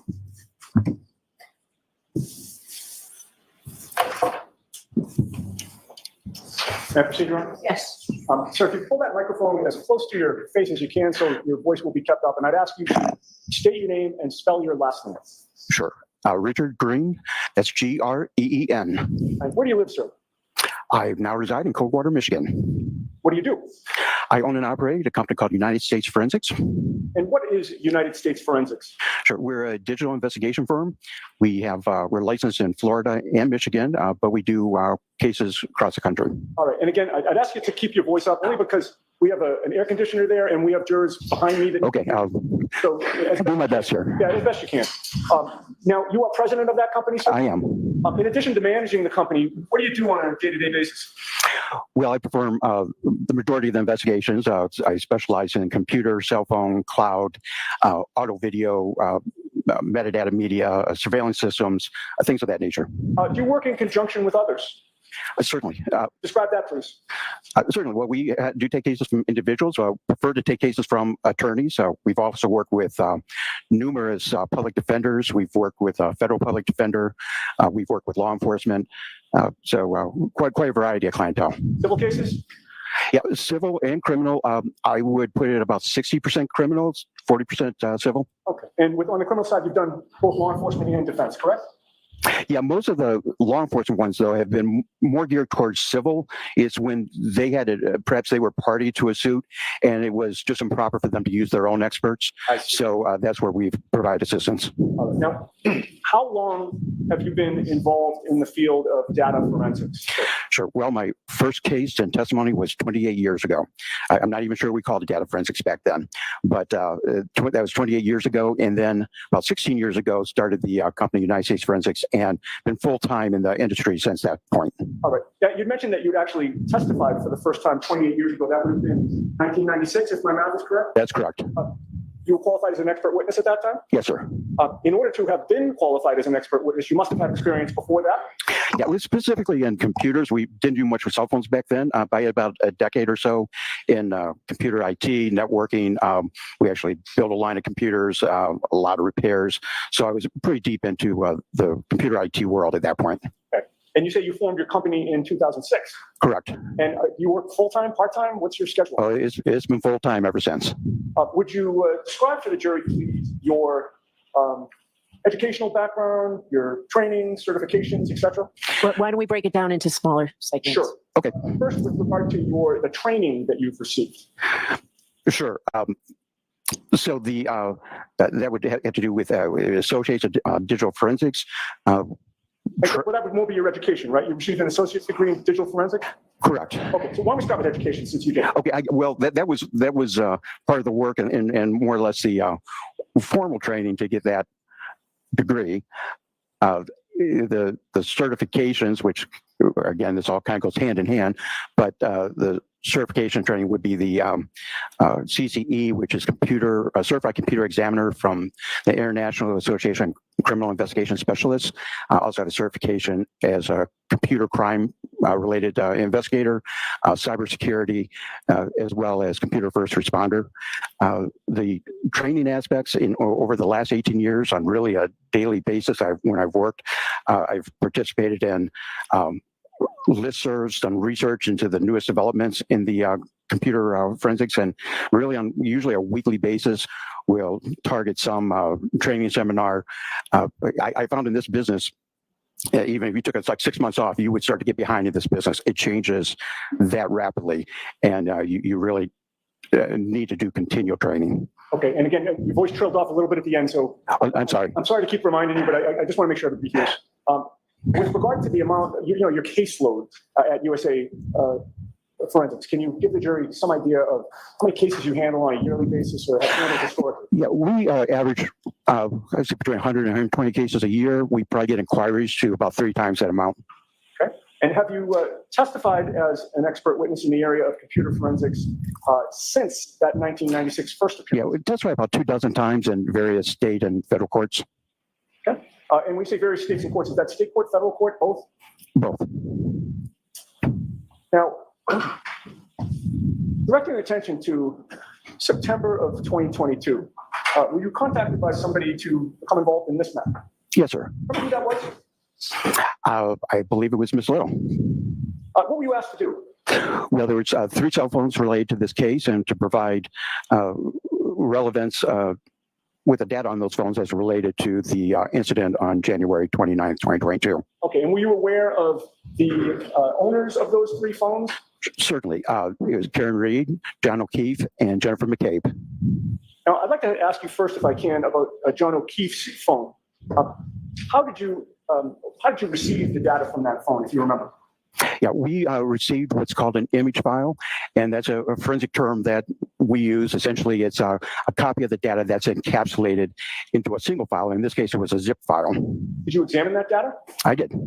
What were your goals during your examination of John O'Keefe's phone? What were you looking for? Well, initially what was reported was the location data. We wanted to get an idea of when he had arrived and anything else that we could tell from that as far as location. And when you say when he arrived, do you remember the location that you were asked to learn when he arrived? 34 Fairview. In Canton? Yes, sir. All right. Were you able to determine, as a result of your examination, approximately when his phone arrived at 34 Fairview Road, according to the location data? Yes, sir. And how did you do it?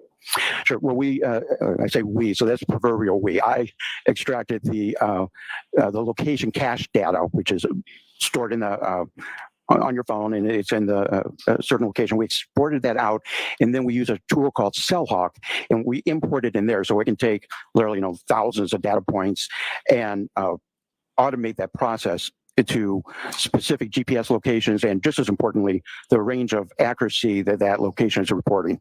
Okay.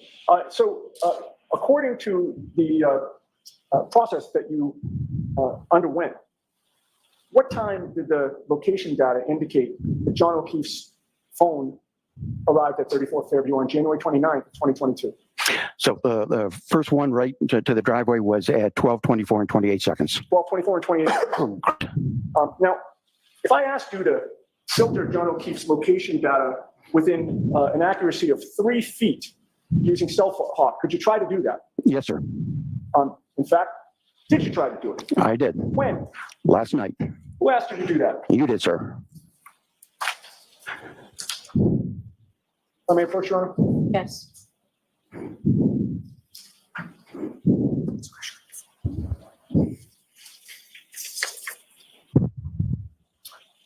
So I placed that document before you. Could you familiarize yourself with that and look up at me when you're done? All right, Recognize that? I do. What is it? So this is a screenshot from the CellHawk program. It has a kind of a central box here that says database settings, and this is where we apply a certain filter. And what filter did you apply?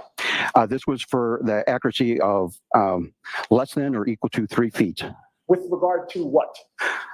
John O'Keefe's location data. Is that an exact, is the data on that document exactly what you received when you, used the CellHawk program to filter the data? Yes, sir. I would offer that, Your Honor. No objection.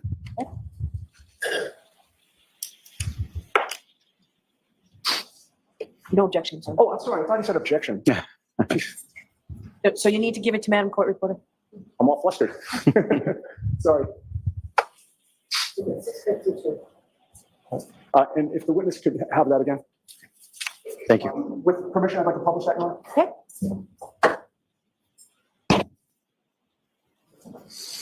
Okay, so, Mr. Green, what are we looking at? Okay, so that is the screenshot from the CellHawk.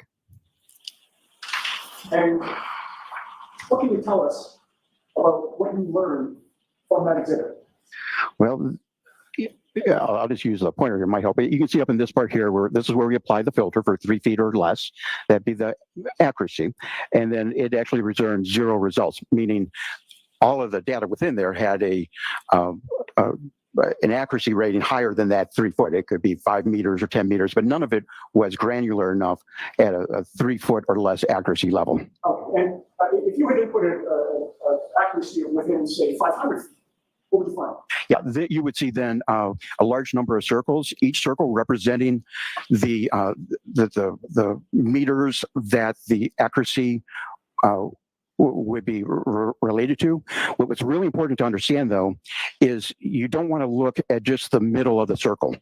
That accuracy indicates it could be anywhere in the circle. So if you saw one and it encompassed 2 or 3 houses, you could only draw that inference of somewhere in that circle. So it's kind of like how the hurricane, they say don't just look at the cone, right? Because it could be different than that.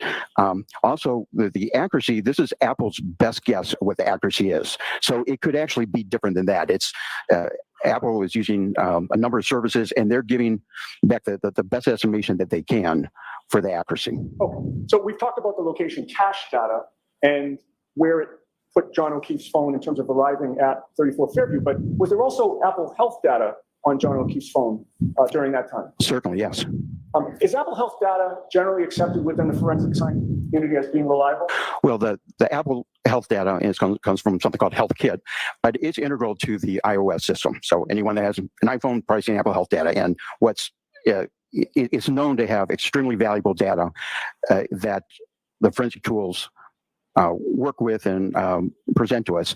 The degree of accuracy, it depends on the type of data that's being pulled out on the artifacts. For example, steps are known to have an accuracy of around 98% on the actual steps occurring. So if the Apple Health data returns, for instance, steps, 20 steps within a certain time period, 98% of the time Apple's going to be right?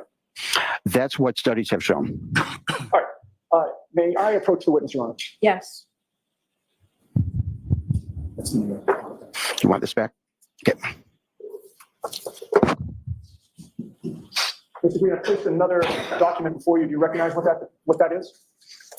Yes, I do. This is this lists out Apple Health data for that was from John O'Keefe's phone on January 29th, 2022. All right. That came from the data that you received, the image file of John O'Keefe's phone, correct? That is correct. I would offer that, Your Honor. Sir? No objection.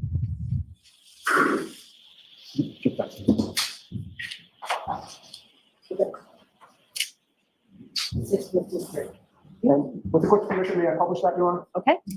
Specifically, I'd like to start with page 2, letter 2. Okay, Mr. Green, are you wearing the right glasses to be able to see the scene? Yeah, I probably need bifocals here. I keep switching glasses, but Are you able to read what is on the screen? Or if it's easier, you can look on your document in front of you. It's page 2, record 2. Yeah, I think I'm going to have to do that. I can probably still see good enough to do the laser one. I'm sorry, which record is this you're looking at? Page 2, record number 2. Okay, yes, I have that in front of me. Okay. What does record number 2 show on page 2 of John's Apple Health data? Sure. So this is the number of meters. It's listed as 87.74, and the time is listed between 12:21 and 10 seconds. And there's a milliseconds after that, but I'll just round it off to the second if you don't mind. So 12:21 and 10 seconds to 12:24 and 22 seconds. Okay. And you said that it showed 87 meters traveled during that time period? Correct. And with regard to that same time period, 12:21 and 10 seconds and 12:24 and 22 seconds, please turn to page 5. And Mr. Bates, if you would zoom in on record number 2. I have that. Okay. What does record number 2 reflect? Again, it's the same time period, and the steps taken is recorded as 80 steps. Okay, and you said it's the same time period, so again, 12:21:10 to 12:24:22, correct? Correct. All right, now I'd like to direct your attention to page 4, record number 1. And Mr. Bates, you could post that.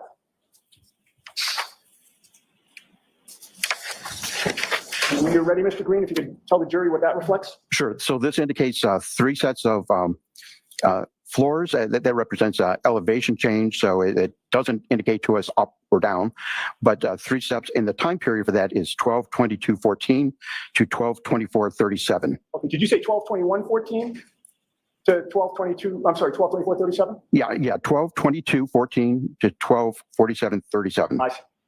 And with regard to all of this data, the 80 steps and the 3 flights of stairs that you mentioned, is it possible to pinpoint where within the time frame that's given those steps or flights of stairs were ascended or descended? No, the most granular we can get is the time period, and it doesn't signify as any more likely at the beginning of the time period than at the end of the time period than at some time in the middle. And if you think logically, like distance traveled, that doesn't happen at a split moment. It happens over a period of time. So it's time is a factor in that equation, and this is how the Apple records that data. You got to look at the time overall. Okay, so you don't know if the steps are bunched up toward the beginning or toward the end or more evenly spread out? No, I would not be able to tell you that. Now we've discussed the Apple Health data. I want to go back for a second to talk about the location data on the iPhone. Does that data that you've already talked about in terms of the arrival time that it gave for John O'Keefe's phone at 34 Fairview, does that arrival time fall within or outside the range of 12:21 and 10 seconds, or 12:21 and 10 seconds and 12:24 and 37 seconds? Well, that certainly indicates an overlap, but the health data is ending after the arrival. And now, I'd like to discuss with you the concept of clocks used by apps on an iPhone. Sure. Are you aware of the 3 different clocks that are used by iPhone apps? I am. What are they? We have 3 separate internal clocks. You have a monotonic clock, a baseband clock, and a wall clock. Okay, and is the wall clock also called a display clock? Yeah, that would be also a common name for that. And what is the significance of the existence of 3 clocks regarding different times that may show up within these records? Sure. Well, app developers can access Apple program library, and they can call upon any of the clocks to use within their apps. Okay. Now, in your investigation and examination of this case, did you find examples on this phone of different clocks being used? So in this particular case, I had reprocessed the data with the newest version of the Axiom forensic program. It's similar to Cellbrite. There are competitors to Cellbrite, and we use both programs. And this newest version had a feature in there where you can filter for the Waze application. And again, just following up and seeing how this functioned, we filtered for the Waze application. And for the first time, we saw this monotonic timestamp being related to the Waze application. Okay. I want to show you Exhibit 640, if I may approach, Your Honor.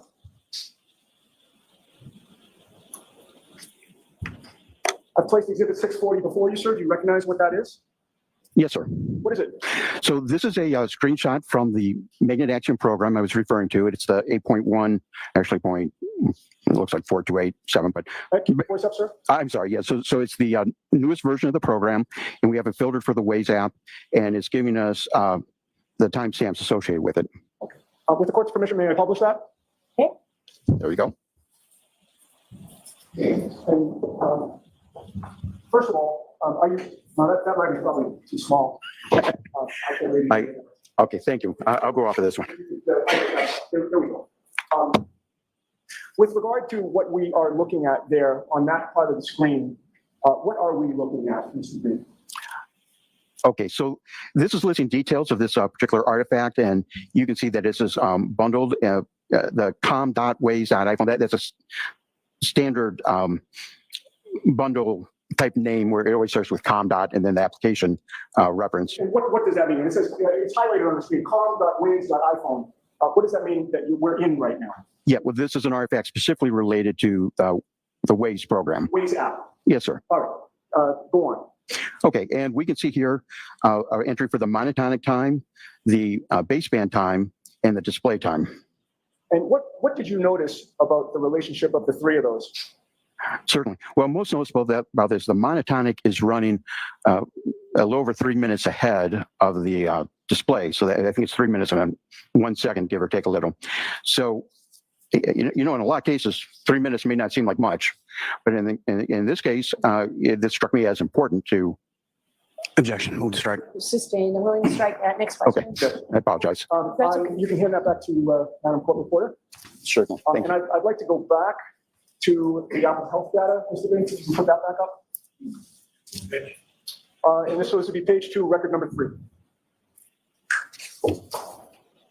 And you don't still have that in front of you, do you? Actually, I do. You do? I do. Page 2, record number 3, sir. Yes, sir. What does that show? All right. Okay, so this is another entry from John O'Keefe's data, cell phone data, and this records 25.46 meters occurring between 12:31:56 and 12:32:16. Okay. And directing your attention to page 5, record number 3, you can tell the jury what that shows, and if we can have that displayed as well, Mr. Vince.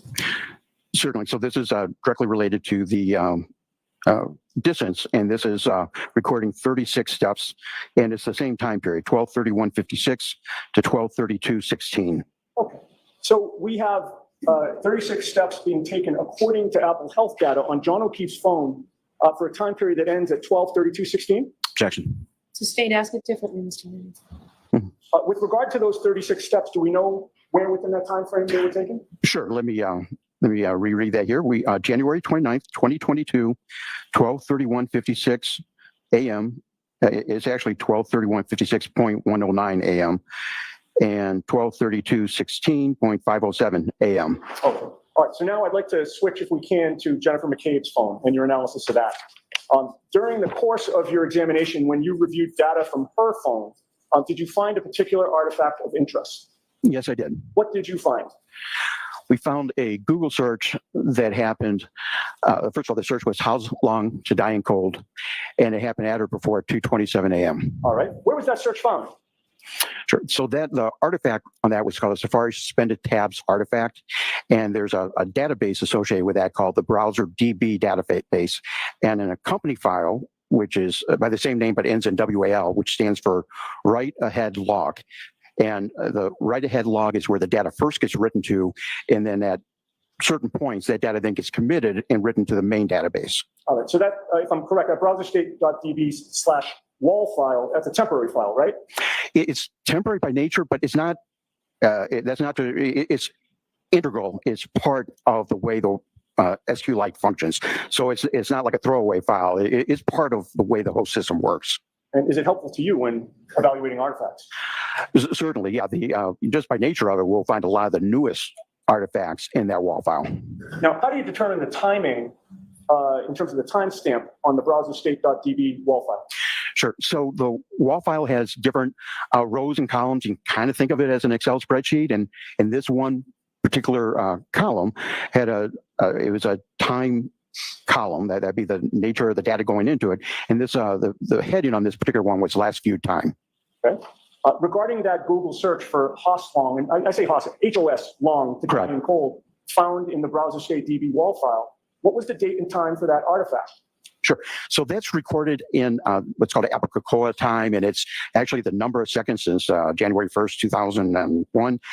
So you end up with this large number, and that gets converted to present to us something that's human readable, and then you have to apply the offset for the local. So once you do all those calculations, that's where we get the January 29th, 2022 at 2:27 in the morning. The specific, do you remember the number of seconds after? I believe it's 40 seconds. 2:27, 40 seconds. Yeah. Okay. And in what state did you find that artifact?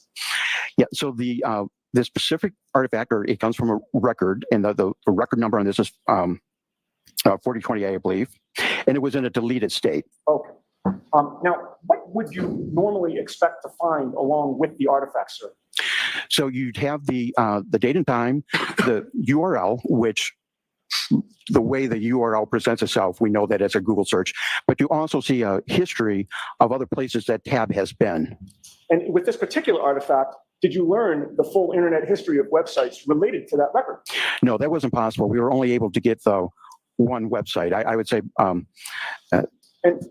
sorry, go ahead. Interrupted you. Sorry. Well, no, so we definitely got the one artifact, the Google search, and we have the time related to it, but we do not know everywhere else that tab had been. What significance was there to you about the fact that the full internet history related to that record could not be recovered?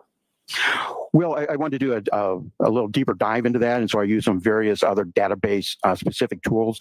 One was called Belkasoft X, which has an excellent database viewer in it. Sanderson Forensics, which is known to specialize in this type of work, and ArtX? I'm sorry? ArtX? You saved me. Yes, ArtX, which is a program known in the community for research. And how did you sort of cross-reference the three of those together? How'd you use them? Yeah, so all three of those tools, along with Axiom and Cellbrite, which I did, they do have a low-level SQL viewer as well. So I looked at the data with all five of those tools, and I found it to be consistent amongst all the tools. And in addition to using those tools, what else did you do? So I want to get a little more context. One thing with this artifact, it is deleted. And one thing about deleted data, sometimes you get it all back, sometimes you don't, sometimes you get a fragment. Deleted data makes it very difficult to give you the whole picture of what's happening. So in this particular case, I wanted to see what other artifacts were around this time as it related to web history, and particularly this browser database file. And so what do you compare the 2:27 a.m. search to in order to gain more information? Exactly. I'm sorry. What the information was. So what we found is that when we looked at a particular URL, a particular website that was visited, and then searched using that URL, the browser state database entry is the last entry in all of that. So we could see searches, videos playing. There's an artifact called knowledge C that records the user's activity, but the browser state is the very last entry on the items that we observed. And did you find other examples of that you can speak to before this jury? Yes, I believe we have one printed out there. Okay. May I approach, Your Honor? Yes. Okay. I'll place the document before you, sir. If you could familiarize yourself with that and something when you're done. I have it. What is it? Okay, so this is another screenshot from the Axiom program, and it is showing a search that we conducted for raining men, and then it takes that search, and we have a couple different items on there. We set the date to begin in 1970 and ending in 2100. In other words, we only want to see artifacts that had dates associated with them, and then we listed them from the newest date to the oldest date. And this particular one, again, it ends up with the Safari suspended tabs artifact being the very last in the series of dates and times. All right, I'd like to go through that, but first I'd offer it into evidence, Your Honor. Okay. Any objection? No, Your Honor. There you go.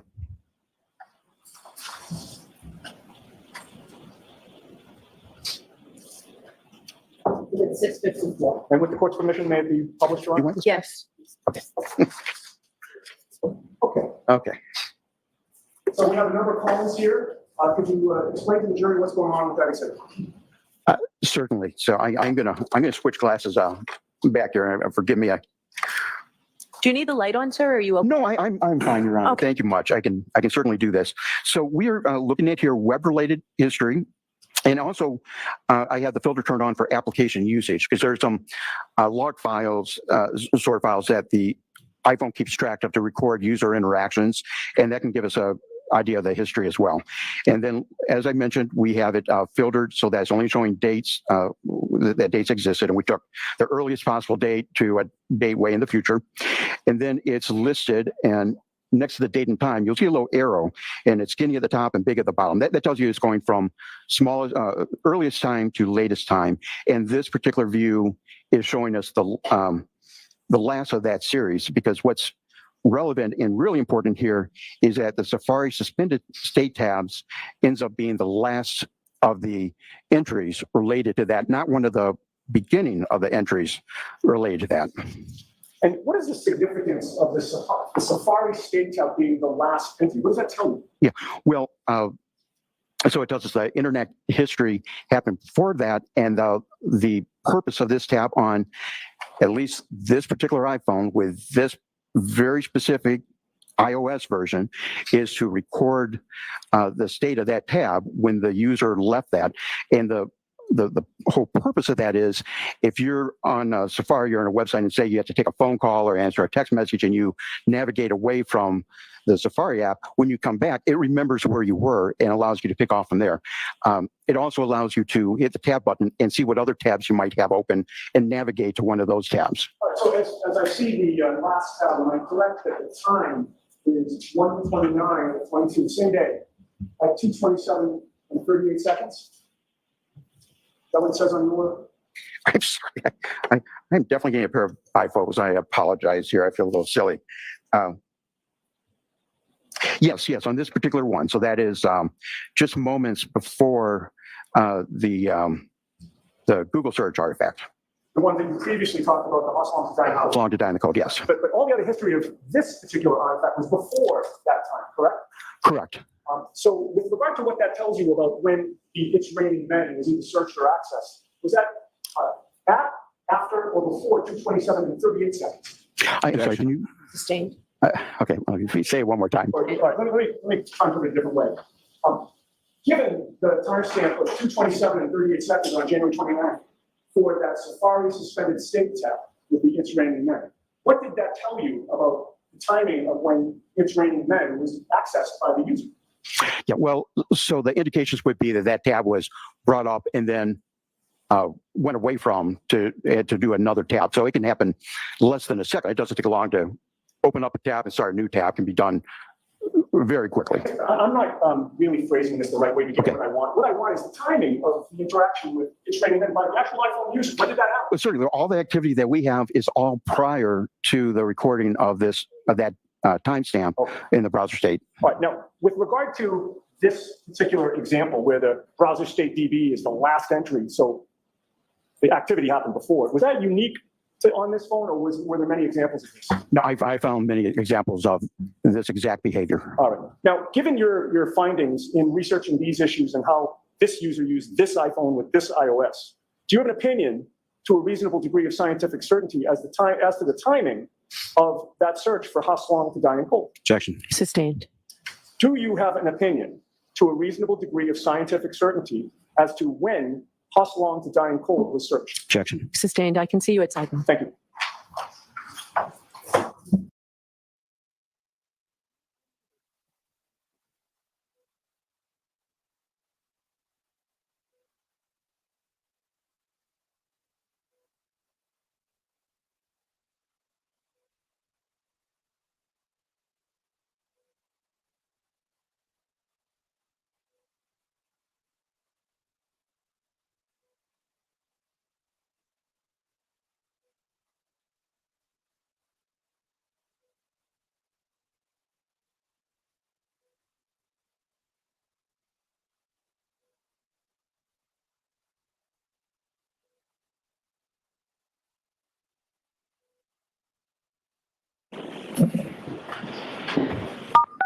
You are unmuted.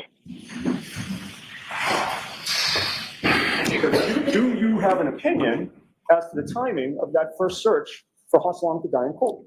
Yes, I do. What is that opinion? That would have happened at or before January 29, 2022 at 2:27:40 a.m. in the morning. And what is the basis for your opinion? Again, by how this particular phone operates with that exact operating system and comparing it to other data on that phone and the way it presented it out, it's all consistent with that search happening at or before that time. And what opinions or conclusions did you reach regarding how, if any, how the 2:27 a.m. search was deleted? Well, we know that that's in a deleted state. And importantly on that phone is I keep using the proverbial we. I found a lot of other that would have been used or deleted artifacts between the midnight and the early mornings on January 29, 2022. Okay. Are you aware of any internal mechanisms that could have caused that deletion? No, not in this particular case. I know no mechanism that would have done that. And you mentioned other deletions on the phone. I want to show you what has been marked, if I may approach. Sure. MMM for identification. Do you recognize what I've placed before you, sir? Yes, sir. What is it? Okay, this is from Cellbrite. It's a program, again, like the Axiom that processes data. And this is this lists out a 623. This lists out a deleted call record. Okay. Are you able to see from that record to whom the call was placed? Yeah, well, we have the number, and I won't necessarily read it out loud here, but through searching, and this is from the phone of Jennifer McCabe, but through searching for that the number, I was able to see that it went to, you want to say the name? Sure. Yep. Uncle Brian A. Okay. I would offer that into evidence, Your Honor. Same objection as before, Your Honor. As when this was, may we approach? Okay.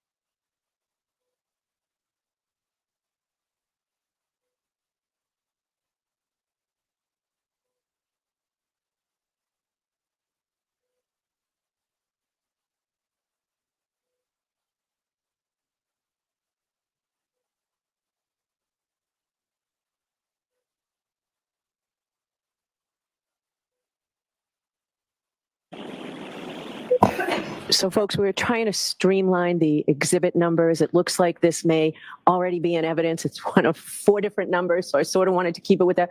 We are so far removed from where it was that this will just come in as the next exhibit. So you will technically have it in evidence twice. Okay. 655. Thank you. May I approach again, Your Honor? Yes.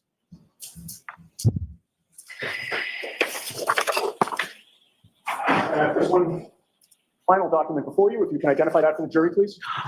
Yes, this is another report generated out of Cellbrite. It's based on Ms. McCabe's cell phone data, and this lists out the call log with a number of deleted items, a number of live items. I would offer that, Your Honor.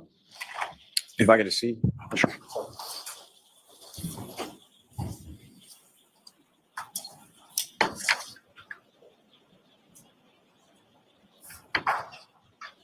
It's fine. I think it's already in evidence as well, but. So Actually, I confirmed it's not. It's not yet in evidence. We looked at the exhibits that were specified, so. It's 56. Thank you. If you could hand that to the witness, if I could have first page of that exhibit displayed. This is,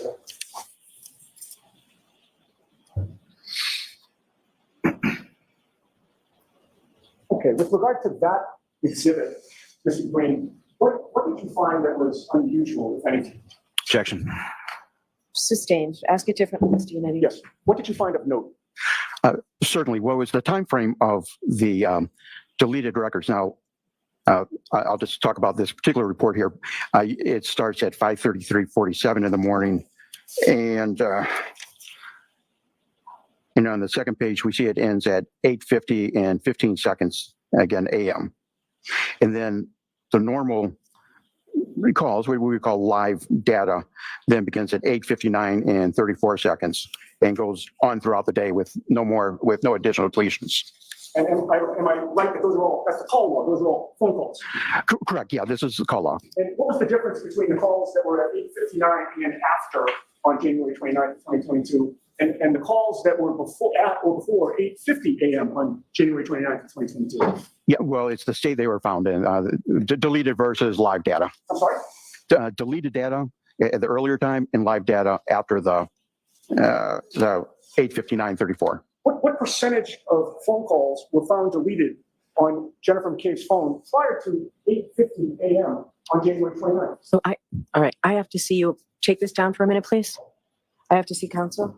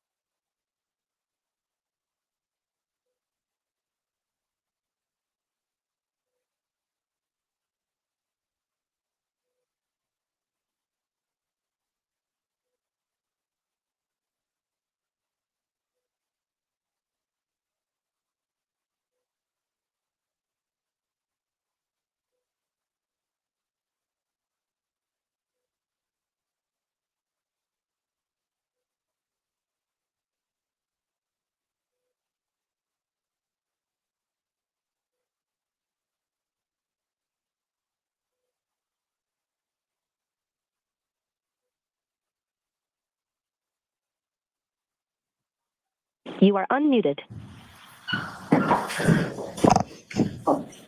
So, Mr. Green, I'm not sure if that question was clear, or if you understood it. If it's not, please let me know. But I had asked you from the first recorded call there that was listed as deleted until 8:50 a.m. or so, what percentage of calls were deleted on Jen McCabe's phone within that time period? Yeah, so we found no live data, so 100% of them would have been deleted. Now, are you aware of the term spontaneous deletion? No, sir. I know what the individual words mean, but in relation to digital forensics, I'm not familiar with that term. And do you have an opinion as to how those calls would have been deleted from that phone? Those would have been user deleted. I'll have a moment. Sure. No further questions. Thank you, sir.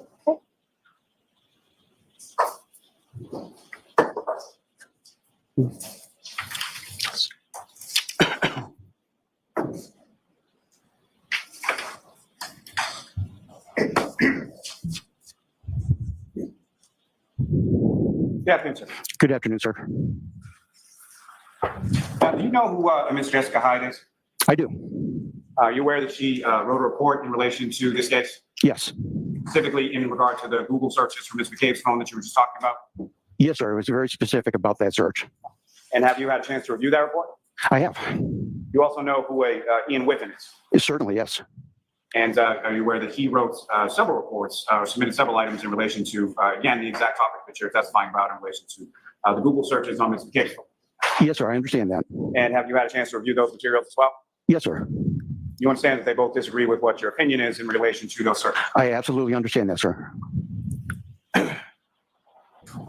Now, just as far as your qualifications and certifications go, I'm just having a difficult time. From the certifications that you have, at what point were you, or what, if any, certifications do you have with reference to Cellbrite as a tool, as far as your use and interpretation of data from Cellbrite? Certainly. So my certifications are much more broad. They have to do with a lot of the fundamentals and how we conduct the investigations and what tools we should know and when we need to know we need to do more work and such like that. Cellbrite, I do not have any specific Cellbrite certifications. They offer many of them. However, I have participated in, God, I can't even count, hundreds of their training events that they offer, both Cellbrite, Axiom, Belkacov. They all provide the community with fantastic support as far as that. And although certainly a class can be very good, but you really need to stay up to speed. You've got to participate in the most recent understanding being put out there. Even in the changes of their tools will change from one version to another. And so, to the point, as far as you have no certifications in regard to Cellbrite as a tool and how to use it, those kind of things? That's correct, sir. And in this specific instance, at any point, did you reach out to Cellbrite to go over sort of your findings or your opinions in relation to this search? I did. And who, if anyone, did you speak with from Cellbrite? As close as I can remember, I know it was Leo, and I believe it was Santos. And do you know what part of Cellbrite they work in or what they do? Well, he was in the technical support, and contacted him. He had informed me that they had elevated this up to some higher level technical support when they came back. His comments to me, if you want to hear them, was that this. Okay. Capture his comments, but at some point, I you understand. talked to technical support, is that correct? Absolutely. And they indicated that they would refer you to actually Mr. Whitten's team? No, sir, they did not. So you weren't told that you were referred to Mr. Whitten's team, and you weren't contacted by anyone from Mr. Whitten's team? No, and I forget the exact date. A couple weeks ago, maybe a month ago, out of the blue, I got an email from Ms. Whitten saying, and I can't. I don't want to misquote him, but certainly I got an email from him. I'm not asking you about any specific conversations Okay. you had. What I'm asking, and I'm asking about a time period more back in 2022. I'm sorry, I couldn't quite hear you. Back in 2022, did you reach out to Cellbrite in relation to this search and your opinions related to it? Yes, sir. And at that point, was that the point that you spoke to someone from technical support? Yes, sir. And at that point, did someone from technical support actually refer you or tell you that they were referring you to Mr. Whitten's team? No, sir, I had absolutely no idea about that. So no one from no one from Mr. Whitten's team reached out to you, and then you just never called them back. That didn't happen. Not that I'm aware. Now, you were asked to look at a couple different phones, and I'm assuming by counsel for the defendant, correct? Can you say that once again? I'm sorry. You were asked to look at 3 different phones, is what the testimony was. I'm assuming that was by some counsel for the defendant, correct? No one else asked you to look at these phones, correct? Oh, correct. Yes, it was from the defense asked me to. Yes. And so the phones that you were asked to look at were Mr. O'Keefe's phone, the defendant's phone, and Ms. McKay's phone, correct? Correct. Now, as far as Kerry Roberts' phone, were you ever asked to look at that? No. And with respect to the defendant's phone, was there any GPS location information or data that you observed in her phone? So we had an indication that location had been using there was something called Apple Map tiles, and those probably when you use the Apple Map app, that it in order for it to work, it will create these little tiles. They're little pieces of pictures, and they get stitched together to give you the view that you see on your phone. Now, for that had been working, we know location data had to be working. This particular location data, the location data cache, is known to only be present on the phone for a couple weeks. Now, what I don't know, and Mr. Lally, if I'm going too far, just please stop me. What I don't know are what measures were taken to preserve that data, whether it was put in airplane mode, whether the location services were turned off, whether it was put in a Faraday bag. And quite frankly, Mr. Lowry, I don't know if they did all that, if the location data would have remained or not. I've never tested that, but all indications it would have had location data on the day that it was seized, because we see the Apple Map tile. But when I got the full extraction, there was no location data there. Now, I did observe. So there was no GPS location data on the defendant's phone, correct? Correct. From what you observed. And again, if I'm, I did find deleted location data from April of 2022. Now, with respect to the defendant's phone, did you also find deleted web history data from the afternoon of January 29th, 2022? No, I'm sorry, I didn't observe that. Didn't observe it, or didn't look for You know, I really don't have a recollection if I specifically looked for deleted data. I don't believe I did. I don't know if I would have had to have a cause to. Now, with reference to, you were asking a question about location accuracy within 3 feet. You did some sort of thing last night on Cell Hawk using that tool. Is that correct? Certainly. And you were asked to do that after Trooper Guarino testified yesterday. Is that correct? I actually testified yesterday. And so with relation to you creating sort of that document, and that's now been marked as an exhibit, was that something that Mr. Yannetti asked you to do in relation to Trooper Guarino's testimony? Yes. Well, in all fairness, you need to ask Mr. Yannetti. I could make an assumption here. I mean, if I'm not. I don't know quite. Doing anything. I'm not trying not to answer you. You know, but I was asked by Mr. Yannetti to perform that search. So, Mr. Lally, please be cautious of that. Yes. So, Ms. Green, with respect to that 3 feet of accuracy, are you aware that what Trooper Guarino was testifying to in regard to that had absolutely nothing to do with phone applications or anything to do with data from phone or Cell Hawk or a tool or anything like that? No, I don't know the full extent of what Mr. Guarino would have been testifying to. And so you're not aware that his testimony was actually in regard to reviewing cruiser camera video from the Canton Police Department and photographs of where Mr. O'Keefe's body was, and then mapping that using GPS latitude and longitude based on that within a 3 feet accuracy. The objection sustained. Ask it differently. Are you aware of any of what Trooper Guarino testified to yesterday? What you're mentioning, I may vaguely be remembering. And again, I'm not trying to not answer your question exactly. My conversation with Mr. Yannetti is 3 foot when it comes to GPS data. Can you tell 3 feet from GPS data? And no, it's not known to be that reliable, and particularly Apple location services. How that applies to the trooper's testimony, you know, I can't say with specificity.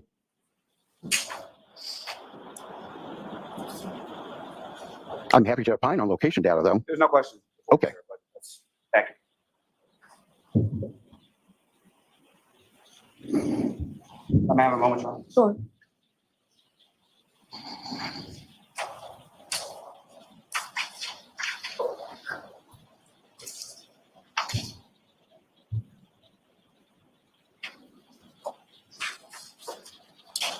Now, sir, with reference to Safari and deleted tabs, isn't it true that there is no way for a user to delete a tab, only to close it? Do you agree with that? Yeah, well, when you close a tab, all right, you're taking it out of the active state, and it's going to an inactive state that some people could call deleted. Now, the Safari history allows you to go in and delete history by certain date ranges, but you can also go into specific websites that you visited and delete those. Now, if you want me to continue, the WAL file itself, you can't open up a WAL file and say, I want to delete that record. But functioning the phone through the user interfaces will have an effect of deleting data within that WAL file. Isn't it also true that Celebrite uses that red X to annotate that the record is no longer active and has been recovered? It should then make it incumbent upon the examiner, being you in this instance, to determine if it was actually deleted, correct? Yes, sir. Thank you for asking. It's yes. That's all I'm asking. Okay. All right. Now, you stated in your affidavit, in your testimony, that you used the Sanderson SQLite or SQLite Forensic Explorer to examine the Safari tabs DB associated with the WAL file log. Is that correct? Yes, sir. Now, in your analysis using that Sanderson Forensic Explorer, was there an indication that House Long to Die in Cold was found in the WAL file? Yes, sir. Now, with regard to that, did you independently verify the cause of that timestamp that you observed there? Yes, sir. Now, is it your interpretation that the timestamp means the search appeared at that time solely based on the naming of the field in the database? No, sir.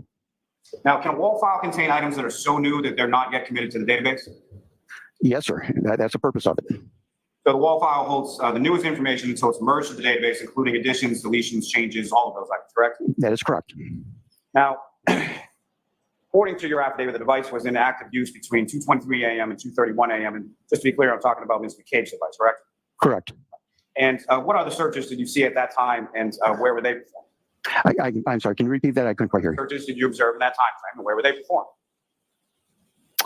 Well, there were a number of websites, including the Rainy Men exhibit that we did. There was Ozone basketball, I believe. There Hockermont, Smith. I can tell you that those, similarly, the last entry with those there is the browser state DB file. It's not at the beginning. It's not at the end. And I have a couple thoughts on why that may be in regards to Ms. Hyde and Ms. Whiffen. I'm happy to share those with you. I'm not asking you anything about that, sir. Very What I'm good. asking is it possible for a change request in the wall to a SQLite database pertaining to one particular field, leaving the other fields as what they were previously? I want to answer your question as well as I can. So can you repeat that one more time?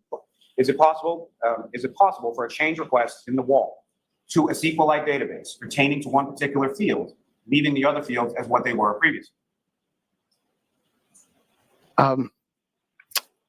So I'm having a little trouble answering this. So if I'm understanding correctly, when the wall file gets written to the database, and could that have made the change ending with this deleted record? Is that the question? I'm sorry. I want to answer you. I'm just a little lost on how you're asking it. And the question? Sorry? Do you not understand the question?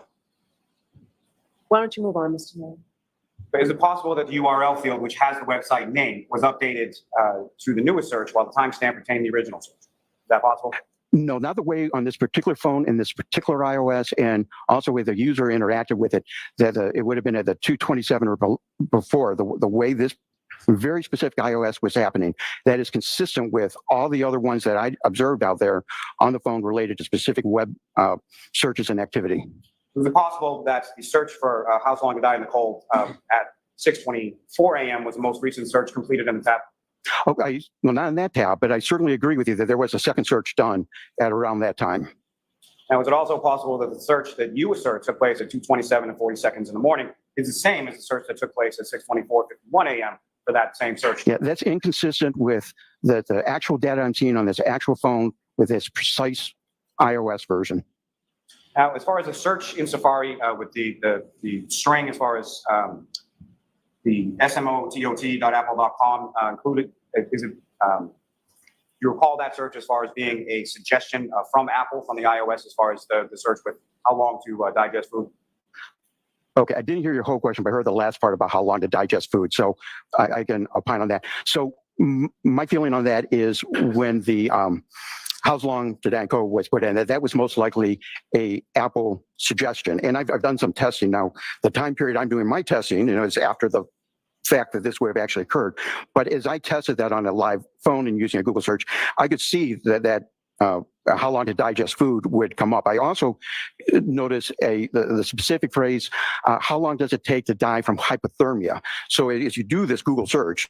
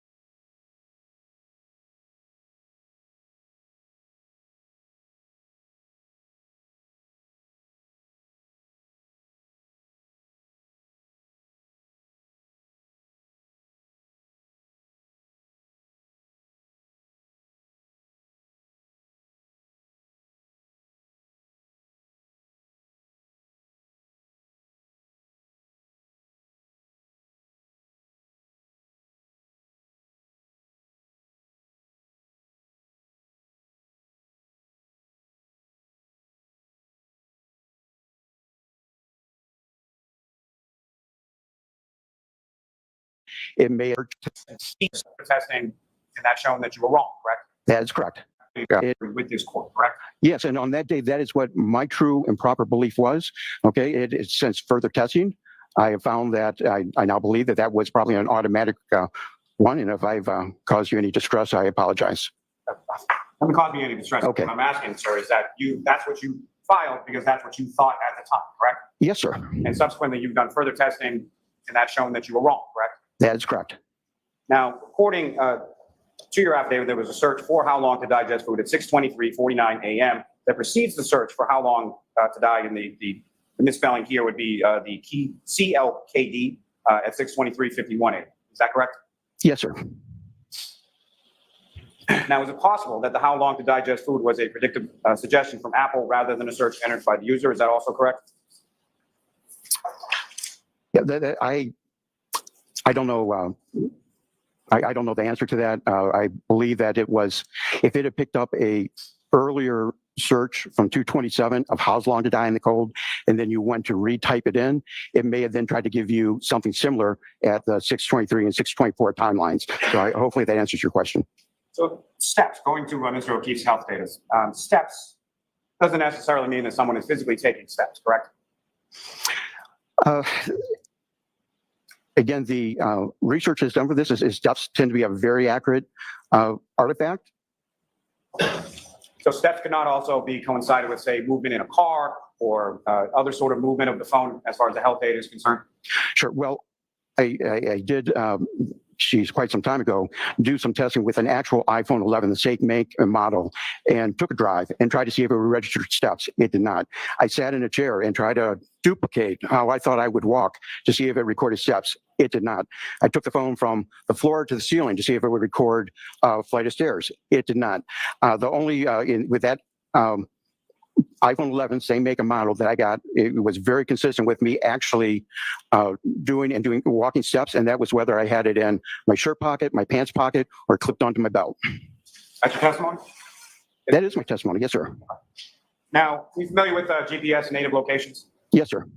And GPS native locations takes its data as far as defining latitude and longitude from a number of different sources, correct? Well, true GPS, okay, is going to take it from the GPS network. What you may be thinking of is assisted GPS, which the iPhone uses, and that assisted GPS will try to, it kind of does a crowdsourcing. So it'll look at cell towers, what's in range as far as like Wi-Fi's and a number of other devices, try to get you an enhanced GPS location and give you the best data possible. So it takes GPS native locations within an Apple iOS device, takes from 4 different sources. Isn't that correct? It tries to get from a variety of sources, like I just mentioned. Not all would be available. Now, with regard, did you look at any GPS native location data with regard to Mr. O'Keefe's phone? Yes, sir. And would you agree then that the GPS native locations didn't report any movement of that phone after 12:25 a.m.? 12:25. You know, I would have to look at the exhibit to see what the time of that last entry was. I don't want to misstate something to you, sir. Now, you were asked about sort of the elevation change in 3 floors, ascending, descending, and saying that you couldn't pinpoint a time period or within that 12:21 to 12:24 time period from the health data. Is that correct? Correct. It happened somewhere within that time. Could you pinpoint more specifically if you looked at the GPS native location data? No, well, we're talking Apple Health and GPS location. So But you said you couldn't do it. I'm sorry. Which one are you asking about? Please. What I'm asking is, you said you couldn't pinpoint it within the GPS health data. What I'm asking is, if you had looked at the GPS native location data, could you give a more specific pinpoint as to where Mr. O'Keefe's phone was? I'm going to allow that. Maybe see if we can. Okay.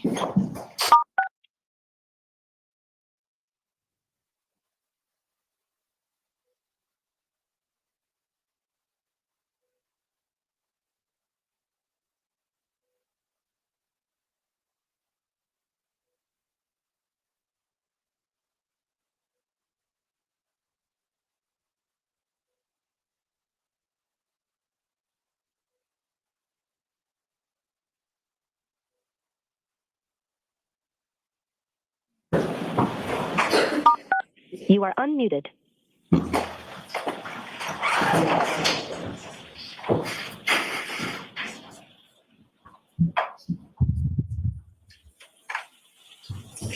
Now, to be clear, sir, you had indicated earlier in your testimony that the elevation change from 1221 to 1224, you could not pinpoint where in that time period, or specifically where in that time period the elevation change occurred, correct? That's correct. It's a time range. Yes, sir. So what I'm asking is, had you looked at that in the GPS and native location data, would you have been able to more accurately or specifically pinpoint when that occurred? Okay. So the location, are you looking for a yes or no? I'm sorry. Yes or no? I could try. There was, yes, there was location data within that time period. Okay. And are you aware that Mr. O'Keefe's phone from the GPS native location data was actually a half-mile away from 34 Fairview Road at the time that it made those recordings in the GPS Apple Health data? Right. Yes, I understand he was using Waze, and it had made that recording. I understand that. That's why the finding that 3 minute and 1 second offset brings into serious doubt if that time was accurate. And when you apply that to that location offset, then the Apple Health data and the GPS all aligns. Now, I have not decoded Waze and found out what functions they were calling and all that. And I don't mean to indicate that I have. I mean that the latest version of Axiom is bringing that up as an artifact and a timestamp related to Waze. And in the case of here, where minutes are important, I thought it proper that I bring this to the attention of the case as a possible explanation. As a possible explanation? As a possible explanation, sir, yes. The three different clocks that you were talking about, are you aware that those are actually associated to power usage and not applications? Right, that power usage was directly related to the Waze application. So it's your testimony that those three clocks apply to the times in Waze? Is that your testimony? I'm saying that the timestamps were directly related to Waze. It was reported by Axiom when you applied the filter and say, show me all the artifacts related to Waze. These were artifacts that came up related to the Waze bundle. So I guess you need to give it the weight it deserves. Like I said, I've not decoded Waze. That's not something that has been done, but I think we need to consider the 3 minute offset as it applies to giving significance to the Apple Health data and the Waze GPS. Now, turning to Ms. McCabe's phone again, as far as the search, what you indicated as last view time, are you aware that that is actually related to a time that it was actually focused on the screen as opposed to your interpretation of it? I'm aware that it appears to be the last time and date it was focused. And when it no longer was focused, that's when the timestamp was written. That's what's consistent with the other data on this particular phone, on this very specific iOS.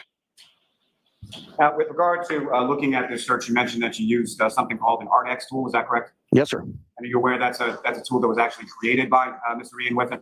Absolutely. And with regards to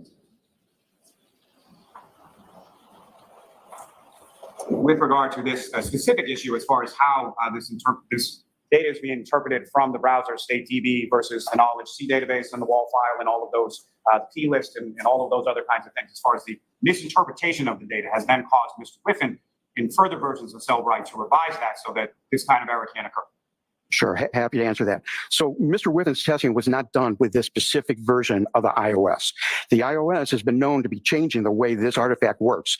To do proper analysis, the researcher that he is, he would need to work with that same iOS. Now, in regards to the Cellbrite question, they have two versions of the Cellbrite Physical Analyzer. One is the standard physical analyzer that's been out for several years now, probably is majority use in the community.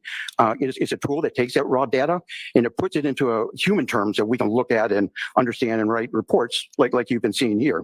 So they have the Cellbrite Physical Analyzer that's out there. I believe it's 7.68, but don't quote me on that. And then they have a new version that's come out called Insights, and this operates more on where you can put multiple cases in and that. It's only the Insight versions that they have bothered updating and no longer reporting on that time. Their current Physical Analyzer program, and I tested this a few days ago, still reports on that search occurring, and that timestamp. So currently Cellbrite is providing examiners, law enforcement, and people worldwide with two different versions giving two different results. That I can't speak to more than that, other than I've tested that, and I see how those programs are working now. So my question, sir, yes or no, is are you aware that Cellbrite has had to modify their software based on misinterpretation of data, as you've done in this case? Yes, with Asterisk, they updated one of two programs. Nothing further. No further questions. Okay. All right, Mr. Green, you are all set. Thank you, Judge. City will tomorrow. Please, with your votes. Yes, sir. All right, George, that's it for today. All right, so jurors, we are going to send you home for the weekend. Please do not discuss this case with anyone. Don't do any independent research or investigation into this case. If you happen to see, hear, or read anything about this case, please disregard it. We are on track. We will get this case next week for your consideration. See you on. Court, all rise for the jury.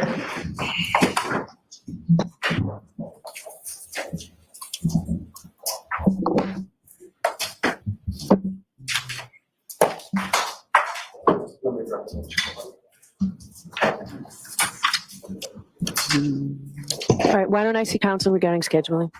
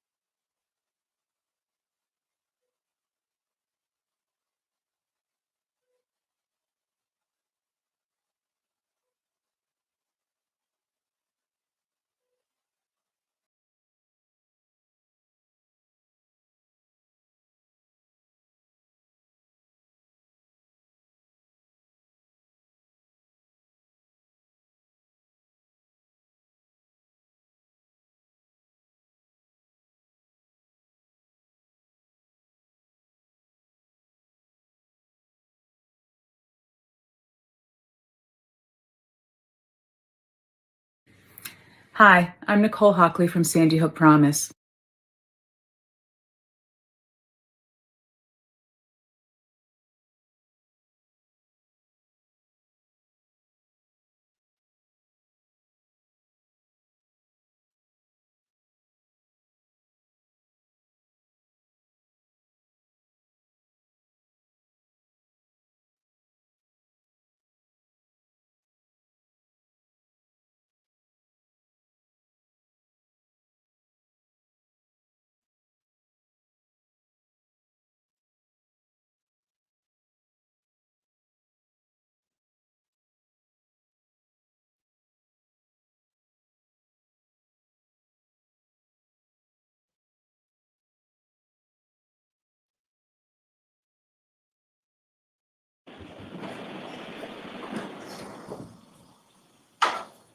Hear ye, hear ye, hear ye. All parties having anything to do before the Honorable Beverly Cannoni, the Justice of the Superior Court, now sitting in Dedham within and for the Commonwealth. Draw near, give your attendance, and you shall be heard. God save the Commonwealth of Massachusetts. This court is in session. Please be seated. 22-117, Commonwealth versus Karen Reed. All right, good morning, counsel. Good morning, Ms. Reed. Good morning, jurors.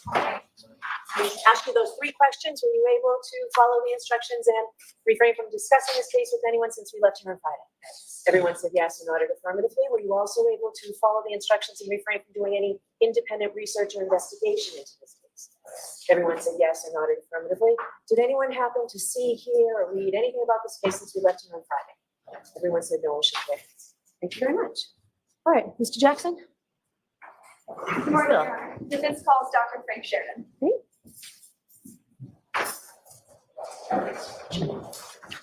From the voir dire. Those are exhibits from the voir dire.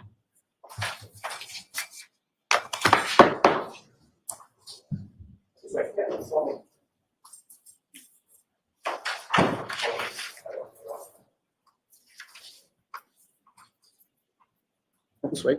Just watch your step for me. Yeah. Name, saying, You solemnly swear the evidence you give the court and jury in the case down here the truth, the whole truth, and nothing but the truth, so help you God. I do. Thank you.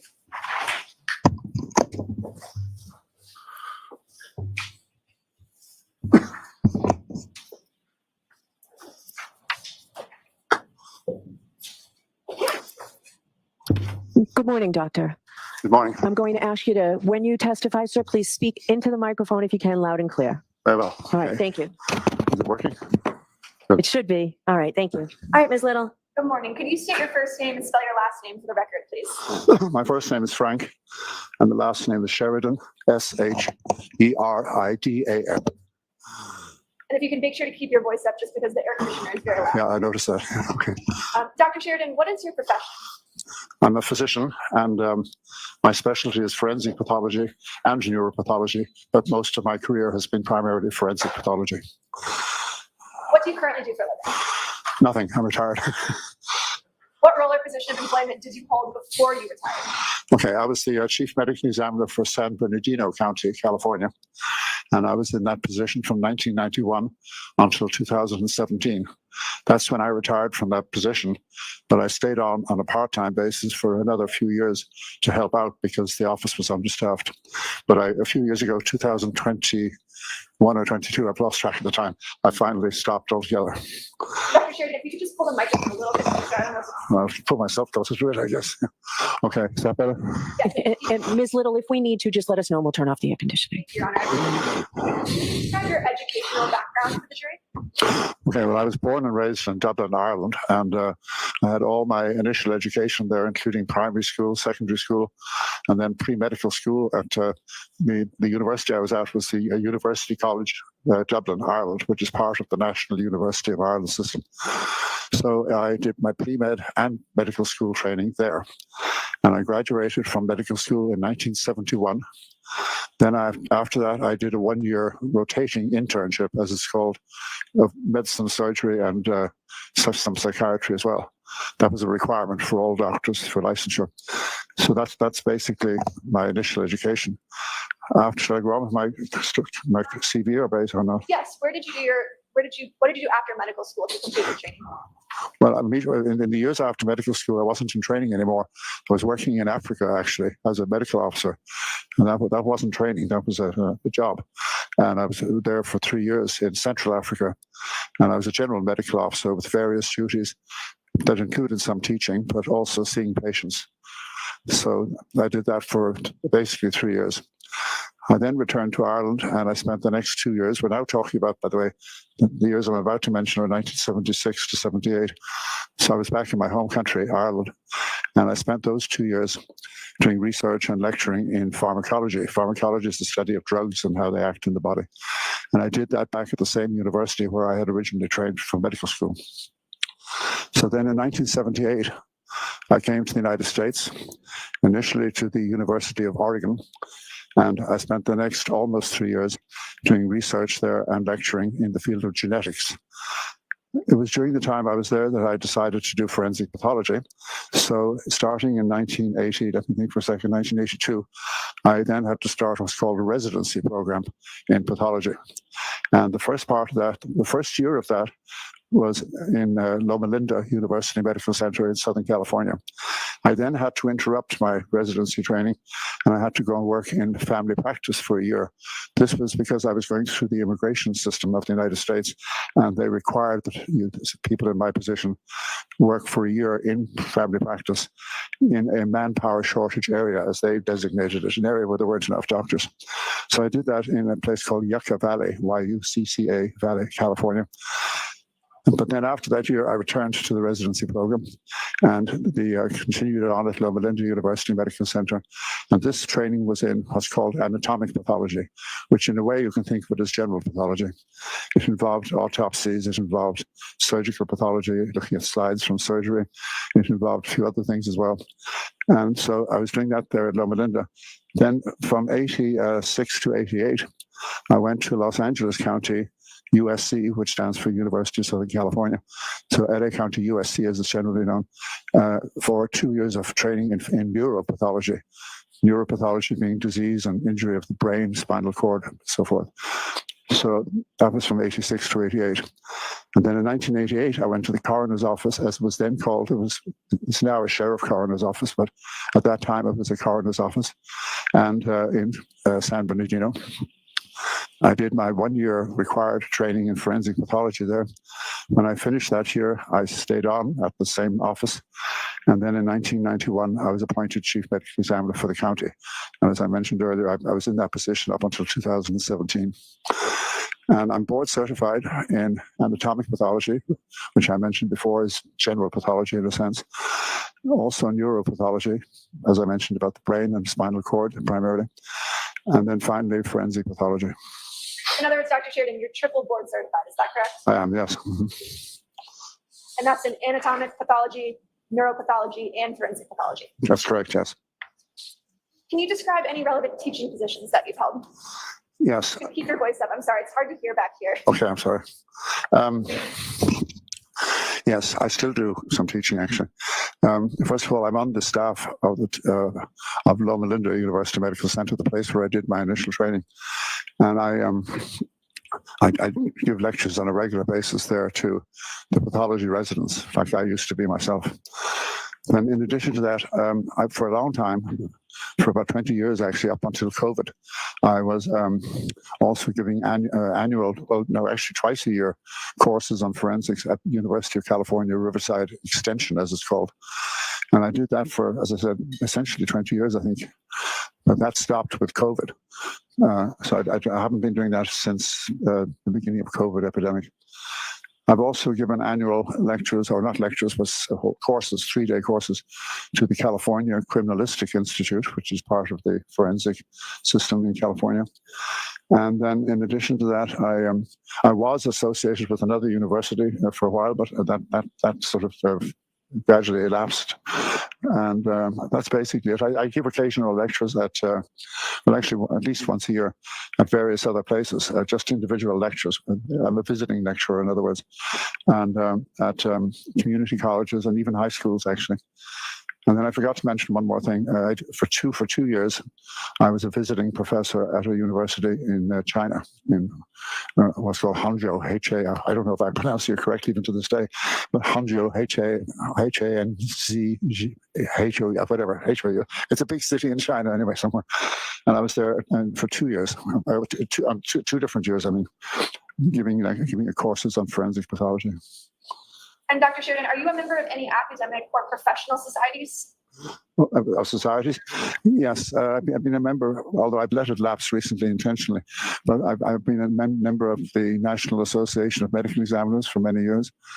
I'm also a member of the American Academy for the Advancement of Science, and also the American Forensic Institute, or the AAFS, American Academy of Forensic Science. I'm also a member of that.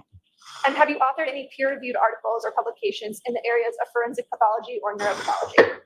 Yes, but not recently. When I was working, I was too busy to publish. But yes, I did author a few papers earlier on in my career.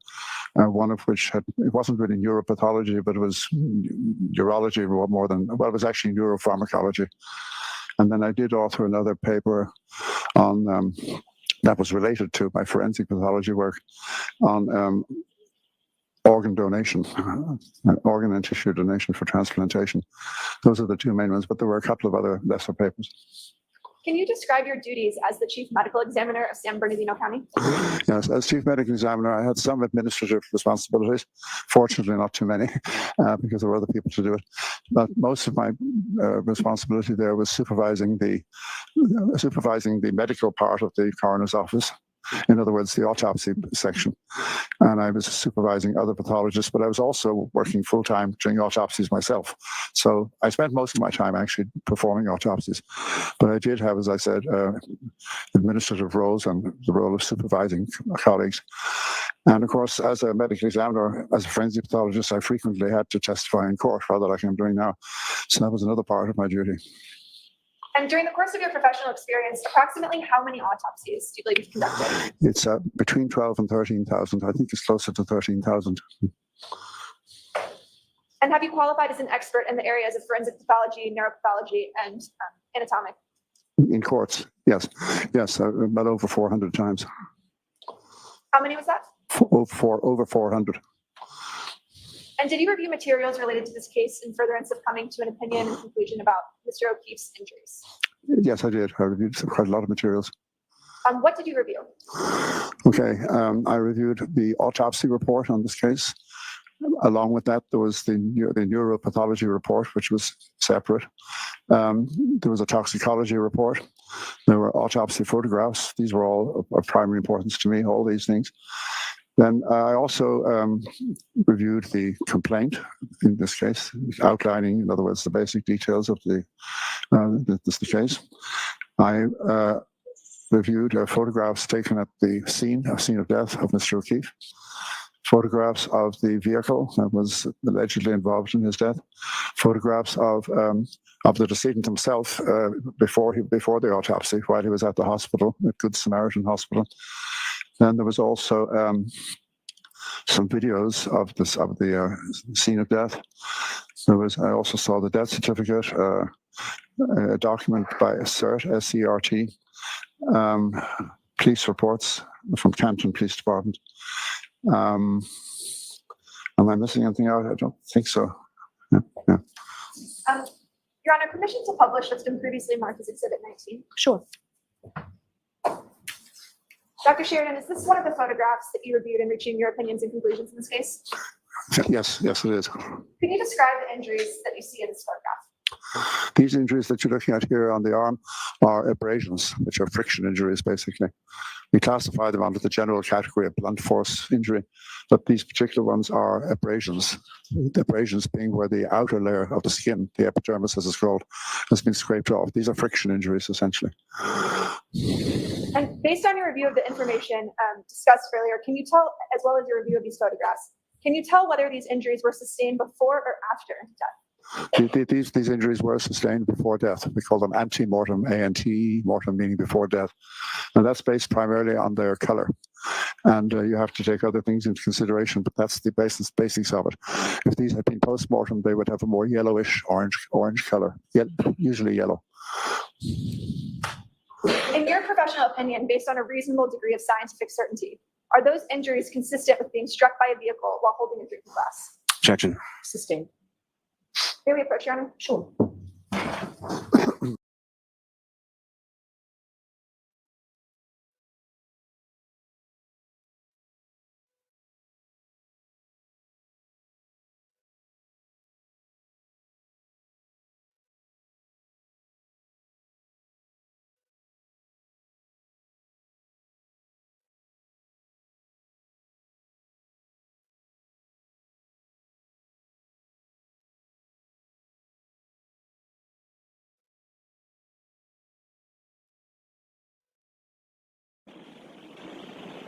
I'm going to take this opportunity to ask you again to keep your voice up, please, sir. I'm doing my best. My voice is not as strong as it used to You be. are unmuted. We'll stop the AC for a while, then. We'll stop the air conditioning for a while, then. We want to make sure we hear you. Okay. Dr. Sheridan, are these injuries consistent with a motor vehicle accident, in your opinion? Sustained. I would say in general, no. I mean, So that objection was sustained. I think Ms. Little's going to put it to you in a different way. I'm sorry. If you could assume for purposes of this question that this individual was involved in a motor vehicle collision as a pedestrian, based on your review of his photographs, are those injuries consistent with having been struck by a vehicle? Objection. Sustained. Why don't you come back a minute?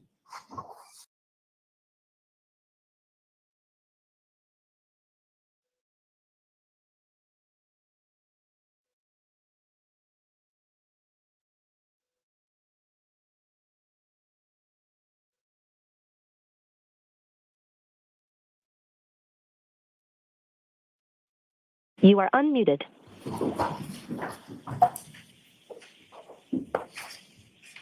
Dr. Sheridan, how many autopsies have you conducted on individuals who were involved in pedestrian vehicle motor collisions? Involved in what pedestrian vehicle? Yeah, well over 100. What other experience do you have in terms of conducting autopsies with individuals who have been involved in motor vehicle collisions? Well, I mean, if you take motor vehicle accidents in general, they'd be probably nearly a quarter of my total number of autopsies. So in other words, that'd be close to 3,000. Yeah, that's about right. Based on your professional experience, what is your opinion regarding whether those injuries are consistent with a pedestrian being struck by a motor vehicle? Objection. I'm going to allow it. You can answer that, Doctor. Can you answer that? I can answer it, yes. So go right ahead. Okay. Okay, but the question was to be precise. Can you just rephrase it? I mean, I said yes, I can answer it, but I can't remember exactly how you phrased it.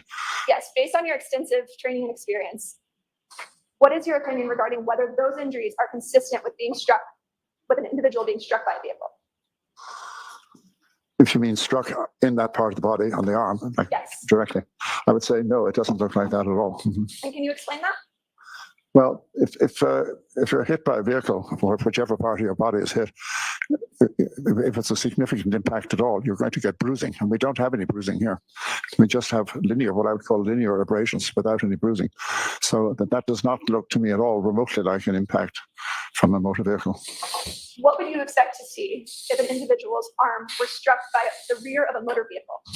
Well, as I just said a second ago, primarily a lot of bruising, and that's what we don't see here. You might see, well, depending on the circumstances, you might see other things like a fracture or fractures, but you would at least expect bruising. In your professional opinion, based on your many years of experience, have you conducted any autopsies involving individuals who were involved in any sort of animal attack? Animal attacks in general, yes, quite a few actually. But when I say quite a few, it's not an enormously common event, but I've done probably at least a dozen or so involving deaths where an animal was involved one way or another. Have you conducted any autopsies in which any individual was attacked by a dog? Yes, I have a few. Can you describe that for the jury? Well, I'd have to just refresh my memory out of the blue here. But first of all, I had a number of cases, 3 or 4, I think, over the years involving children. It was primarily children who were killed by feral dogs. And the dogs attacked the kid and killed them. So I had that a few times. But then I've also had cases where an animal or a dog particularly was involved, but wasn't the actual cause of death, so to speak, but they were involved in something that was happening and left some traces of their activity in the form of bite marks or scratch marks. In your professional opinion, are those injuries consistent with an animal attack? Are they consistent with what? An animal attack. I would say they are, yes. I'm not 100% sure about this, but my initial reaction when I saw this photograph was that it was probably an animal mark, and most likely I would say a dog. Scrape marks with the paws, and possibly also a bite mark from the teeth as well. Possibly. I'm not 100% sure. I didn't get a chance to analyze it right there on the spot, so to speak. But my basic impression is that these are consistent with marks caused by, say, a dog using his paws or claws, if you want to put it that way, and possibly the teeth as well. And if there's a pointer up there, would it be possible to direct the jury to the injuries that you're referring to on the screen? There should be a little laser pointer up there. I don't know that I see one. It's not there. May I approach you? Sure. Okay. Using the laser pointer, could you indicate the injuries that you believe to just testified are consistent with scratch marks? Actually, in a sense, they're all consistent with scratch marks in the sort of the more generic sense of whether it's the paws or the teeth, they're going across the skin rather than going straight into it. So they're all of these marks are generally consistent with, if you want to call them scratch marks. So I don't know if this will work on the screen, but you basically got what looks like there's one pair there with possibly a third one in the middle. There are 2 very clear parallel marks there with another one fainter in the center. Then you have, going closer to the elbow, you've got another 2 or 3, whichever way you look at that. At the elbow itself, you have, that's that part of the elbow there is what I would think is the most likely candidate here for a bite mark, because it has something of the configuration of the outline of teeth. And then the ones on the forearm are a little bit less obvious, but they're still consistent in general with, I would say, claw marks or maybe from the teeth. Dr. Sheridan, if you assume that the decedent was standing with his arm extended in this manner, and he was struck with the rear taillight of a 7,000-pound Lexus only on the arm, such that it spun him around and propelled him 30 feet, do you have an opinion as to whether or not these arm injuries are consistent with that scenario? Objection. All right, I'll see you inside. Huh?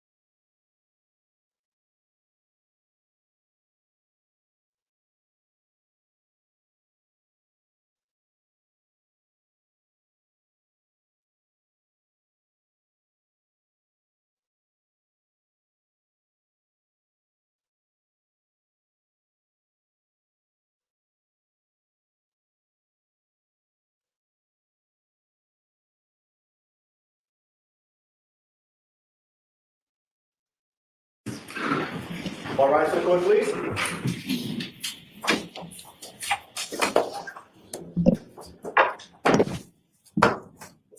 Hold me, please.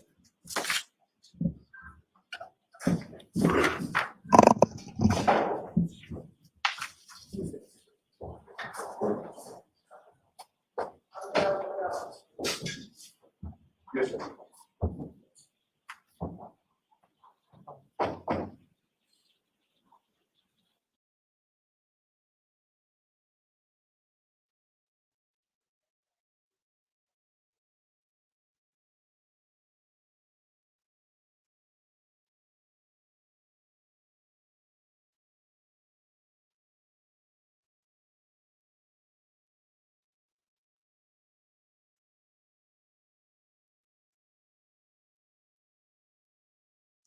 Hey there, Karen Reed, trial watchers. You know what a lot of the trials we cover remind me? It's that you got to be careful who you surround yourself with, who you let into your life. Do you really know? I mean, it's a scary thing to think about. Well, that's why I'm so thrilled to talk to you about the sponsor of this week's Law and Crime Trial stream, truthfinder.com. Honestly, with our content, I really can't think of a better service that can provide actual safety for you guys. Why do I say that? I say that because Truthfinder is one of the largest public records search services in the United States. Their whole goal is to help people like you learn about the people in their lives. And here's how it works. You go on their website, truthfinder.com, and you type in a name. For instance, your new neighbor. Let's say your new neighbor is me, Jesse Weber. Make it easy. You type in my name, and within minutes and a paid subscription purchase, you can access unlimited reports that could include information like phone numbers, location history, criminal and traffic records, including possible arrests and criminal convictions. Goes without saying, but I don't have any of those. Truthfinder has been partnering with Law and Crime for a while now. We actually use it to research some of the cases that we've been covering. But in general, it can help provide peace of mind when you do these unlimited public records searches. Also, you know what's really useful? From within that report, you can search an address to see registered sex offenders that may live in that area too. That's the point. Unless you use Truthfinder, you may never know the reality about the people around you. Also, Truthfinder is just an incredible resource to use when reconnecting with people like long lost friends, family members you haven't spoken to in a while. You can use Truthfinder to help track down these people's information. It's just a great tool. Now, here's the kicker. Right now, you can get 50% off of your first month of confidential background reports. Just go to truthfinder.com/LC Live.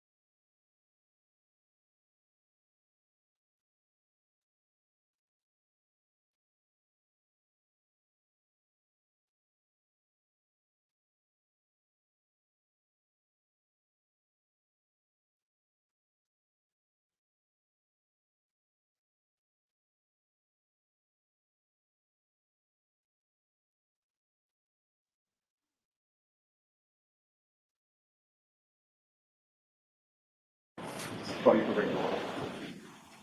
So I'll see counsel.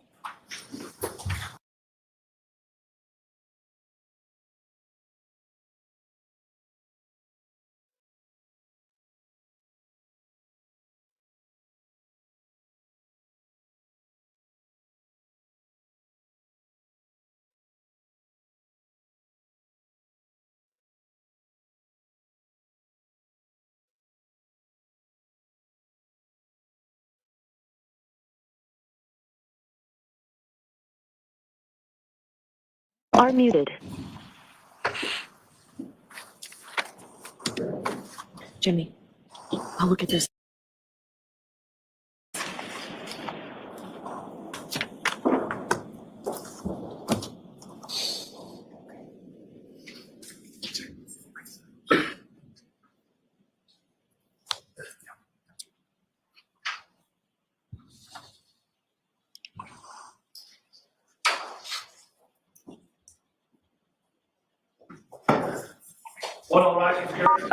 You are unmuted.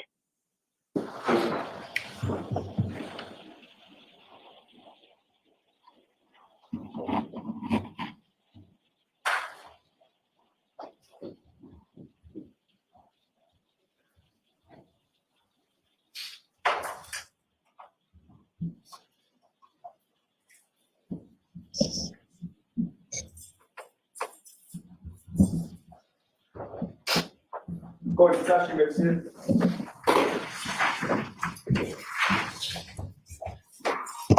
All right, go right ahead, Miss Little, in a loud voice. Thank you. And Dr. Sheridan, I'll ask you to also just keep your voice up for this question. I'll try.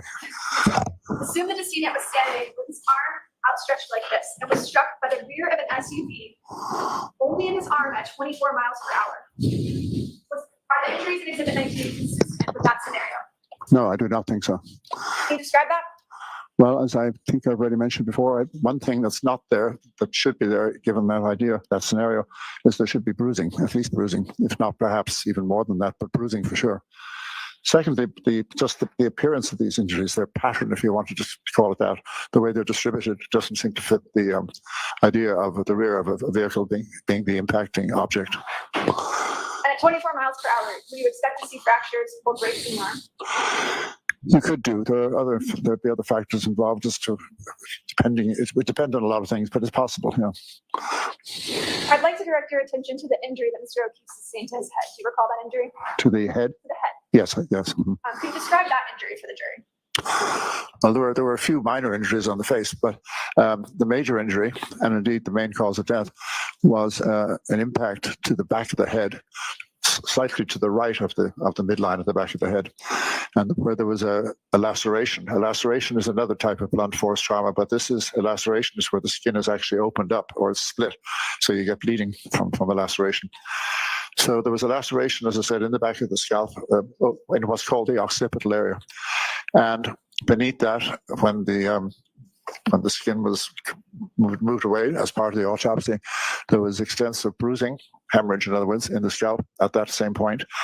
There was a fracture that started at that point in the skull, but traveled all the way forward to the frontal areas of the skull. So you have the impact. The impact site is clear because, as I said, you've got the laceration. That's where the impact was. So you have the impact with the scalp hemorrhage there, and the skull fractures. Then the brain itself it had injuries, significant injuries. First of all, there was bleeding on the surface of the brain, and that's very common in situations like this. But in addition to that, there were extensive bruises. Contusions is the real word, actually, but they are essentially bruises of the brain substance itself, and that they were in several different parts of the brain, including the frontal areas, which are near the forehead, and also the temporal, which are towards the side, more or less. And then there was also hemorrhage deep inside the brain in the ventricles, which are open areas in the center of the brain. All of these things were described in the neuropathology report, and you can see them in the photographs that were part of the neuropathology report as well as the autopsy. Because of, as a result of, I should say, the injury to the brain began to swell, and that's what it usually does after major trauma. And as a result of the swelling, you had what's called herniation, where the brain if you want to think of it this way, the brain is trying to expand, but it can't because the skull is around it. So it begins to put pressure, pushing, especially downwards towards the top of the spinal cord. And eventually, as happened in this case, it's quite clear from the photographs, the brain herniated downwards, the brainstem particularly herniated downwards, and this would have been the final straw, so to speak. That's what would lead to respiratory failure and death. So this was a fatal injury for certain. And what impact would that type of injury have had on the individual after sustaining it? You know, once this injury occurred, once this impact occurred, Mr. O'Keefe would have been unconscious. He would still be capable of breathing for a while until that brain swelling took over and pushed the brainstem down. But he would immediately from the point of impact, he would have been unconscious for sure. He had been able to stand up, move, or walk? No, he would have been unconscious completely. Do you have any opinion regarding whether that injury is consistent with having been struck on the ground on dirt or grass? I'm sorry, I didn't quite get the question. I'll rephrase it. That was a poorly worded question. Is that injury consistent with striking dirt or grass? Like, for example, falling onto grass? Yes. No, I don't think so. If there's a fall involved here, and there could be, it would be onto a hard surface. But the grass, and as I understand from all the material I reviewed, there was also some snow, and so that might even cushion the impact even a little bit more. But even without the snow, grass is basically too soft for somebody falling and hitting their head on it to get the injuries I've just described. In addition to focusing on the injuries that were present, what significance do you place on the absence of injuries in conducting an autopsy? What significance do I put on what? In addition to focusing on the injuries that are present, what significance do you place on the absence of injuries when conducting an autopsy? Well, as you put it there, it's a rather general question, but I mean, when you're doing an autopsy, you obviously want to see what is there and what's not, and everything can be relevant, including absent things. Now, in this particular case, there are a number of features of things that are absent that are important. I've already alluded to one, and that is on the arm. If that was an impact from the vehicle, I would expect bruising. But do you want me to continue? Yes. But if Mr. O'Keefe was struck with it depends, obviously, what part of the body is theoretically involved. But if a vehicle hits you, whether it's the back of the vehicle or the front, you're going to have, as long as it's not going extremely slowly, if it's going at any speed at all, any significant speed, it's going to cause at least bruising. And that in this particular case, one of the things that struck me was that there was a distinct absence of bruising on the torso. There was the chest, abdomen, hips, whatever. And also, in most cases that I've ever been involved in where a pedestrian was hit by a vehicle, there are injuries on the legs, including fractures, which are very common on the legs. So the absence of all of these things in this case, I think, is important. Have you conducted autopsies involving individuals who are involved in fights or altercations? Yes, many, many times. Approximately how many? Gosh, I have no idea. And it's a lot. I mean, I've done, I said earlier that between over 12, maybe 13,000 total autopsies.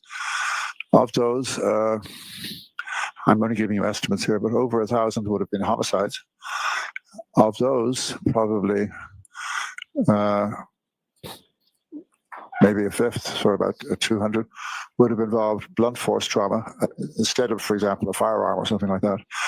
And in those cases, and of course, so all of those and other cases involving sharp force, homicides involving sharp force may have evidence of a struggle as well. So it's in the hundreds, yeah.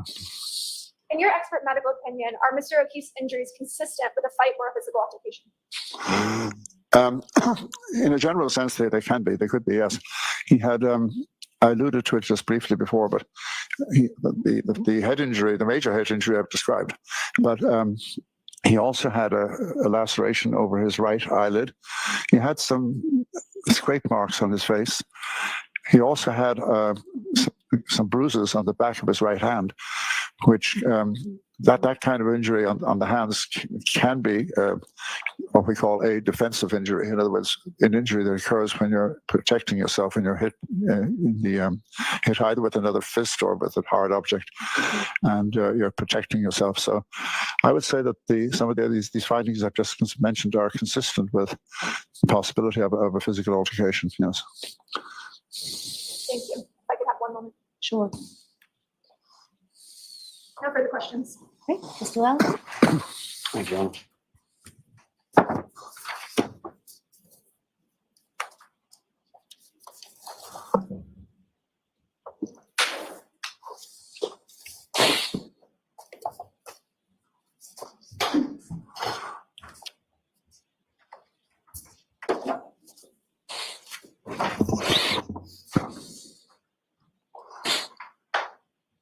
Morning, Doctor. Morning.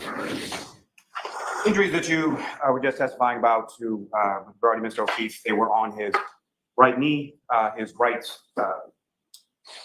arm, as well as the back right side of his head. Is that correct? Yes, I forgot to mention the knee, but yes, there were injuries in those places, yes. And understandable, but this isn't an autopsy you performed yourself, correct? I did not perform myself, no. You never saw the body. You're looking at photographs and reports, correct? Yeah, I'm going by the photographs and the autopsy report, yes.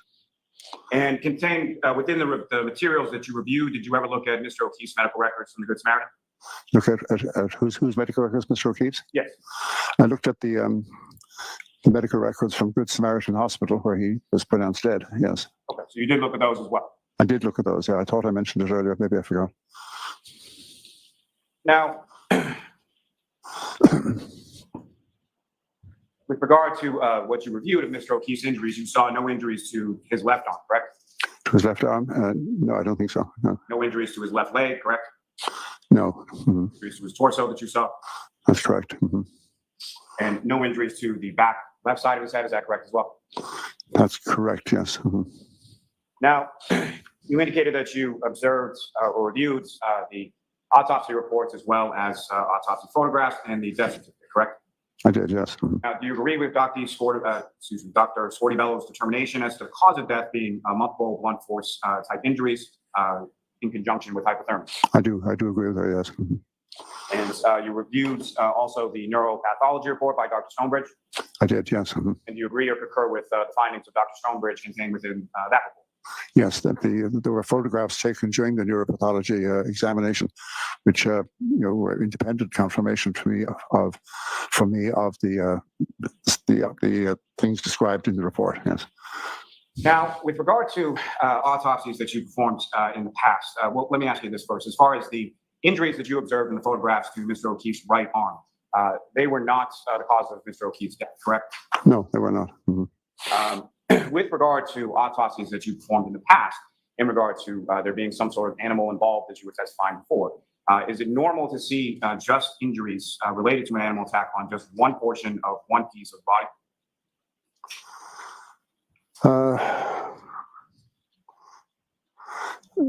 Yes, in the general way. I mean, as I mentioned, I think when I was answering the question about the cases I've done involving animals, I tried to divide them into two groups because there's an important difference. Some of those cases were cases where the animals were responsible for the death itself. As I said, a bunch of feral dogs in one case, particularly that I remember. Another was a case where it wasn't a whole bunch of them, but there were two dogs, large dogs, and they killed the victims, children. So those individuals had multiple injuries, including deep bite marks that were fatal, particularly in the neck area. But they also had, and I'm stretching my memory a bit because it's a while since I did these cases, but I do have a general recollection that in in those cases, I should say, in addition to the fatal injuries, there were also some non-fatal sort of things like paw marks. And I can't remember the distribution though on the body. Do you remember as far as whether or not these injuries that you observed and not taking the child fatalities with the dog's maul, I'm presuming that those involve injuries to significant and extensive parts of the body, is that correct? Yeah, those are the ones where the animals caused the death, yes. So in the other instances that you were talking about, do you recall even whether or not those injuries that you observed were ante-mortem or post-mortem? I'm sorry, I couldn't hear the last part. The other ones that you were talking about as far as the other animal attacks that you've seen, yeah. Do you recall whether or not the injuries that you observed in those instances were ante-mortem or post-mortem? Oh, ante-mortem. Well, actually, in one of the cases that comes to mind, the marks appeared to be post-mortem, and that was this person was actually a homicide victim, and they were lying outdoors, and their own dog. This was according to police, though, who came on the scene. When they arrived, there was a dog that turned out to be the victim's own dog, was pawing at the body, but the person was dead. But in another case that I can think of, the scratch marks from dog paws were ante-mortem. And they were confined to one place only. I'm trying to remember what part of the body. This case, I had to testify later on. In this case that I'm thinking of now, the paw marks were limited to just one location. I can't remember exactly where they were, though. Whether it was the leg or the arm, I can't remember. And that was post-mortem injuries that you're talking about there, correct? No, in the second case, they were ante-mortem. So in other words, there's been post-mortem and ante-mortem. Yes. The injuries that you observed on Mr. O'Keefe's arm were to the posterior part of his arm, correct? Yes, basically the posterior. No injuries that you observed on the anterior portion or the other side of the right arm, correct? That's correct. Yes. No other injuries that you observed consistent with what you're talking about as far as an animal attack on any other part of Mr. O'Keefe's body, correct? That's correct. Yeah. Mm-hmm. And from what you observed in the reports and the photographs, you can't say definitively what type of animal, correct? That's correct. I can't. And you can't say, even if it was an animal or was a dog, what breed of dog that was. Is that correct? No, but if I had to try, and if I said, Not asking you to try, so I'm just asking whether or not you can say whether or not what breed of dog it was. no, I can't tell you what breed. No. You can't say whether or not those injuries were inflicted inside a house or outside of a house. Is that correct? Yeah, I have no idea. You can't say when they occurred, correct? Only that they were when he was still alive. Yeah, but other than that, no. And they are fresh looking. I mean, this generally, so they look like that they happened very shortly before death. And when you say short time, you're talking about hours? Minutes to hours, I would say. Minutes to hours, but you can't. I mean, I'm talking just based on the injuries themselves alone, giving anything else out. You can't time injuries as exactly as you might think from CSI or one of these television programs, but they are generally fresh for sure. And but just looking at those on their own, I would have to say minutes to hours, yes. Now, at some point, were you given or did you review any files from a lab at the University of California, Davis? I'm not sure. In relation to what? So are you aware that the State Police Lab in Massachusetts swabbed areas of the sleeve on the right arm of Mr. O'Keefe and sent samples from that in the areas of where the injuries occurred on his right arm, and then sent that to a lab at UC Davis? Are you aware of that? I'm not sure that I remember that, no. And so you're equally unaware then that when that was tested, there was no canine DNA found from any of those swabbings in the area where the injuries that you're describing as scratch marks or bite marks occurred? I wasn't aware of that. I must have missed it. Are you aware of any sort of bite history or a specific animal at 34 Fairview being involved in attacks on other dogs? I'm sorry, I don't think I understood that question. Were you aware that there was a dog that resided at 34 Fairview Road? Am I aware that there was a dog there? Yes. I was informed there was, yes. Were you also informed that that dog, months later, after January of 2022, was involved in an incident in which it attacked another dog, humans intervened, and one of the humans was bitten? No, I didn't know that. Were you aware that there were photographs of an actual bite mark from that actual dog months after January 29th? Were you shown any of that? No, I don't believe I was.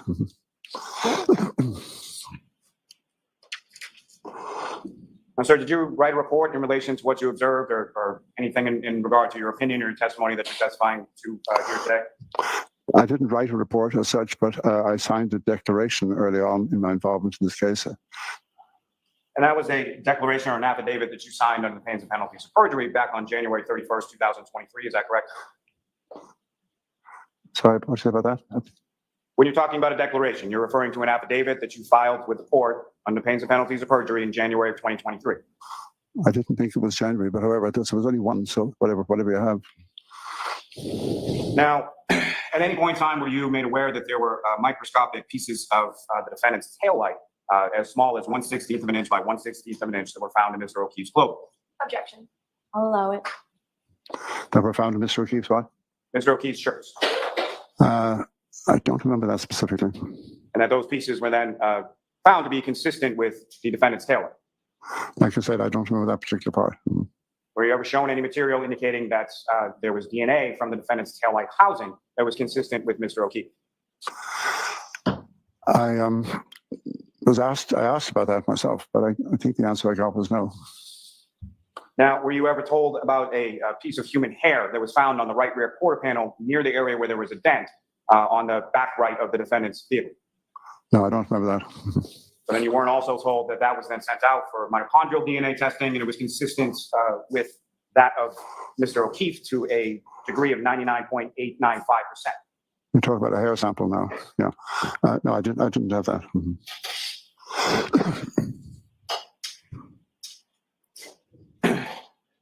Now, doctor, would you agree that in blunt impact injuries, the characteristics of a blunt object can then be transferred to the victim in the form of pattern abrasions that match the characteristics of that blunt object? Yes. Now, of the photographs, you reviewed photographs of the scene, photographs of the vehicle, is that correct? Yes, I did. You're aware that there were a number of different pieces of the defendant's taillight that were photographed as well. Did you ever see those? I did, yes. Do you recall seeing any piece of a clear plastic taillight piece that was recovered on January 29th, along with Mr. O'Keefe's sneaker that had dimpling on the outside of that clear piece of plastic? I can't. I remember seeing the pictures of the glass fragments, but I don't remember any more specifics than that. Do you know what a compression abrasion is? What? Compression abrasion. Yeah, although it's not a term we use all the time, but however, yes. And a compression abrasion can occur when there's direct pressure from a blunt object together with slight rubbing movements that produce skin and epidermal crushing. Is that correct? Yeah, you have to have some lateral movement as well, though, to get an abrasion.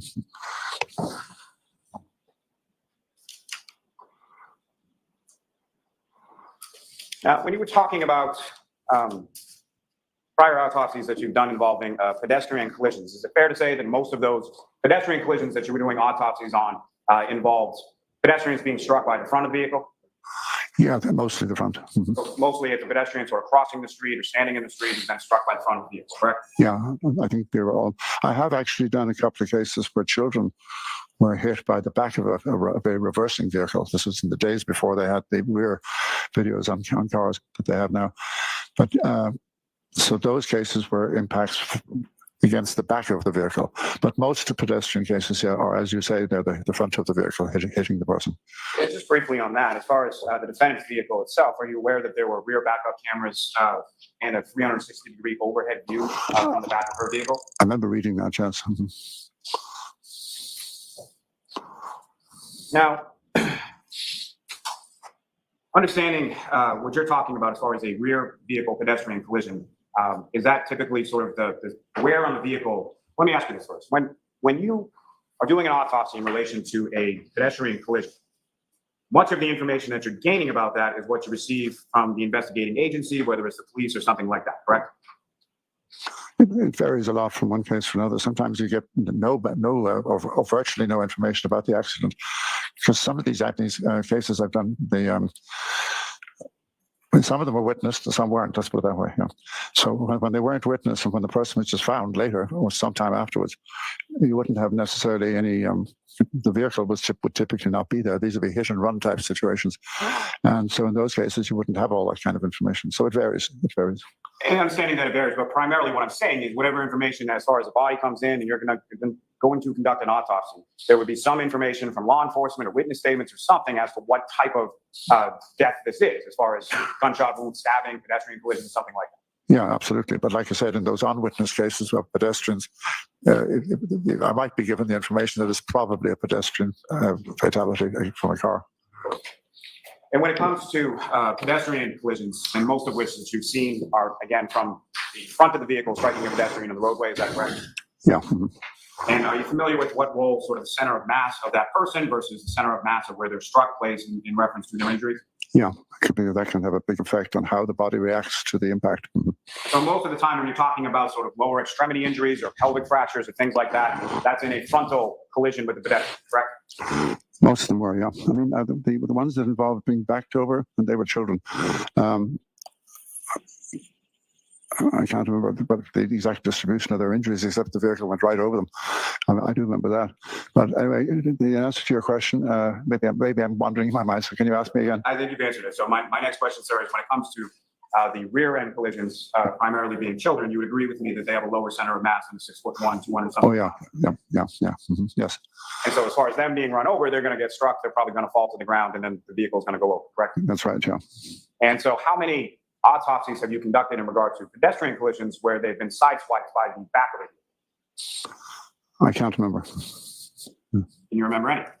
Not off the top of my head, no. And so if someone is struck by the right rear portion of a vehicle and then projected away from the vehicle based on speed, based on force, based on whatever, would you then expect to see those same type of pelvic fractures or lower extremity injuries that you talked about with a frontal collision? Well, it depends on the exact position of the victim at the moment of impact. And of course, it could be a lot of different things. They could be, the victim could be facing the vehicle, they could be sideways on, they could have their back. But you're going to see bruising somewhere in that area, in one of those areas, either on the back, the side, whatever, or the front. I would expect to see bruising, significant bruising. But as you testified earlier on direct, it's sort of dependent or variable depending on how the victim pedestrian interacted with the vehicle. Isn't that correct? Yes, but I'd expect bruising for sure. I mean, whether you get fractures and so forth will depend on, or for that matter, internal injuries, depends on a variety of factors, but you're going to get bruising for sure. You did see bruising on Mr. O'Keefe's right hand, correct? Yes, a small bruising. It looked like 2, possibly 3, almost confluent or close together bruises. Were you aware from the materials that you reviewed that Mr. O'Keefe was last seen sort of on video exiting from a bar at about 12:11 a.m. holding a cocktail glass in his right hand? I vaguely remember that, yes. Were you also aware that there were pieces of a cocktail glass with Mr. O'Keefe's DNA on it that were found right in the general vicinity of where his body was found? That I don't remember.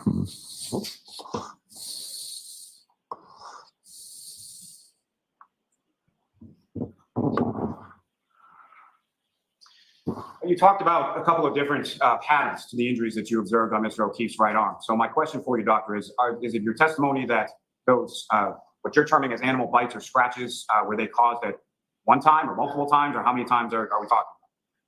You mean on different occasions? As far as in, there are multiple abrasions as you've termed them, and you're attributing them to an animal attack, correct? I think that's the most likely explanation for these, yes. And so my question is, sir, is that from the dog or the animal, or whatever it is, scratching Mr. O'Keefe once, more than once, based on what you observed in?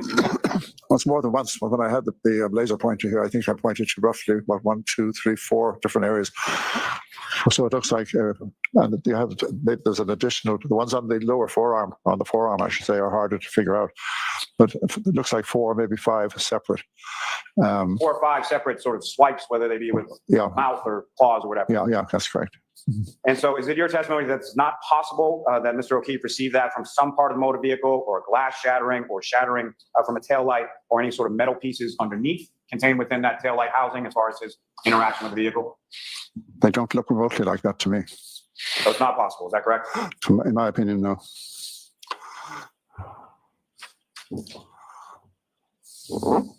You were asked about some questions with regard to the surface of the ground as far as dirt or grass. Are you familiar with what the weather was like at the time that Mr. O'Keefe, you testified earlier, you were familiar that he was found in snow, correct? Yes. Do you know what the temperature was like as far as, my question is this, sir. Understanding cushioning of grass and dirt under normal conditions, but if the ground is physically frozen based on the temperature of outside, would that impact as far as your understanding of the injuries to the back of Mr. O'Keefe? No, I mean, even if there was a small coating of ice, I wouldn't change my opinion based on that, no. I'm not talking about ice, sir. What I'm talking about is the ground itself being physically frozen based on the temperatures outside.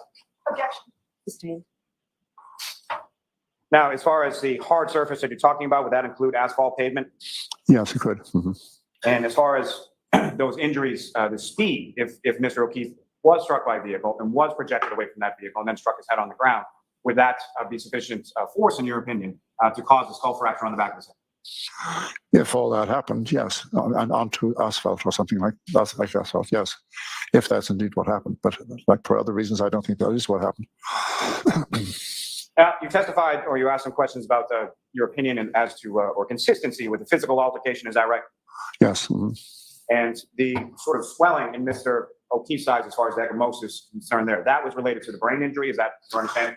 Well, the skull injury rather than the brain. Skull injury, which leads to the bleeding of the brain, which then leads to the swelling of the eye. Well, yeah, but no, I mean, let's be clear about this. I mentioned the fractures earlier on that came from the back and went all the way towards the front of the skull, including what are called the orbital plates, which are the bones, the parts of the frontal bone that are right over the eye sockets. And the bone there is very delicate. It's the thinnest part of the skull. Anyway, the photographs and the autopsy report clearly show that the fracture involved that on each side, both orbital plates, in other words. And it's that fracture, it's not the brain itself, but it's that fracture which leads to the bleeding that causes the black eyes, if you want to call them that way. And as far as what your review of the medical records, your review of the autopsy report, photographs, things like that, you observed nothing as far as fractures to Mr. O'Keefe's eye sockets, correct? Well, the orbital plates, in the sense, are part of the eye sockets, but they're the upper, they're the roof. Were there any fractures to the orbital bones? There were no fractures that appeared to be coming from the front, no. As far as the sclera, was there any broken blood vessels or anything that you observed in either the notes or the reports or the photographs or anything else that you saw? Broken blood vessels were? The sclera. Huh? Sclera of the eyes? You know what that is? Oh, yeah, I'm sorry, I couldn't hear, just couldn't hear what you said, yeah. No, there was, just, as far as I know, the eyes were clear, yeah. The eyes themselves were clear, yeah. Now, as far as the minor injuries that you were talking about, as far as the eyelid or the nose, as far as those minor lacerations you were talking about, there was no bruising around any of those lacerations, correct? The eyelid laceration, don't forget, is in the same area where we have the other injury, and it's a little bit hard to figure out whether how much hemorrhage, how much of that black eye could even be from related to the laceration, because you've got two possible explanations for the black eyes. One is the skull fracture I've already mentioned, but that doesn't rule out his getting an impact as well on the front, but there's no way you can separate them. So as far as around those minor lacerations that you're talking about, you didn't observe or see any record of any bruising or any broken bones in those areas whatsoever? No, the main one that I was relating to when I spoke about the altercation question was the laceration on the eyelid. That's not related to the head injury that we've been discussing. So it's a separate injury, and it is from some kind of blow to the front. Minor lacerations that you observe, would they be consistent with being struck by broken pieces of glass or broken pieces of broken sharp pieces of plastic? If it was indeed a laceration, as it was described, then no, because lacerations by definition, although this is a term that's often misused, by the way, even by some doctors, but a laceration by definition is an open wound caused by blunt force, not sharp. So blunt force, as far as what I'm asking is it possible that the lacerations to his face were caused by a blunt object that then shattered and caused the lacerations to his face? I find that hard to imagine. I find that very hard to even conceive of. So it's not conceivable? Is that what you're saying? To me, no. And from your review of whatever reports and medical records and everything else, what, if anything, did you see, or did you see anything that had to do with an animal being present on scene, or an animal being near Mr. O'Keefe's body, or Mr. O'Keefe being inside the house? I don't know. I mean, but I heard there was an animal somewhere around the place, a dog. I think you mentioned the dog earlier. So somewhere around the place, but no evidence that you've seen that that animal interacted with Mr. O'Keefe in any way? No, I wasn't there, obviously, and all I can say is what I've already said, but I don't know any more than that. I know you weren't there. What I'm saying is, from the material that you reviewed, was there any indication or any evidence of that animal ever being near, close to, or interacting in any way with Mr. O'Keefe? Not that I'm aware of, no. I'm not further. Little? Thank you. Your Honor, if I may approach. Sure. Thank you. Show Mr. Lally.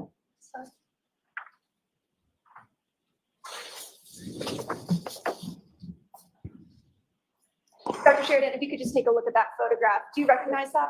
Yes, I saw this photograph before. Yeah. Could you describe that photograph, Sheridan? It shows the decedent's knees taken from the right side, but you can see both knees. Your Honor, permission to mark this and then publish it. Mark it, put it into evidence. Okay, is there any objections, Mr. Lally? No, Your Honor. Okay.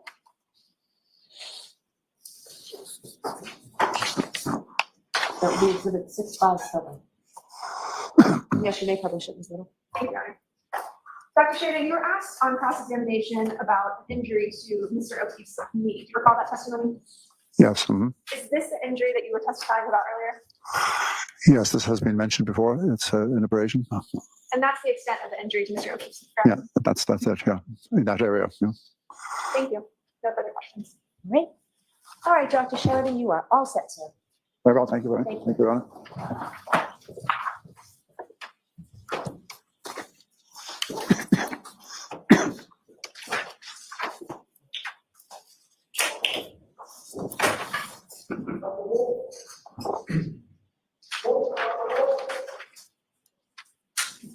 Yes, sir.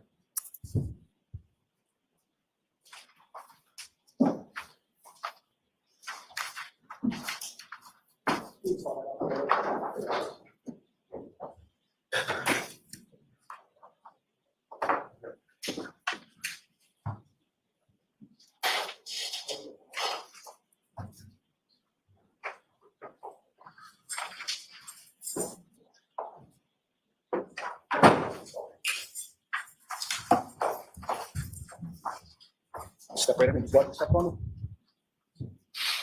Stay in the face. You solemnly swear the evidence given to the court and jury in the case now and hearing should be the truth, the whole truth, and nothing but the truth, so help you God. Yes.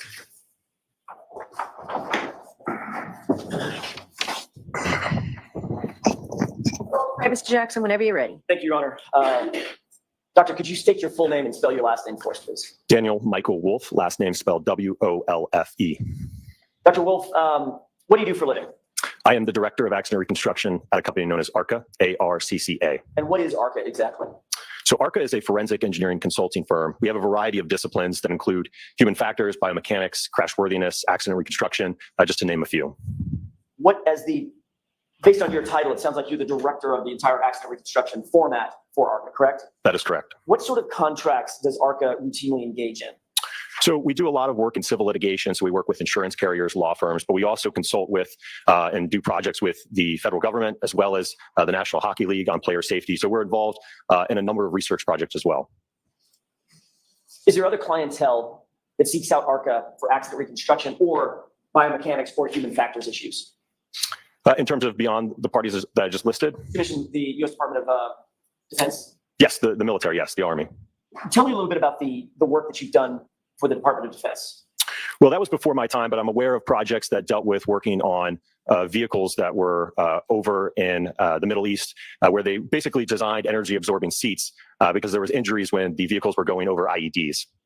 Is ARCA known both nationally and internationally? Is it recognized as a leader in accident reconstruction issues? Yes.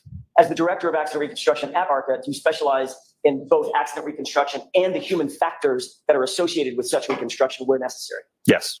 Can you give me a synopsis of the professional discipline of what is accident reconstruction? I think a simple definition in my mind would be the application of physics, engineering, science, and mathematics to collision events. I always like to think of it as if you open up a puzzle box and you dump the pieces out and you've got a bunch of pieces and you're trying to piece together the evidence to see how everything fits to get a clear picture.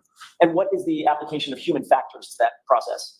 So to give you an example of human factors in the field of accident reconstruction, so I do a lot of nighttime visibility and conspicuity work. So to give you an example of that, let's say a driver's driving down the road at night, there's a pedestrian that's crossing the road.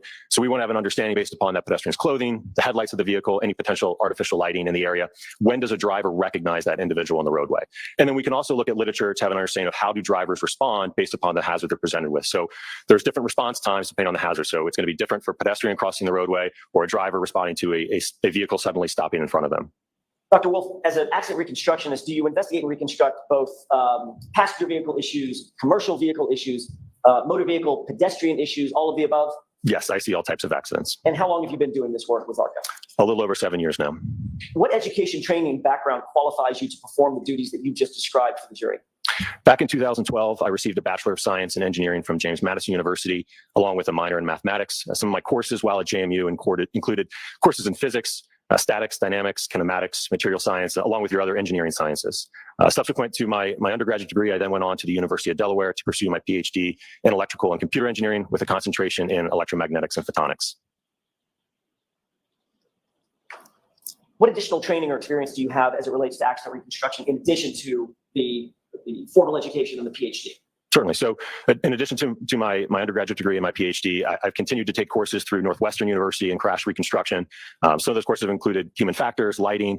I've taken courses on electronic vehicle data, photogrammetry, three-dimensional laser scanning. So I've continued to take courses subsequent to graduating. Do you also hold any accreditations in terms of accident reconstruction? Yes, I'm accredited by an organization known as ACTAR, which is the Accreditation Commission for Traffic Accident Reconstruction. Are you trained in photogrammetry? Yes, sir. Is that to determine vehicle crash incidents or the circumstances surrounding them based on map scenes, evidence from photographs, things of that nature? Absolutely. So photogrammetry is the science of extracting information, if you will, out of photographs. So things dimensionally about an object spatially without ever actually physically seeing the object or inspecting it. So you don't have to be at the scene to effectively and scientifically reconstruct it to your satisfaction? No, not at all. And quite frankly, to be honest with you, in my world in civil litigation, oftentimes by the time a case comes across my desk, it's, the accident happened 5 years ago. Some I've even had 10 or 15 years ago. So getting access to the vehicle at that point, it's going to be a long shot. Doctor, are you a member of any professional societies? Yes. Describe those, please. So I'm a member of the Society of Automotive Engineers, SAE. I'm also a member of the National Association for Professional Accident Reconstructionists, the Optical Society of America, and also the Illuminating Engineering Society. How many cases would you say in your experience in your career have you reconstructed or attempted to reconstruct, you or your team members? I don't actively track that. If I had to estimate at this point in my career, it'd probably be well over 1,000. And how many of those 1,000, I know you'd have a number specific, but how many of those 1,000 would you say involved pedestrians as well? But several hundred. As I mentioned earlier, a great, excuse me, a great deal of my work is in the field of lighting and visibility. So there's a direct correlation between time of day and pedestrian incidents. We see a rise in the evening and night hours just due to drivers having difficult ability to try to perceive and recognize individuals. So I certainly see a lot of pedestrian collisions in my casework. You've done testing or research as it relates to the kinematics and the interaction between pedestrians and vehicles. Absolutely. So we do a number of tests at ARCA to look at the interaction between pedestrians and vehicles. One of the ones I know I did most recently where we were evaluating a vehicle essentially rolling over a pedestrian. So we wanted to understand the vehicle dynamics as well as the interaction between the pedestrian and the road surface. So we conducted testing at ARCA to evaluate that. Does ARCA have any other disciplines other than just accident reconstruction? Absolutely. So as I mentioned earlier, we have crash worthiness. So again, that's where you're going to be looking at the safety of a vehicle. How does it perform in a crash? We have human factors, failure analysis, premise liability, and biomechanics. As an accident reconstructionist, doctor, do you or have you studied or tested the forces that are at play between objects interacting, a human being interacting with a vehicle, for instance? Yeah, That's absolutely. part of what you do. Yes, sir. Describe that. So we use hybrid instrumented dummies at ARCA for our testing. So if we want to have an understanding that an occupant in a vehicle, the forces that they might experience, or for any matter, again, if it's an instance where you have something that ends up falling on someone's head and you want to have an understanding of the forces involved in that, we perform testing with hybrid dummies. Have you ever authored any peer-reviewed papers in the field of physics? Yes, sir. Describe those for me. So I have a number of papers in the field of lighting and optics. I have a recent publication that deals with Toyota and Lexus vehicle control history records as well. Is that called Toyota Vehicle Control History, 7 braking history recording characteristics? Yes, sir. All right. Was that specific to dealing with vehicles and their interaction with other vehicles and or pedestrians? It involved looking at the various triggers that system is capable of recording. And specifically, it was looking at what triggers a sudden braking event. So we were able to determine that those triggers, the sudden braking event is triggered when a driver, or I should say the vehicle, reaches. May we approach? Sure.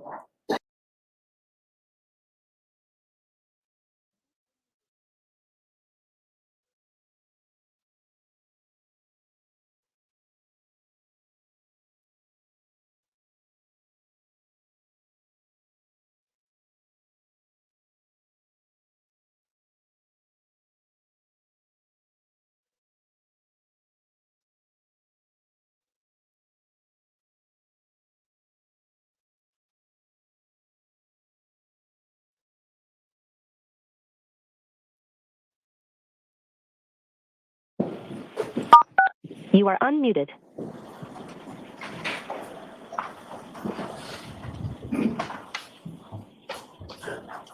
May I, Your Honor? Yes, you Thank can move on. You've been qualified in other courts to testify as an expert in the area of accident reconstruction, is that right? Yes, sir. You were not hired by the defense in this case, correct? That is correct. At the time you did your expert review, Dr. Wolf, in your consultation, you and I had never met. That's correct. You did not know who I was. I did not. You'd never met Ms. Little. No. Mr. Unetti. No. Matter of fact, you'd never heard of this case. That's correct. You were hired by another agency, not connected in any way to the defense. Is that right? Correct. And not connected in any way to the Commonwealth. Is that right? Correct. So your analysis and your conclusions and your opinions are completely independent of the defense and the Commonwealth in this case. Is that right? Objection. Sustained. Mr. Jackson, you can ask it differently. When you did your analysis and conclusions, well, let me ask it this way. You finalized your report, you and your team, correct? Correct. That report is contained in a multi-page document that was submitted following your analysis and your opinions and conclusions, right? Correct. The defense didn't have anything to do with that, correct? Correct. You'd never met us, didn't know who we were when you did this. Correct. You'd never met Mr. Lally, didn't know who he was when you did this. Correct. So your analysis, opinions, testing, and conclusions were requested by a completely separate agency. That is correct. All right. Goes without saying, but I'm gonna ask it anyway. You haven't been paid by the defense, You have not paid us anything, no. and you don't work for us. That's correct.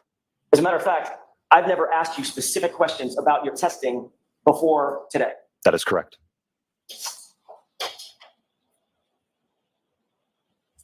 Your work product, the report that you provided, was provided both to the defense as well as the Commonwealth. Is that right? That's my understanding, yes. And you were equally available to both sides. In terms of them reaching out? Correct. Yes. And I called you ultimately after receiving your report, asked if you join us and testify, correct? That is correct. Were you and your team asked to undertake a review for purposes of accident reconstruction of the case that's now pending before the court? Yes, sir. Was your team asked to do this by the agency that ultimately retained you, not us? That's correct. Who at ARCA was assigned to the team who would ultimately undertake this job of accident reconstruction? It was myself, Dr. Andrew Rentschler, and Scott Klein. What was Dr. Rentschler's role in this case, as it's distinguished from your role in the case? Certainly. So Dr. Rentschler is a biomechanical engineer, and ultimately he assessed whether or not there was a mechanism for the injuries of Mr. John O'Keefe. And what was your focus? If he's talking about the injuries to Mr. O'Keefe, what was your focus in your reconstruction and your analysis? I would simply say it was looking more at the damage to the vehicle. Okay, so in terms of your team and the responsibilities of each of the team members, you were more focused on the damage to the SUV. Dr. Rentschler was more focused on the injuries suffered by Mr. O'Keefe, correct? I think that's a fair characterization, although with the caveat that we worked together as a team. So we weren't isolated kind of in those areas, not speaking to each other. We certainly worked together on the analysis. Understood. Were you provided or did you review certain materials in furtherance of your consultation in this matter? Yes. What were you provided? We were provided photographs of the incident location. We were provided photographs of the Lexus. There were a couple of incident reports that we received. I could look at my report for the full list, but those were the ones. You can go ahead and do that, Doctor. Do you have the report with you? Yes, sir. I have a copy of it. Is this faster? Sure. If you... May I? Sure.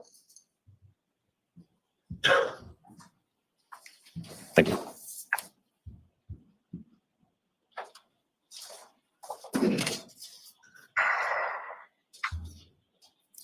How many categories of materials were you provided? Provided, it would be approximately 10. Could you list those off for the jurors, please? It would be the Norfolk SPDU homicide death report, the Commonwealth of Massachusetts Department of State Police crime scene report, OCME dispatch removal report, photographs of the incident location, videos of the incident location, photographs of the 2021 Lexus LX570, photographs of recovered evidence, crash data retrieval report from the 2021 Lexus 570, report of autopsy, and autopsy photographs. Based on these data that you were provided, were you able to satisfactorily, to your mind, satisfactorily engage in the consultation that you were hired to do? Yes. And come up with some opinions and conclusions based on scientific certainty? Yes. Did you review scene photographs of the alleged incident? Yes, sir. What information were you able to glean or gather from your review of the photographs, from the scene specifically? So from those photographs, I was able to identify there was fragments of transparent red, clear plastic. There also appeared to be pieces of chrome and black plastic. I also observed what appeared to be glass fragments along with a black drinking straw.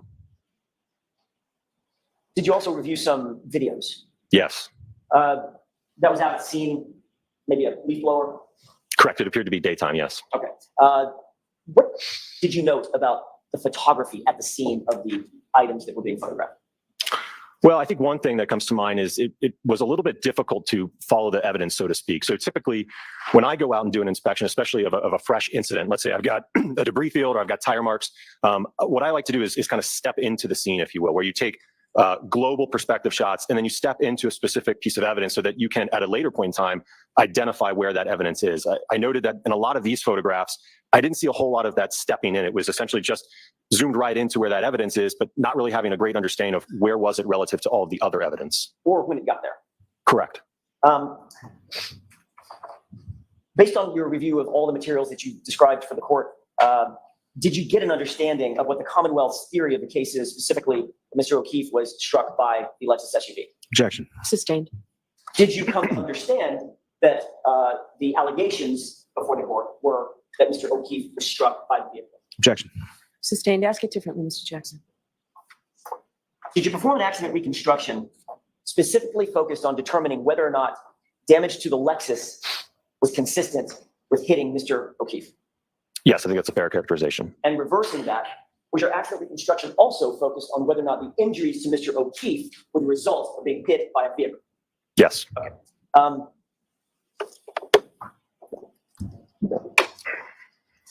During your analysis, did you note the damage to the vehicle? Yes, sir. Describe that, please. So the primary damage was to the right taillight. It appeared to be fractured with the majority of the lens cover, so that clear and red plastic covering missing from it. In addition to that, if you're looking at the back of the vehicle, to the left of that, in the area above there's also another tail lamp assembly on the lift gate.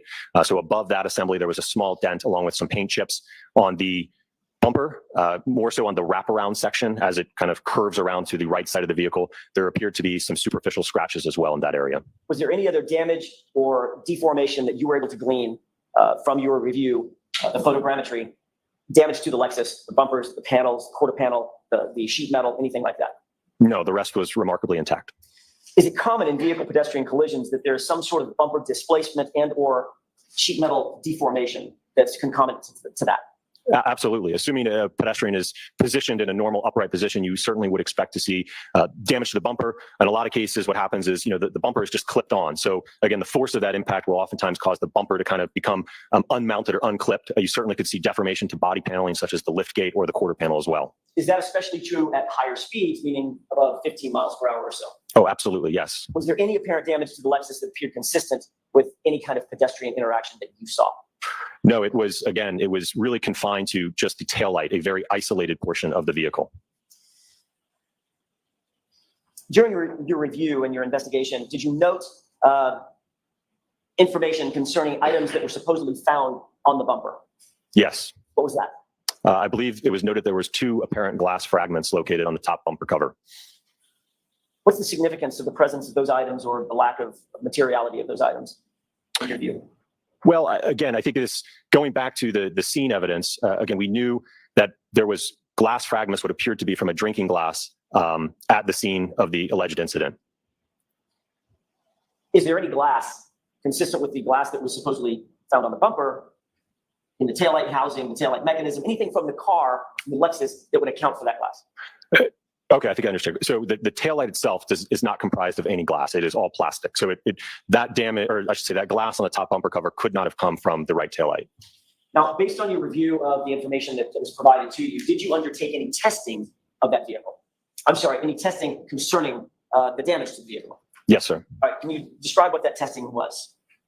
So we performed, again, this is with Dr. Rentschler and I working together on this again. We performed projectile testing to the tail lamp with a drinking glass as well as a hybrid head form. Let's take those one at a time. How would you describe the drinking glass test? Certainly. So again, from our review of the evidence, we knew that we had an isolated portion of damage to Lexus confined to the taillight. So we know that we're dealing with potentially a small object that could have created that. Looking at, again, the evidence in terms of the scene photographs, we know that we have a damaged drinking glass at the scene in the vicinity of the fragments of the taillight. So the theory that Dr. Rentschler and I put forward is potentially an individual threw this drinking glass at the back of the Lexus, causing the taillight to fracture. I'm going to interrupt you right there. You and Dr. Rentschler formed that theory and wanted to test that theory, correct? Yes. You were not told that theory by the defense because you've never met us? Correct. You were not told that theory by the Commonwealth. You've never met them, correct? Correct. Your theory was the product of simply having some facts extant in the data that a broken drinking glass, a broken taillight, let's put them together and figure out if the drinking glass could be responsible for the taillight, vice versa. Absolutely, yes. And that was your determination of, well, we were given instructions to reconstruct this. Let's look at every single angle, correct? Absolutely. And I will note, as part of the engagement with the entity that retained us, we were asked not to do any outside research or investigation of the case. It was to be based solely on the evidence that we were provided. Okay. As a matter of fact, and importantly, while you were doing your testing, had you ever even heard of the Karen Reed case? No. So getting back to that testing, and I interrupted your flow, you were looking at whether or not the glass could have produced the damage to the rear taillight that you saw, correct? Correct. And what did you do in furtherance of making a determination about whether or not that was possible? Certainly. So myself and one of our lab technicians at ARCA, we designed and developed a pressurized air cannon. So it was capable of firing a projectile such as a drinking glass at the taillight. So it essentially, you can think of it kind of as a giant cannon, but it had a barrel, and then there was a valve that would open rapidly, and directly behind that was a pressurized vessel. And depending on the pressure, the PSI of that vessel would determine essentially the speed at which that glass would be projected into the taillight. So you literally built a cannon? Yeah, it's pretty awesome. Pretty cool job. Tell me what the results of your testing was with this pneumatic cannon that would fire the drinking glass. Certainly. So we performed two different tests in terms of speeds. The target speeds were 30 and 40 miles per hour. Why was that? Well, so with consultation with Dr. Rentschler, he indicated that that is a reasonable speed at which an adult male or an individual for that matter could throw a drinking glass at the taillight. Had anybody up to that point, anybody told you any specific, let me see if I can rephrase that. Had anybody indicated that there was any evidence whatsoever that John O'Keefe had thrown a drinking glass at the taillight? No. Was this another example of you and Dr. Rentschler and your team just exploring sort of every possibility and working a little bit in the blind? Objection. Sustained. What was the reason that you decided, or you and your team decided, that you wanted to approximate how a grown man could throw a glass in a taillight? Well, I think we wanted to have an understanding is when a projectile such as a drinking glass interacted with the taillight, would we get damage on the test taillight that was consistent with that of the subject taillight? Understood. So based on your theory, were you able to approximate the damage on the taillight? Yes. Describe that for us. So as I mentioned, we ran two tests. The target speeds were at 30 and 40 miles per hour. And there was a little bit of variability in terms of what our target was and what we actually achieved. So the achieved speeds were at 31 miles per hour and 37 miles per hour. So there's just depending on how the glass leaves the barrel and some of the rotation can affect some of the speed, or ultimately the end result speed to that. So what I will say though is that with the 37 mile per hour projectile into the taillight, we noted and observed that there was damage that was consistent with that of the subject tail lamp, and that the test tail lamp had the majority of the outer lens fractured and missing, broken into pieces, as well as some underlying damage to some of the internal components as well. Are you saying, well, let me ask you a different question. You were able to replicate the damage to the taillight using a pneumatic cannon firing a glass at 37 miles an hour directly at the taillight, correct? Correct. All right. And that would also shatter the glass too, correct? Correct. Did you do any testing about whether or not that damage to the taillight could be produced by a person simply holding a glass and being hit by the car driving in reverse? We didn't do any testing of that, and primarily because, again, if we're looking at the arm and its total length, right? We only have a narrow damage pattern, which on the taillight, if you think about where where it meets the lift gate into where it starts to wrap around to the side of the vehicle, it's only about 6.5 inches in width. All right.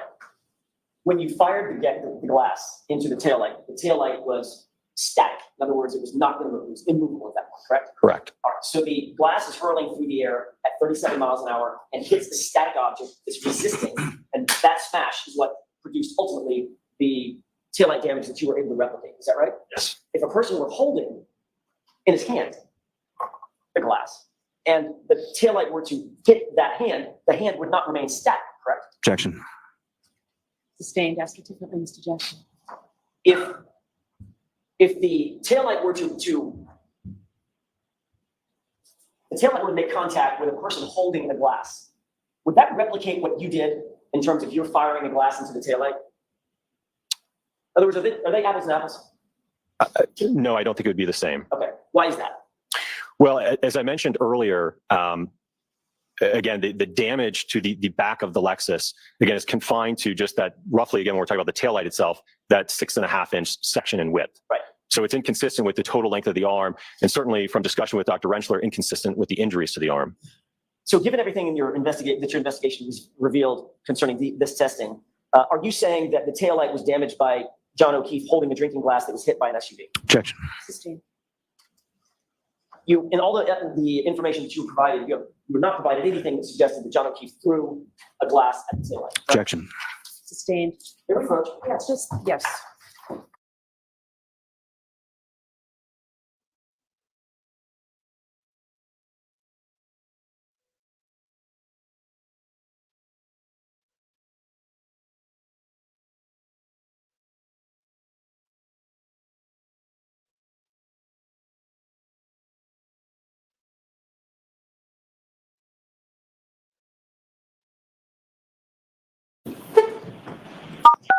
You are unmuted. May I? Yes. Thank you. What information, if any, were you provided that suggested that John O'Keefe threw a glass at the taillight? No information. What information, if any, were you provided that suggested that John O'Keefe may have had a pneumatic cannon with him that night? I'm not aware of any information regarding that. All right.